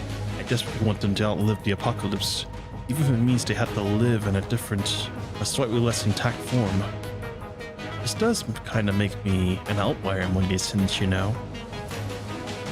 He tried to look for an exit when he speaks. Unfortunately, you are in an open field right now, without any cover. There's no way you can outrun a construct, not to mention one with a strange mechanical chair. It's not wise to confront a Cinder alone. The best thing you can do right now is not act rashly. Discreetly send another signal to Lucia. Saper crane bother you?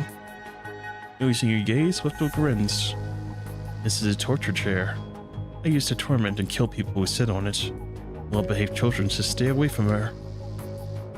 She was a mechanical wheelchair used to assist people with disabilities, but she has since transformed into this after my father remade her. Your father's? People who raised me when I was young. I have no idea what I'm talking, but you have no idea what I'm talking about, do you? Well, that's okay. Simply put, she's just an infected mechanoid now. You don't understand her. You don't have to know what happened between us. Let's consider her as a corrupted. After all, it doesn't matter what I say. You humans were always treated as a weapon of an ascendant. So, do you regret coming here to investigate deserters? These people wouldn't have been hurt if it weren't for you. The captain of the purifying force, Bianca, isn't it? Mister must have killed her by now. I believe in her. Believe? Are you going to keep resisting just because you believe things can change? Well, of course. You're all the same. So much confidence in your abilities. Can't you see how many of you are dying because of the punishing virus? You might think the filtering is cruel, but if you keep fighting like this, what's the difference between filtering and the victory, and no one survives? The Ascendants are trying to save those with our gifts. Without us, even they are going to perish. Without you, humanity would have won a long time ago. It would have saved more people as well. You can't save anybody. You can't control the punishing virus, even if the air is toxic to you now. The only way to survive this world is to pass the filtering. The punishing virus found with us, so it forms into spikes that point at you. Humanity's courage, hope, and are nothing less but illusions. It's the flame. It's the flame that kills the moth. Before I crush that hope, Graven Commandant, allow me to keep you with me. I'll make sure to weave you a beautiful dream, even if you end up as fragments inside the red tide. Zoe raises her weapon, and the spikes around him, and shoot towards you like a rainstorm. Right as you're about to meet your end, thunder crackles. The lightning strikes from the sky. Oh boy. No one has come in storm. Or should I call you Shrek? What you prefer, buddy? Perhaps he's already made peace with his past, and actually does want to be called no one. Very well then, no one. Alright. A heavily damaged frame stands between you and the barrage attacks, forming an unbreakable shield. That's where you're along with us. Hope is not an illusion. It's what came out of countless sacrifices and sufferings. So is this your choice and answer? And yes, it doesn't matter how many times you ask, I'll never agree with you.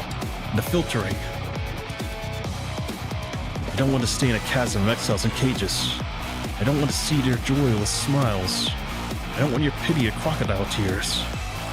I will not give up on my dream. You can't save anyone without the power of an ascendant. They will all die, just like your old comrades and companions did. I know, but there are things I can do, even as an ordinary person. Babylonia. Babylonia won't accept someone who has a connection with an ascendant. They won't stop seeing you as a threat. That I know. Better being treated like a threat than making the same mistake. That's not the Eden you're looking for, though. It will exploit you in your desire to be a hero, before discarding you, or even accusing you of worse crimes you haven't committed. I know, Cinder, and I've done that. I don't regret my choices. Fellow word we asked him 3 questions a few days before the battle on the train back then. Refused to stress all no one could answer was no idea. And now, he knows. He knows he is not turning back, even the path ahead is grave and laden with thorns. My dream, that future we wanted, is right beyond infinite darkness. Hope will triumph, fulfill its dream. And so no one leaps into the air of his braids, striking at the frail-looking body without hesitation. The metal arms clasped with dual blades, sending sparks flying everywhere, even igniting the grass and leaves around them. Flipping backward using the force of Lithless counterattack, no one strikes, saving at his neck. Lithless has no intention to dodge, only catching no one's sword with his bare hands. A sharpened edge pierces Lithless palms. Red vial fluid gushes out.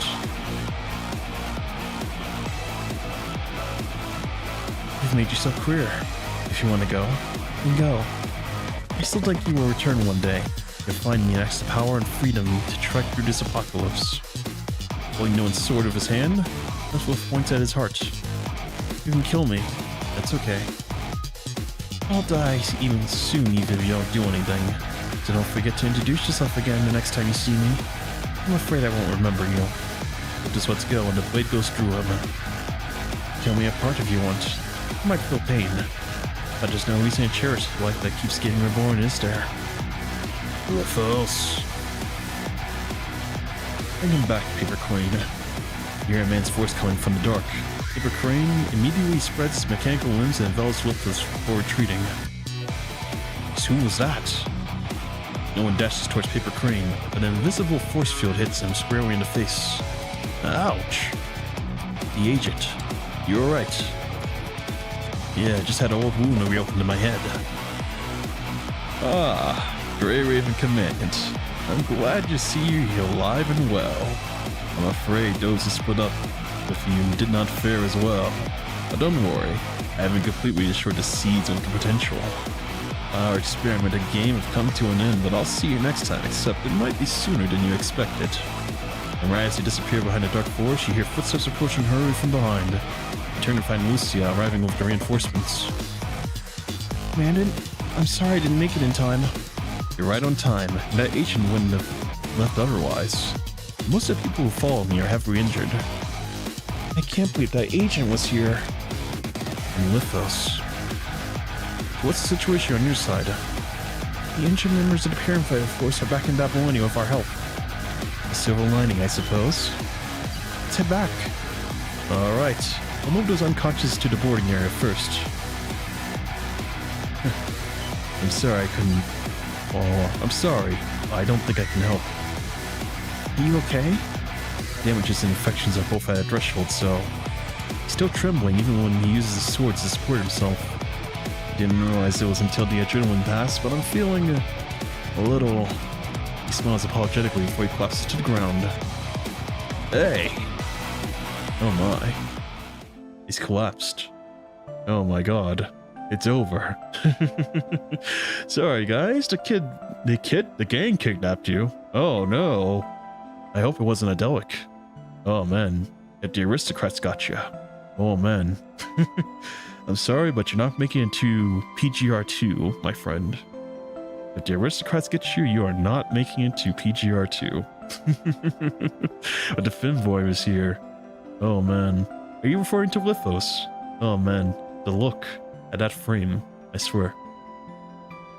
But it's Shrek chapter. Surprise dog. I don't think I've seen you before. Unless I'm dumb. I might be dumb. I'm very dumb. With how many characters I had to remember in this game, it wouldn't surprise me if I forget to people's names. Here. Ultra, what's happening with the convo up there? Oh man, I have no idea what's going on, honestly. But I'll let it pass. You worked together to bring out the wound into the quarantine chamber before setting off on your journey back to Babylonia on a transport craft. Our mission regarding the Zergs is complete, Commandant. Sitting back to the cabin window, Lucia reviews the mission data solemnly. We caught a lot of them, but we failed to progress the Ascendant front. Some purifying force members believe that the rescue request from the Medical Center 9 was a diversion of deserters and the Ascendants. They wanted to separate us from the purifying force. Most people would have died if we didn't rescue them. There are people we can't save wherever we go. But we did. We saved the most we could. You're right, Commandant. Looking at a young man inside a quarantine chamber, Lucia turns and looks at you pensively. Is he one of the constructs we saved this time? He looks familiar. I can't remember where I've seen him. I think so too. I don't think he's who we think he is, that person. Yeah, that person sacrificed himself and helps Bianca. He's in critical condition. Took a big hit trying to protect the others. Lucia frowns. That agent is yet to reveal his true strength. He prefers to be defensive. I don't know about that, but he does seem to be pretty damn strong, though, I will say. And I have played him in the Clash Reflections. Oh man, Von Gutt's insane, man. He dropped boxes on my head. Like squares, cubes, and stuff. Oh my god, he kicked my ass. He had like 1,000 HP bars, and I couldn't get through like 300 of them before I died. I never passed that Clash Reflection though, by the way. I played it in my own time and died 20 times though. I tried. Oh my god. That guy's powerful, I gotta say. The two of you have been silent for a while, and with the similar sound of the engine as your backdrop, soon you hear a quiet moan in the quarantine chamber. He's awake, Commandant. So, how you feeling? Alright. The infection rate is very high right now. I know. He sounds exhausted. Sleeping in a state might cause your mind to deviate, so try to stay awake. Alright. Have your memories returned? Yeah, I think I remember everything now. Can you tell me your name then? Guessing the same question you asked when you first encountered him. My name. No one's been calling himself Shrek ever since he's been thrown off the Aswam, concealing his real name. He did that to avoid unresolved conflicts, so I'm finding him to stay away from the rumors and accusations that would not leave him alone. There were times when he wanted to reveal his true name, but people already knew him as Shrek by then. There are no reason to correct them. What's wrong? Still can't remember? I can't. I remember. Not like the dream and the mask Shrek represents, no one comes with the scars of the memories of losing his loved ones. He has a name, plain and simple. Or pain and trouble. Name of pain and trouble. It still draws ire in some places, and the name is a traitor and a sinner. Which is why the name can remind him not to stray from the path of his soul is chosen. He's heading for the future now. He'll focus. He'll face forking paths and choices.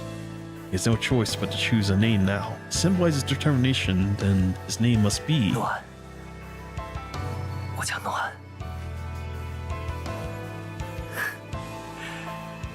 请多指教，指挥官。 It's nice to meet you. Oh wow, you get to actually say something there. That's crazy. Oh, interesting. The chapter falls into the Bianca chapter, across this ruined sea as I believe, but you skipped Karina chapter. You should complete that one first. The ruined sea and Karina chapter. Karina chapter. Are you talking about the new one that's like after her last bow? Or are you talking about the interlude? The Karina chapter. Is it the interlude or a hidden story? I don't know. I'm confused. If us see the same name, the Cinder burns can be done after 19 or before 19.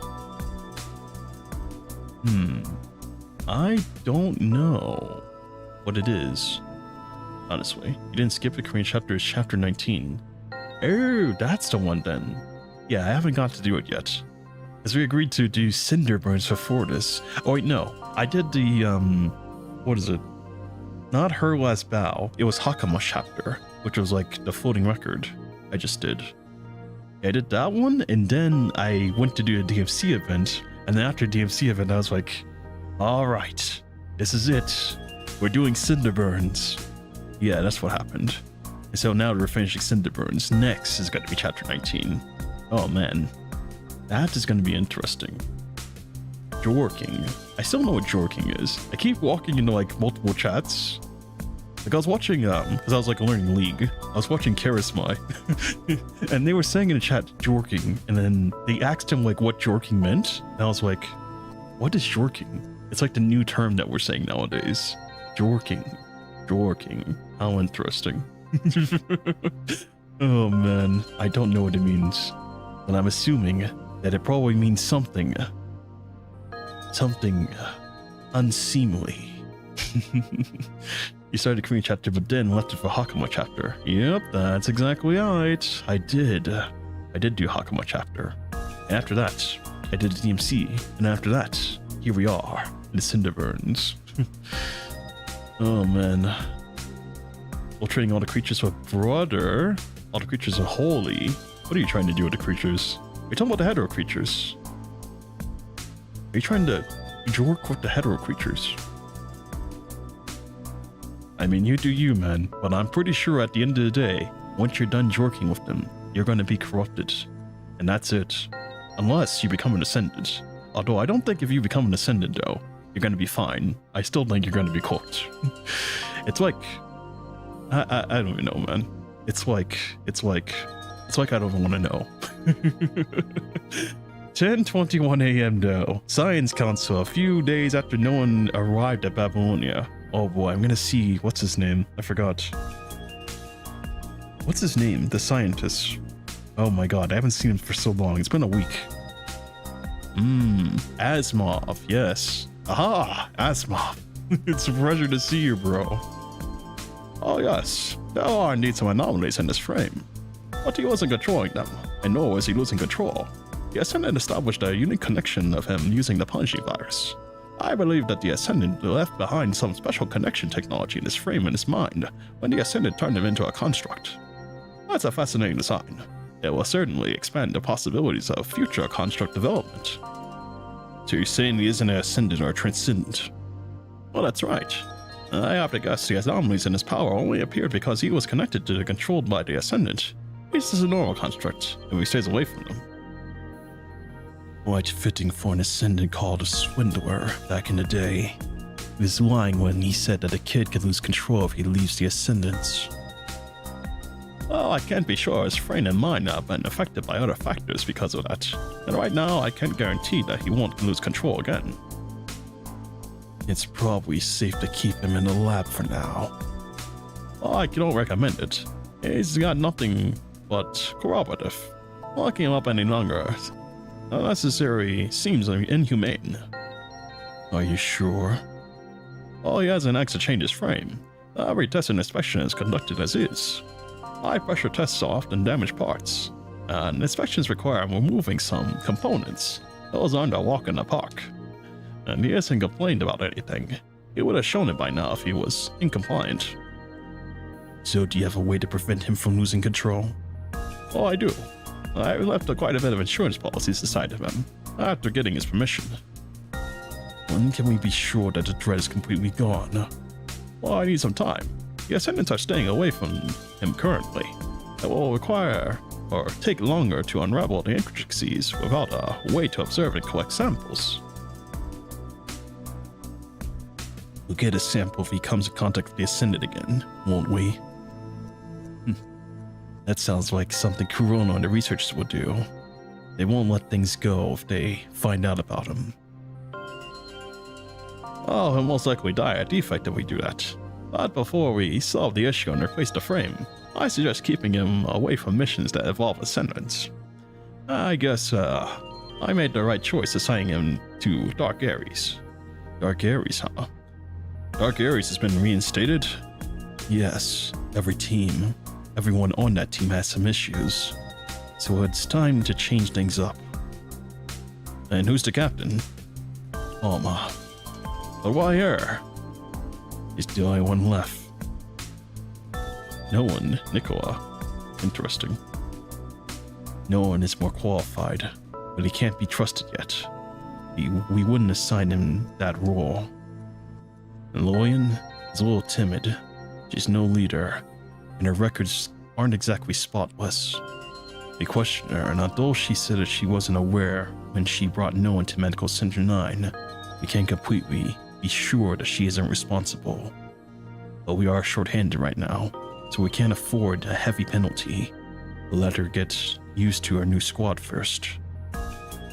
All that's left is Palma, the butcher. All three of them have been or have something to do with Corono, especially Lillian and Palma. No one just got here, but Corono won't give up the secrets in his frame that easily. It'll be a challenge for Simon to lead a problem squad like this. He isn't fit to participate in missions on the surface physically to begin with. I'm giving him time to rest and let him and his team learn about each other. This is already the third iteration of the Dark Ares. We shouldn't overburden Simon. It was his request. He said he would no longer watch on his teammates defected as the way he did. So, he accepted the surveillance mission on no one? Not just no one, but the other two are potential risks, given how the fight on the surface is escalating. There is no one else more suited for this job. Don't we have enough people watching him already? We shouldn't relax as long as we can't stop people from deserting. No one is just one of surveillance targets. And speaking of which, no one mentioned the deserters during the inspection. I don't think the true purpose of the agent was tempting our people to defect. I briefly heard him mentioning that it could be a diversion.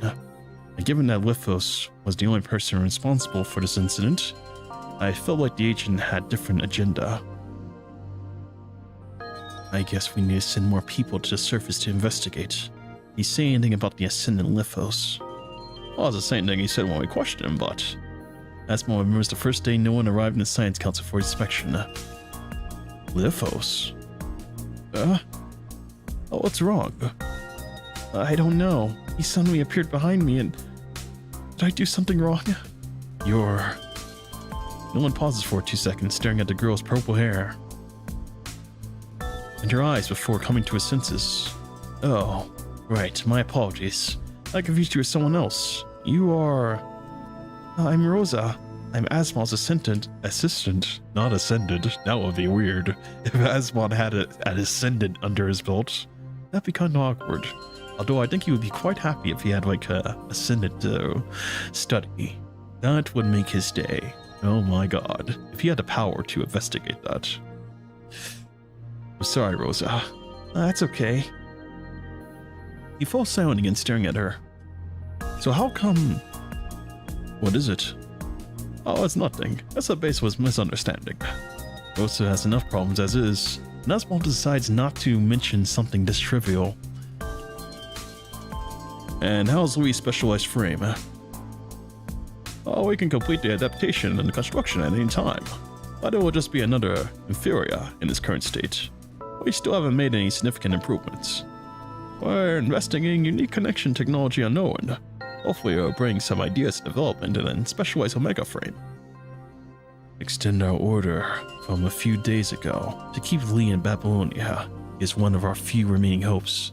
We can't let anything happen to him. Well, no one broke free from the Ascendant's control himself, which means he is also capable of adapting to a specialized frame. His connection to the Ascendants means there are still uncertainties about him. Better to place our bets on Lee for now, before we are sure where no one stands.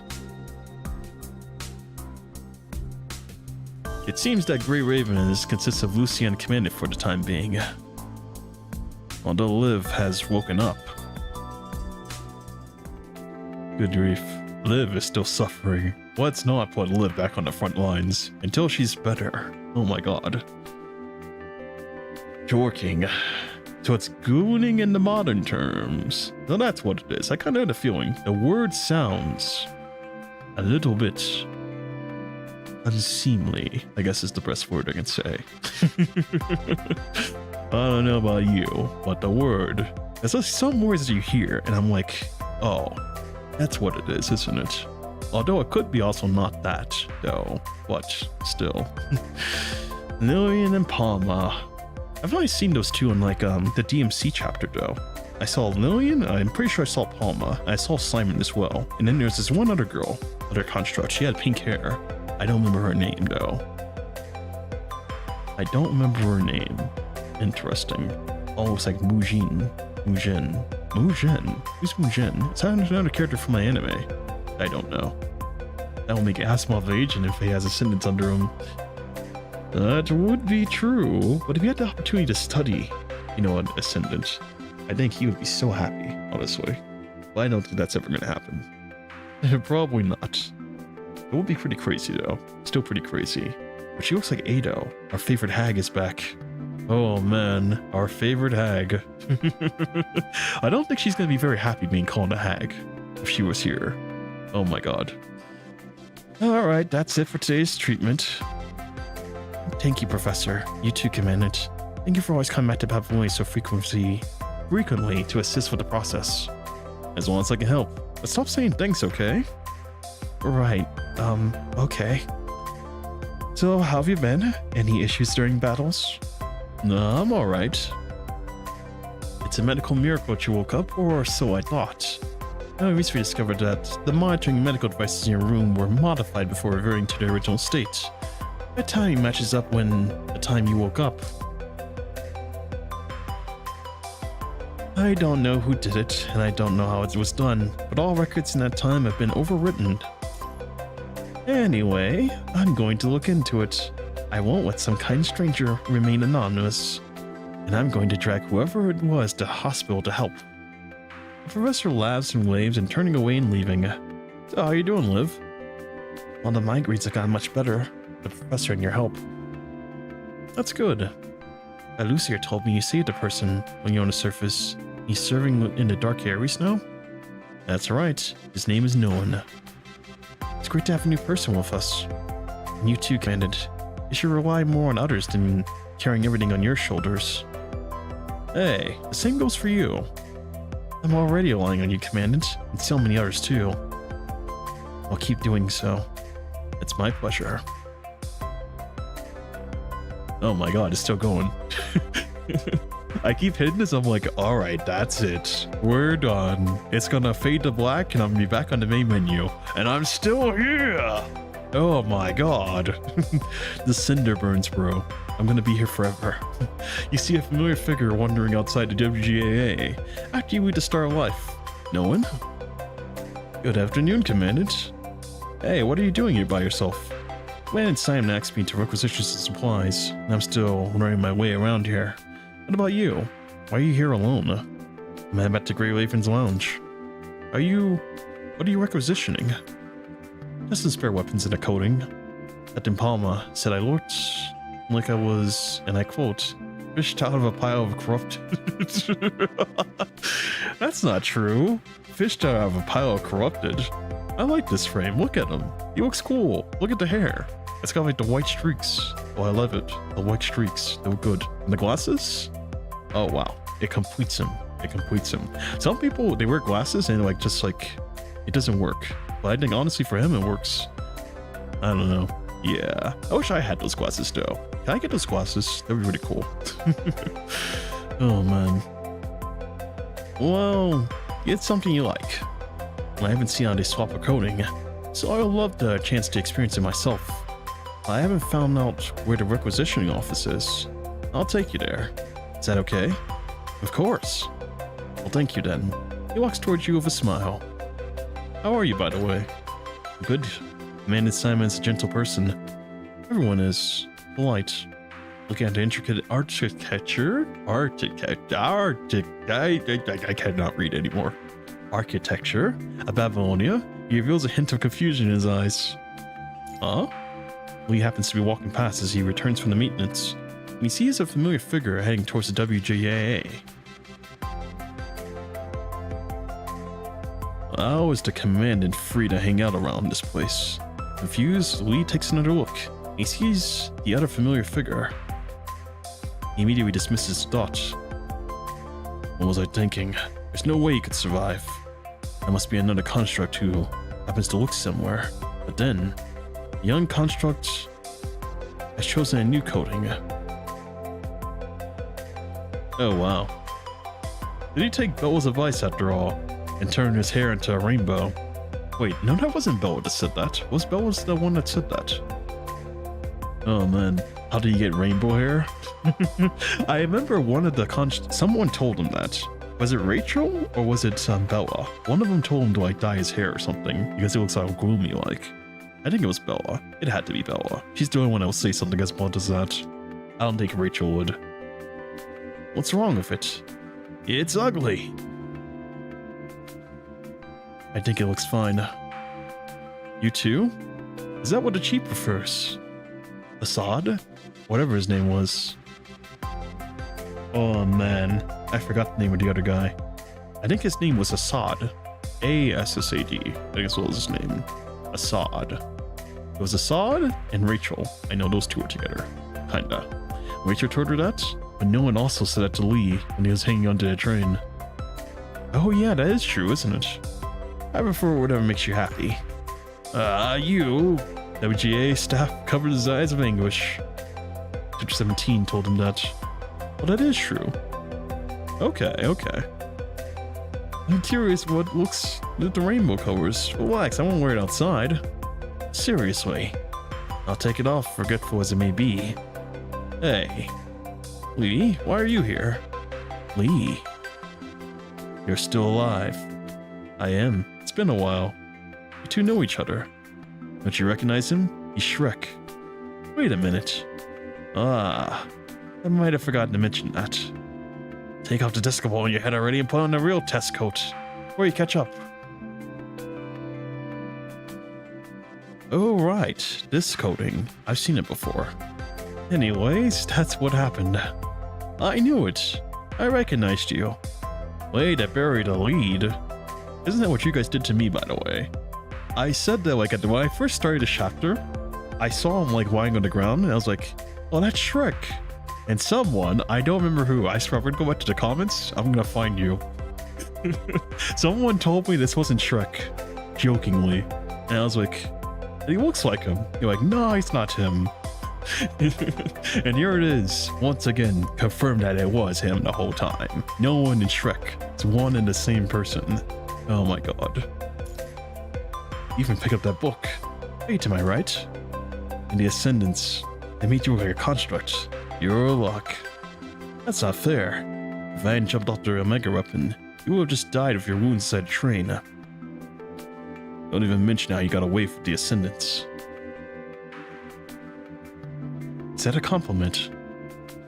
No, that's not how it went. Oh, that's exactly how it went. I have evidence. Just wait till I find the VOD. It's on. You said, no, it's not him. I don't think so. Or jokingly.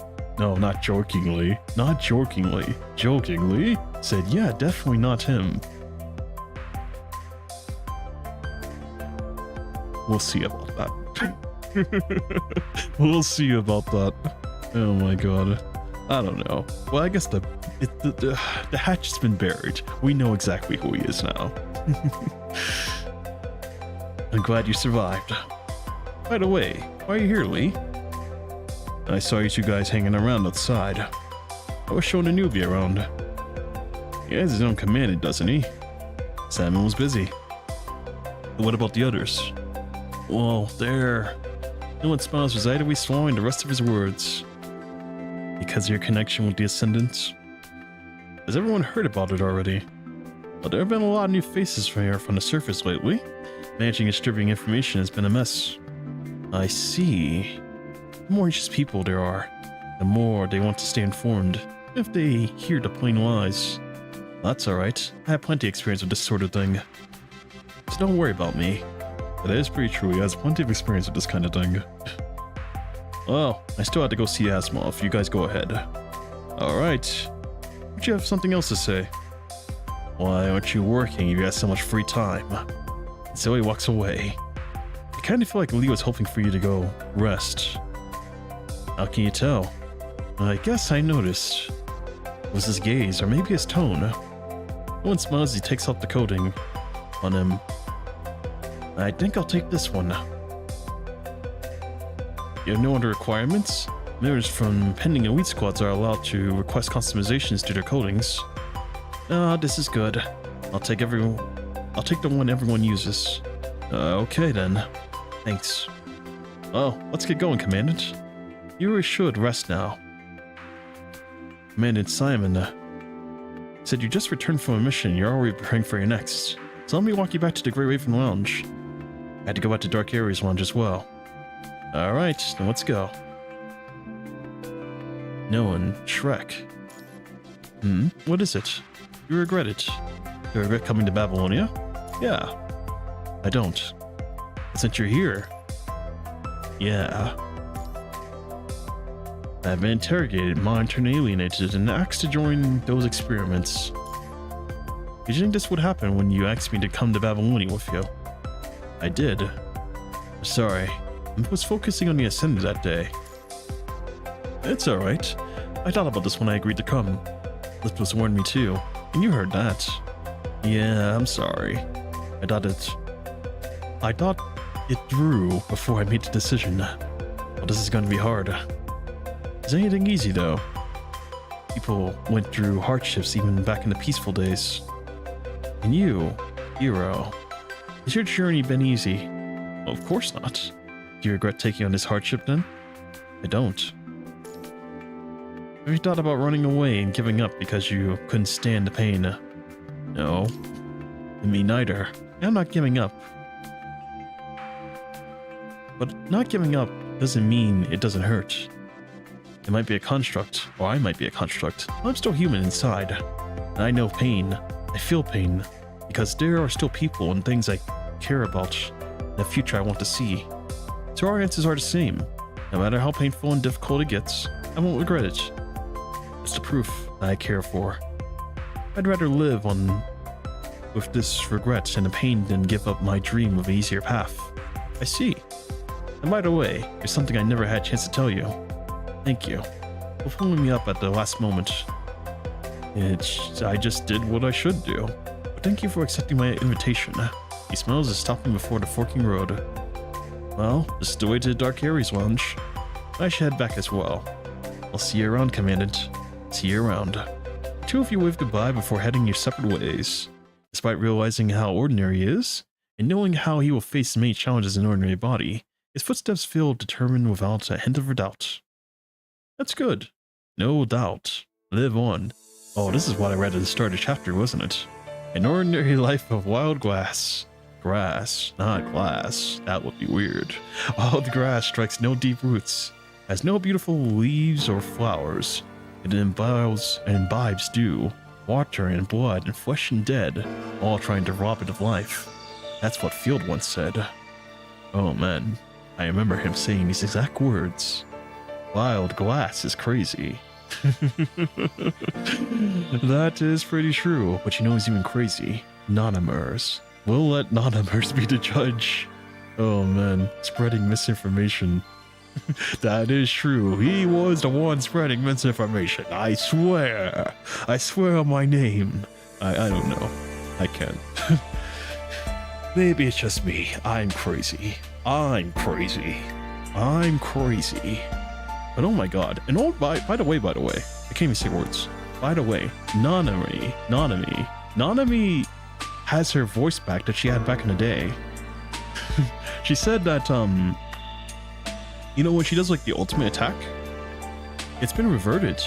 I noticed it today when I still was playing the pain cage. They reverted her voice back to what she was before. That's crazy. I know someone, I read it somewhere that someone said that was going to be reverted, but I was used to like the new one of like her ultimate attack. Yeah, they reverted her voice in DMC patch, fortunately. I mean, I like the old one, but the new one's kind of like rubbed off on me. I've been used to it now. And now that we've gone back, I'm like, I missed the new one now. I'm like, I missed the new one. I don't know, man. It's kind of like a back and forth, but I'm pretty sure it's gonna be with me for a while, and then like eventually I'm gonna be like, when they revert it again, I'm gonna be like, ah, but I missed the old one now. I don't know. You'll get used to it again, though. That is true. I will get used to it again. But still, I like the old one though, because it's kind of like quirky in a way. I guess that's like the best way to describe it. The way she says it, it's pretty good. It reminds me when Liv VA changed. Did the VA change, or was it just like they redid the voice line? I don't know. It's like sometimes they constantly change it. I don't know. As long as it lives, it's trampled upon and mown down until it dies and decays. But please do not loathe how ordinary it is or how it decays. Stop rapping. It is a price to soul to burn, the cinder burn.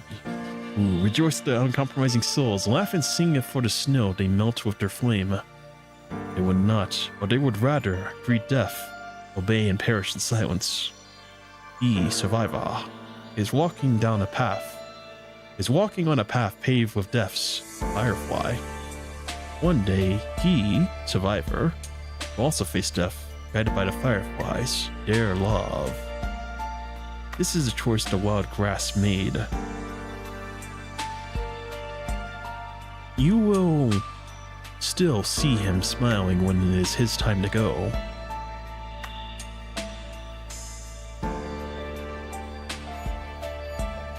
Cinder burns. The end. Question mark. No, don't put a question mark at the end, because if you put a question mark at the end, that implies I have to go through, and I have already spent 12 hours doing this. Oh my god. So I actually do enjoy this though. Even though it's like a long form story, it all pieces together at the end of the day. It's quite a deep woven story. I love every last bit of it. I'm still sad for the characters I lose along the way. Bro, I got connected to Shauna, I got connected to Nino, I got connected to Julie, I got connected to Rachel, I got connected, well, not to Jimmy, and not to the other guy. Assad, or Hassan, or whatever his name is, Assad. But still, come on, man. Field, you're gonna kill them all for me, man? That's crazy. And what about Bella? I already met Bella, but Bella went down real quick. So sad. Poor Bella. You know, I was thinking oddly enough that like maybe Bella and no one might be a thing, but no, they didn't even get that. They didn't even get that. Poor guy, man. Oh my god. From AI to Miku. Yeah, it was quite a change. Now Miku sounds so natural now. Oh man. Miku though. Interesting. You mean like Hatsune Miku? I haven't heard like Hatsune Miku in a long time, honestly. Is that game available on PC? I'd love to play it someday. I was kinda good at that game. Kinda good. I completed one song only, of like 100% on extreme in that game. What was it called?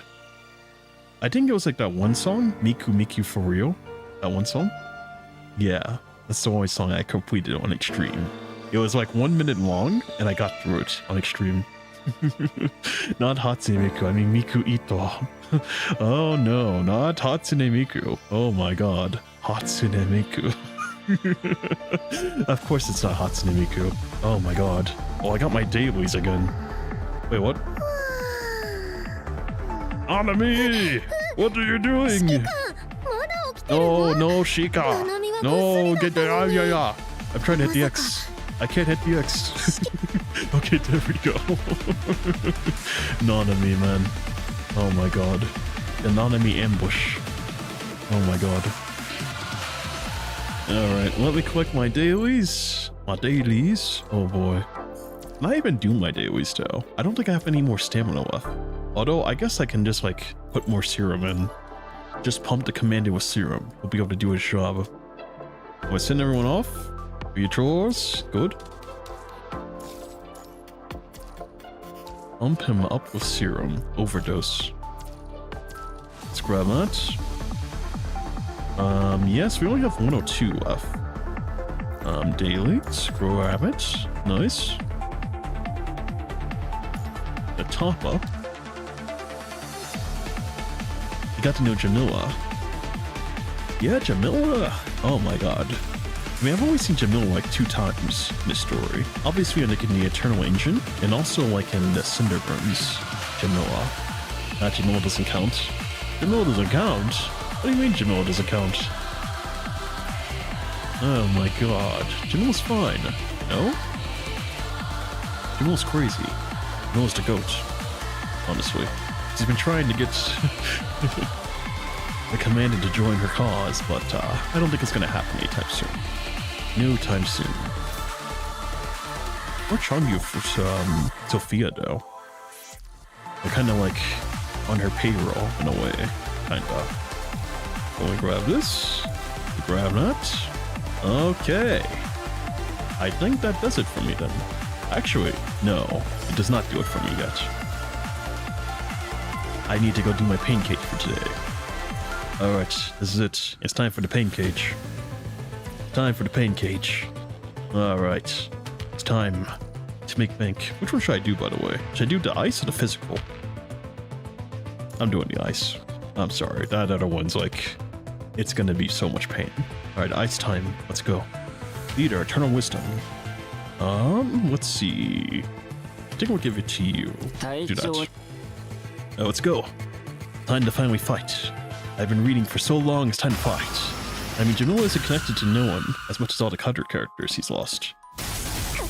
I mean, still though, technically she is kind of connected though, because she did kind of save his life. If she didn't, like, you know, put him in the hospital, then he'd be dead on the sidewalk right now. As Shangyu, he did go rescue him. So, technically, although they never actually conversed with each other though. Yeah, I don't think like Jamila and like no one ever conversed at any point. He saw her, but like they never talked at all. Yeah, so I guess technically it doesn't count. Yeah, it doesn't count. I agree with you. Yeah, it doesn't count. I'm pretty sure they never talked at all at any point. It still feels bad though. Switch. Alright, let's go. Bloody des. Please, one shot. But you're dying pretty quickly though. I can really appreciate that.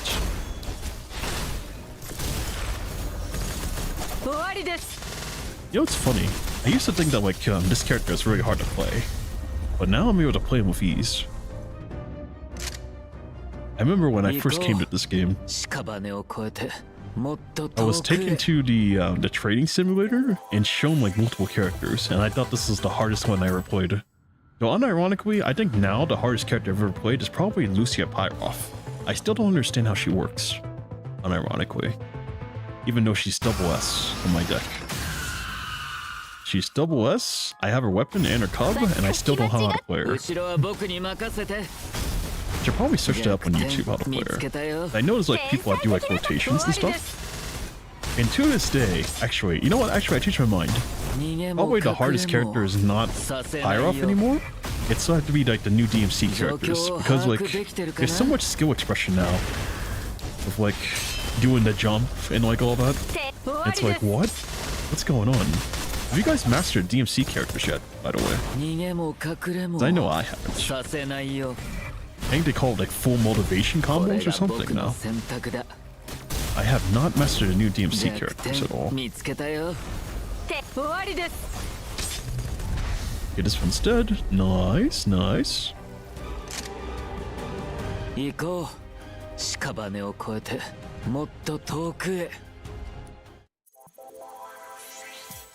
Turn progress.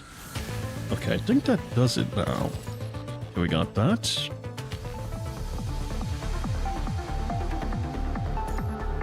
Missions. Grab.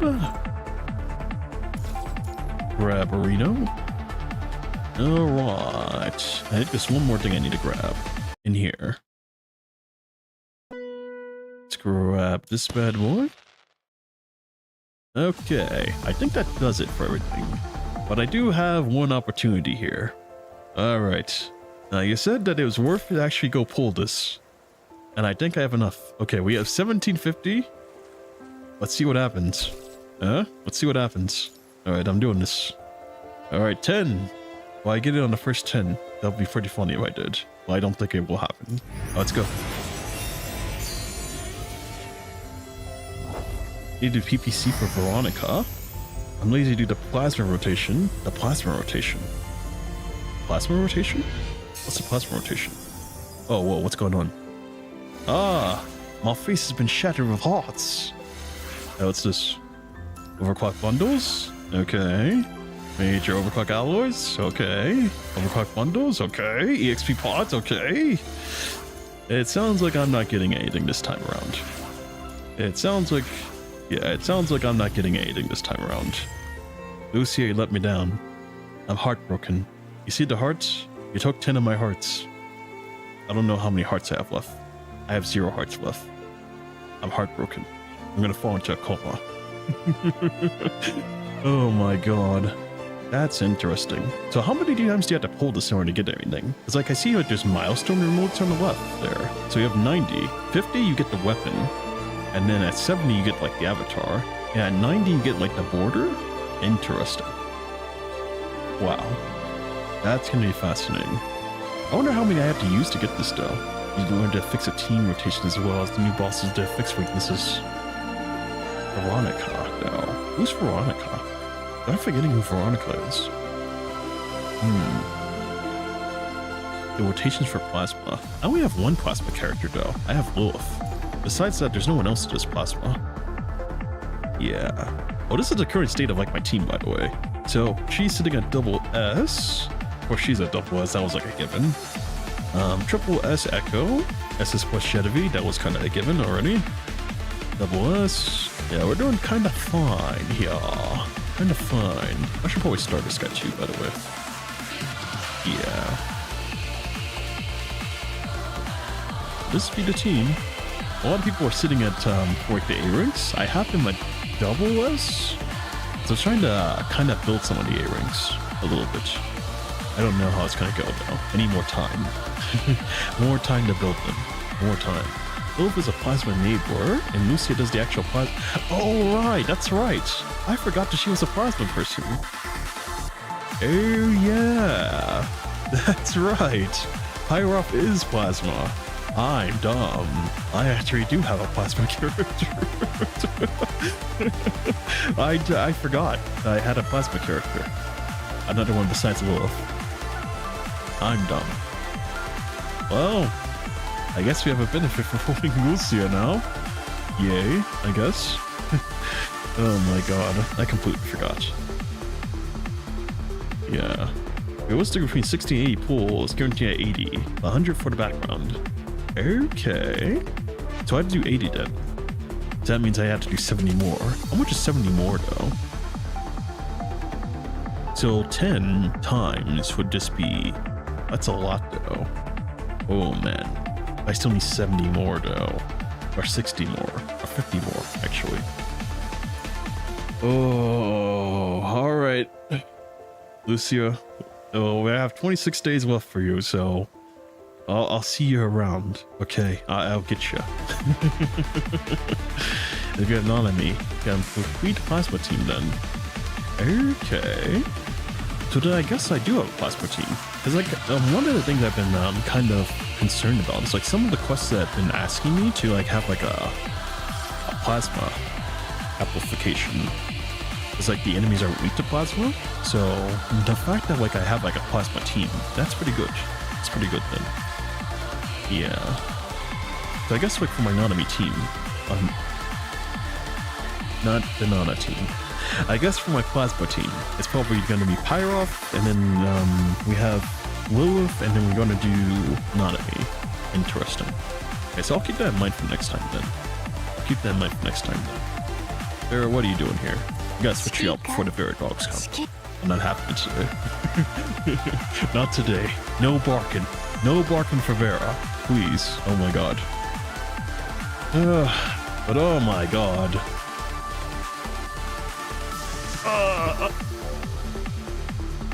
Are you planning to pull for the Selena wedding toting as well? Is the Selena wedding toting? I didn't even know there was one of those.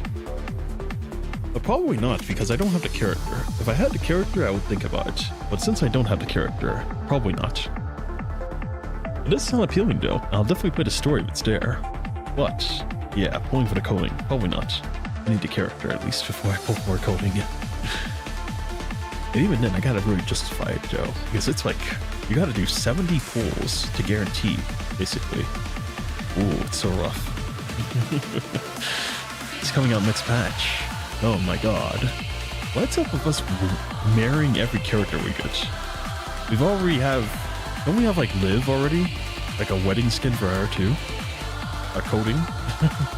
And now we have one for, you know, Lucia? Well, what's going on here? Let me guess. Next time around, I'm gonna see like a one for one for Lee, right? Am I gonna see one for Lee? How about one for Chrome? No, not for Chrome. One for what's his name? I forgot his name already. Oh my god. It's been so long since I've seen him. Where is he? I forgot his name. Oh man. Not Kamu, the other one. Yes, Kamui. What if we have like a gender bend one for Kamui too? That'd be so hilarious. He's like in a wedding dress. I mean, he was already in that one coding before, where he was gender bent. Wouldn't surprise me. I have him caught red-handed here in the gallery. Where is he? I saw you, Mr. Chrome, or Mr. Kamui. Where are you? I saw you. Yeah, there he is. Look at him. Right there. When we getting that coding in the game? Kamui? When's he getting that coding? I'm waiting.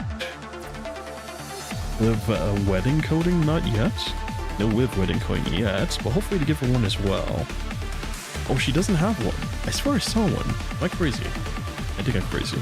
Yeah, I'm definitely crazy. I'm crazy if you guys are calling me on that. Pretty crazy. Pretty crazy.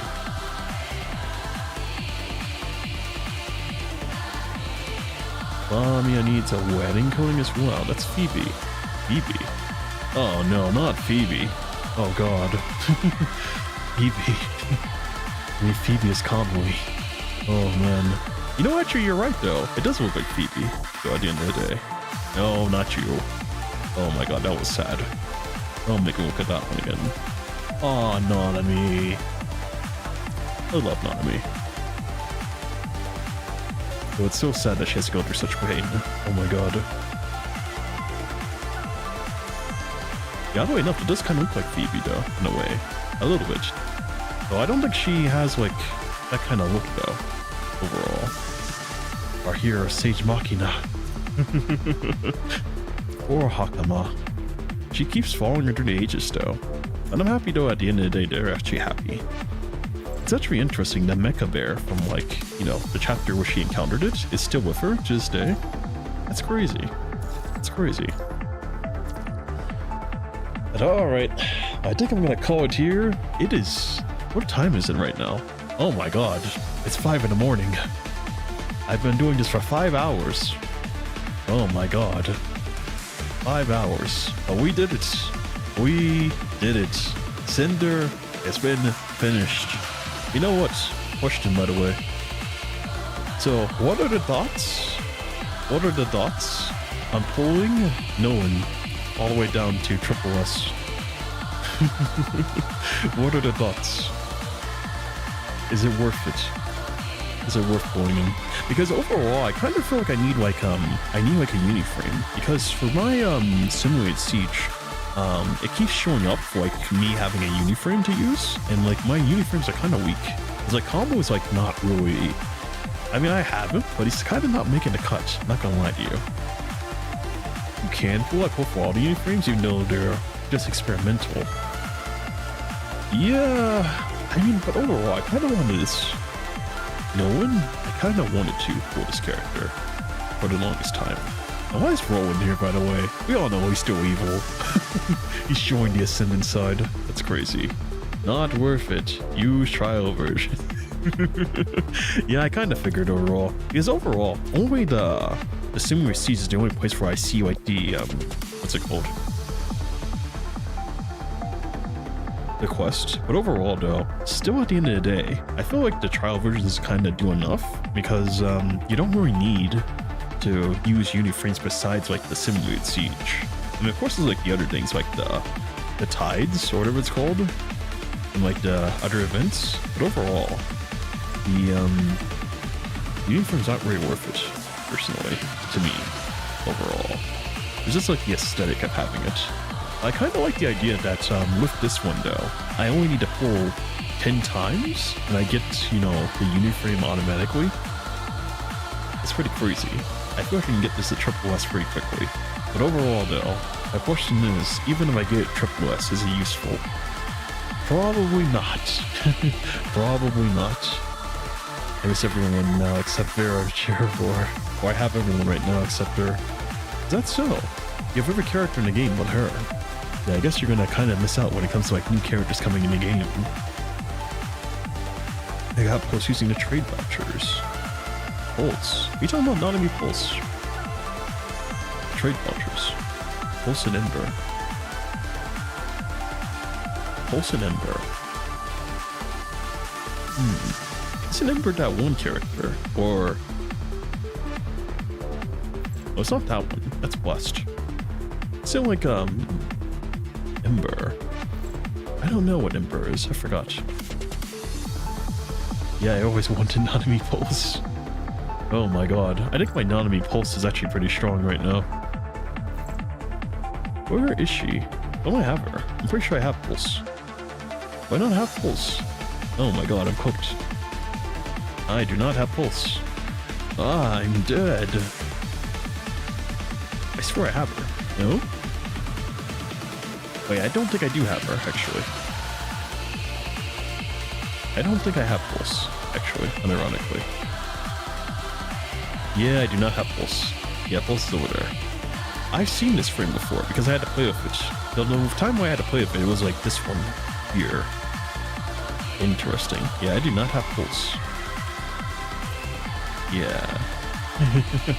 I do not have her. She's outdated. You don't need her. Yeah, but I kind of want her, though. I've had to encounter her in a story. It's only right if I have her. I need to not a mech. I need to not a mech in my life. Oh, man. Sage Machina. Oh, man. Alright. I think I'm gonna call it, though. I can't even keep my eyes open much longer. I'm gonna go to bed. Sweet. Oh, man. I guess next time, then. Now that we finished like the other ones, it's now time for the new Divide Karina chapter. How exciting. Can't wait to start that. Oh man. And we're close to the end of the game, though. Because we're at 19. And then, you know, it's 20. Then it's 21. And then we go to Renewal, which I heard was pretty good, right? And it's gonna be oh so awesome. Oh boy. But yeah, guess that will do it then. And I'm assuming that probably when I get through these, so it's not really just going to be like a straight shoot through all of these, because I have to do like the floating record that goes with it. It's going to be like, kinda. But overall though, look at this one though. It says it's going to be like 2014 to unlock. It's not very, oh, I mean, that's through this one though. I'm going back to the floating records again. Oh boy. Well, do everything in order. Yeah, we're gonna be at this for a while. But alright though. I will see you guys next time. Please take care. Have a great night. And yeah, I'll see you guys next time. Please take care. Bye-bye.